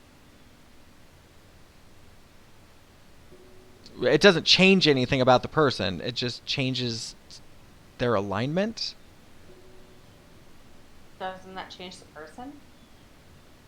It doesn't change what the person did or didn't do. Would your god be happy about you giving this creature a right without... I mean, if they were good before... I don't know if they were good before, that's the thing. Right. And I don't really know how this works with, like, evil. Like, does that mean that, like, a person can still be evil and do good things? Is that right? Just like how a good person can still do bad things? But, like, at what point does it change the alignment? I can't answer that for you. What does that mean? I can't answer that for know. you. You don't know what happened to cause this. No, I know. But, like, is it the same kind of evil that I get from, like, Strahd? Evil. Just evil. Okay. You no longer feel safe next to him. Okay. Yeah, and it says here DC Wisdom, and in parentheses it says Insight. So is it a Wisdom check or is it an Insight check? It's an Insight check. Oh, and I only have +1 to that versus 8 to Wisdom. Yeah. Okay, it wouldn't have worked. And it takes an hour to do it, and you'd have to prepare it. That sounds like a big, something big to use. You can try it, but I don't know how it's going to work here. It all depends on how this next part goes. So. Okay. All right, I'll check over there. Thanks. I want to go back. All right. Okay. Okay, we're back. We're back, guys. We are back. Back again. So. Okay. Okay. Yeah. Yeah, so I don't know how you guys feel about that. I don't feel safe with Taliesin. I don't know what he did to turn evil. And do we want someone who's evil on our team? Well, he is currently unconscious. At least that's what he told me. Well, we don't know right. any additional information. Well, that's the thing. He's unconscious, so we can talk about it now and Well, I was prepare gonna say, I ourselves could just- when he awakens. I could just violate his subconscious real quick, if Donald will allow it. We talked about it when you were talking about it. Okay. I mean, that's up to you. So Hey, if the group's okay with that sort of ethical decision, I'm down for it. while they're talking, I want to run down to the cellar and like grab a couple of bottles of wine and then run up to the second floor. Okay, let's do Heximer's thing first. Hold on. Jesus. Oh, somebody's. Give yourself a roll 20. Jesus Christ. I'm There we go. sorry, I was reconnecting. All right. So Heximer, when you try to read his mind, you kind of just find yourself in a big dark area, deep in his subconscious, and at the moment, there is a in the darkness you can see an even darker shape of a raven, and you can't tell if it's flying further away or you. But as he's I can't remember if I've ever actually heard Taliesin refer to Corvus as Corvus out loud, but I feel like it's come up. yeah, I mean, well, the guild is named Habeaus Corvus, so it's is it? definitely That's the been fucking joke? it's been spoken about, yes. So you Okay. would recognize this possibly as Corvus, but you don't know for sure. Okay, I'm going to. I assume I'm like. Am I like psychically projecting in his mind, like astral plane style? Because I want to yell like Corvus. Yeah. As you yell out, you don't hear anything come back to you. Okay, I retreat from his mind, and then I just turn to the group and go, "He's a fucking bird brain. I don't know, man."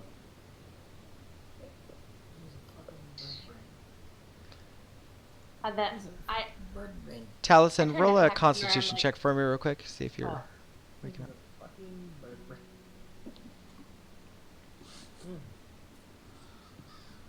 You want to Okay. lay down for that one.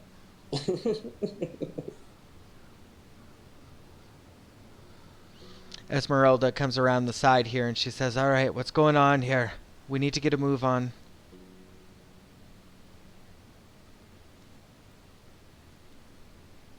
Well, one of our companions has possibly changed for the worse. Turned evil in his deeds since we last saw him. And I'm afraid to aid in his revival necessarily, because who knows if he will necessarily turn on us. Because his goal was obviously to kill the abbot, because that defied his patron's request to restore spirits as they were, souls, if you will. So I don't know how he's gonna react to us. It's kind of like an enemy of my enemy situation. Now that our enemy is dead, where does he stand? Exactly. I mean, if we revive him and stabilize him, he comes back to one health. If he tries some shit, we just knock his ass out again. He's I already mean, stabilized. he is stabilized. He's stabilized, but he is unconscious at the moment. Um, So he'll gain his consciousness back here shortly. So, look, I'm probably the last person here that, look, you asked me a few hours ago and I would have said, yeah, I was just leaving for dead, but, I think a lot of us has changed recently. I think a lot of us have been through a lot since we came here to Kresk. And I say, you back off him, let him get up and explain himself before you go making any attacks or actions against him. Gotta let him talk it out. He's been nothing but kind to you. Not attack him. Something crucial has changed within him, but he's still my friend. I still have known him for even before we came to Barovia. Esmeralda speaks up and Do she understand. says, "Yeah, Barovia will do that to you." That doesn't change what he's done. If he's done what you say he has. I'm not getting What, shot in the back um, for you people. If you need me. Yeah. Pretty sure he wouldn't shoot you in the back. He's more of a shoot you in the front. Well, I don't quite Hold like up. getting shot in the front either. She's gonna walk up to the door and flip it open. And she says, if you need me, I'll come find you.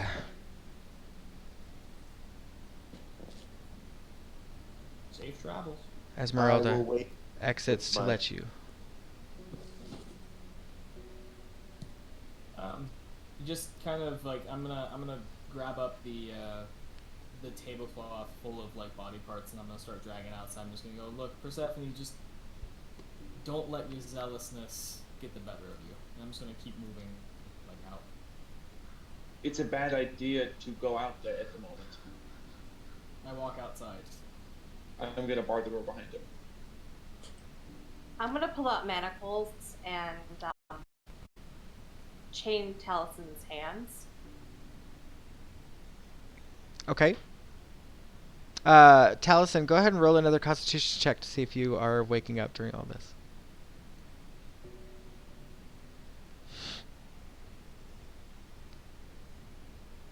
Okay, so yeah, no. You managed to get the manacles on him. You do wake up because they did bring you back up, but you have no fight in you at the moment. Am I conscious then? Yes, so you slowly come to consciousness, but Persephone was able to get the manacles on you. You're sitting on the ground, and Heximer and Persephone are still there. Bantam, real quick, you said you wanted to run down into the basement and grab what now? A couple more bottles of wine. Okay, And make then it. I wanted to run up. Make a perception check when you get down there.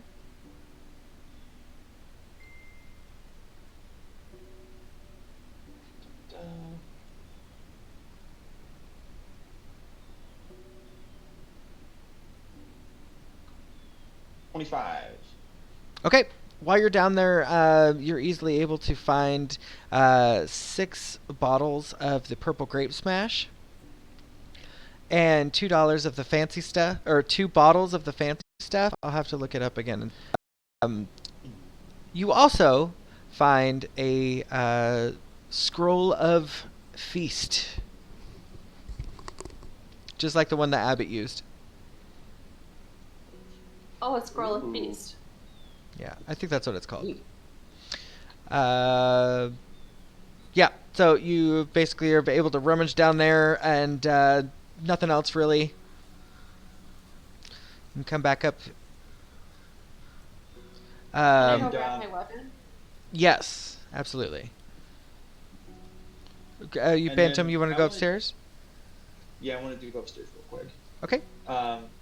So just to let you know what I want to do, I just want to put like 2 bottles of wine at Cloven's feet, and then I want to use the sheet that was on the bed to dampen the bell. So like you know how there's like a little uvula that hangs like inside of a Yeah. bell, and that's what like brings it. So I wanted You are to cushion that, paranoid. so Okay. it can't be wrong. So, as you ascend the stairs, in the corner of the room, you can see the 2-headed Cloven sitting on his bed, shaking underneath his blankets. His violin is on the ground. There's no light source in the room. The windows have been shuttered. And Cloven visibly shakes underneath the blankets. And as you approach to set the alcohol down, you can hear the other head on his body start to cry. It lets out this awful, awful baby cry. and it's immediately hushed. As Cloven, you can hear Cloven cover the mouth. And he says, "Please be quiet. I don't want to die here." And he's underneath the blanket.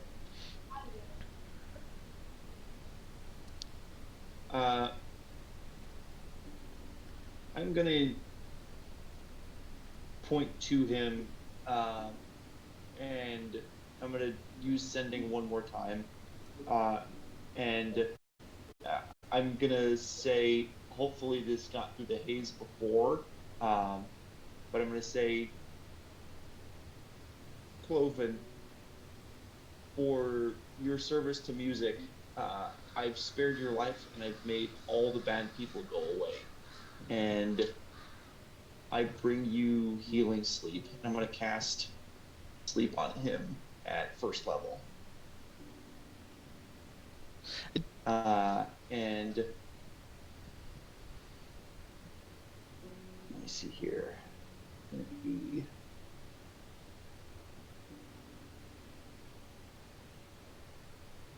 I had to roll like an intelligence check or something like that, right? It's actually hit points. So I hope I get it. 13, I don't get it. No, unfortunately, no. But you send the message and you try to put him to sleep. And immediately he jumps up out of the bed and lunges towards you. And he kind of trips over his bum leg. He's got two legs. One looks almost like a bare leg, and the other one, it just doesn't fit his body. And he falls onto the ground, and he's crying, and he kind of holds the two bottles of alcohol to him, and starts to kind of try to hide under his bed, and he says, "It's too late. It's too late. They've all been set free. All is lost." Who's all been set free? Cloven points towards the window. And as you approach the window and look out, Otto Bellevue is standing at the gate of the Abbey. He's on top of the gate, holding a torch. The gate is swinging back and forth in the wind. You can hear that rickety sound. And all throughout, you can see various shapes and sizes of all of the mongrel folk running away from the Abbey and down the hill to Kresk. And that is where we're going to end for the night.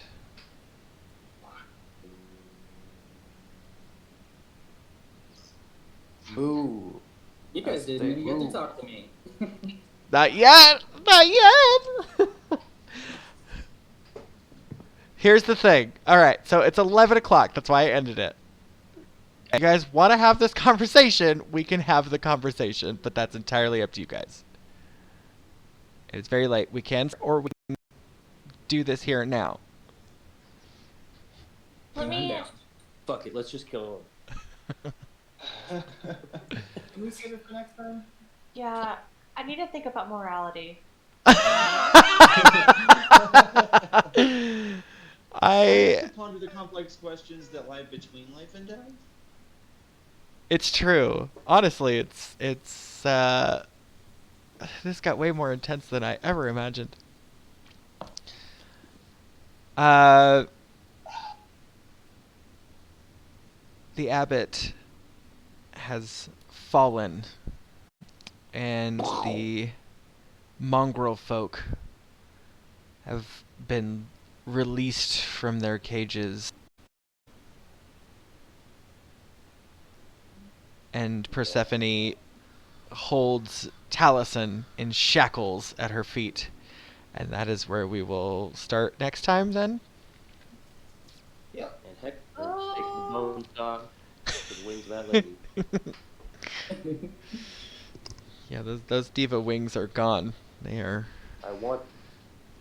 I know you Where's the do. loot, Donald? Where's the fucking loot? I will have some good loot for you guys. This book, weirdly enough, does not have anything like that throughout the whole thing. So I'm going to look through and see what we can find. I've got all these cool new source books that I haven't been able to use yet. So we'll see what you guys can scavenge up from this encounter. I lost the wings. Well, those were The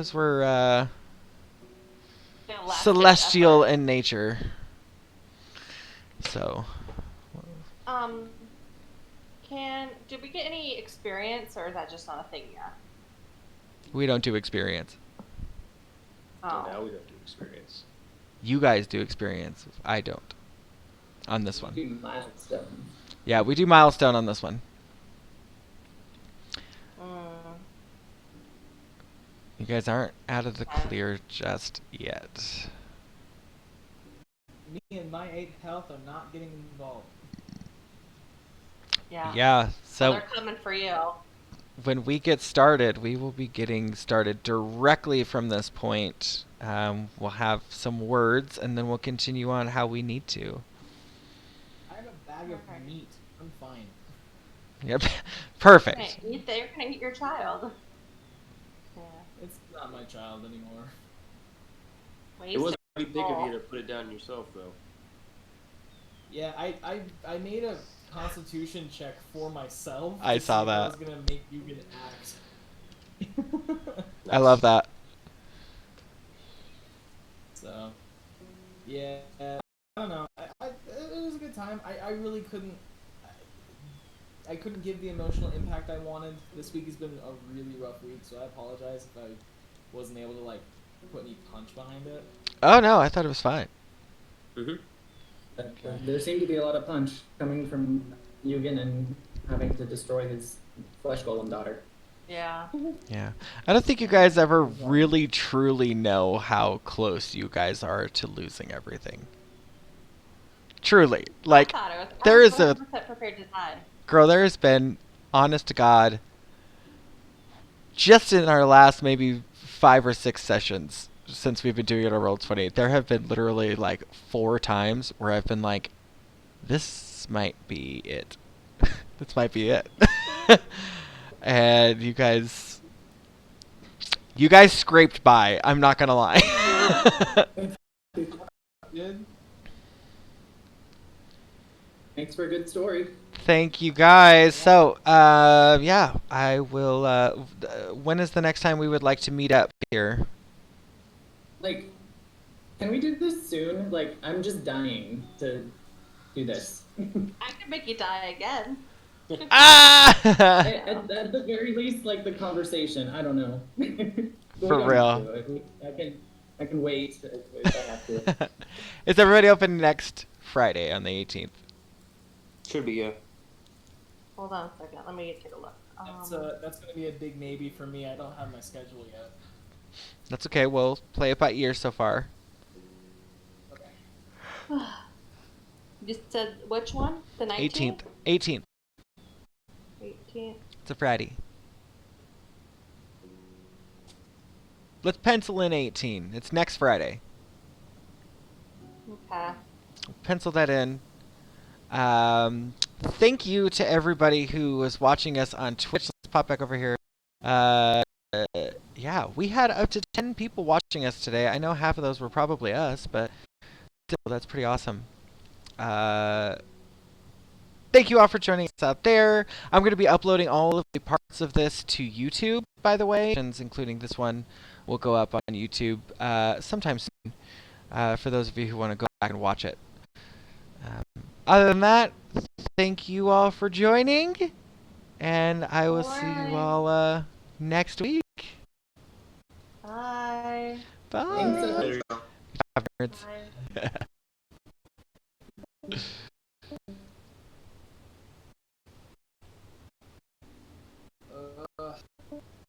How do you?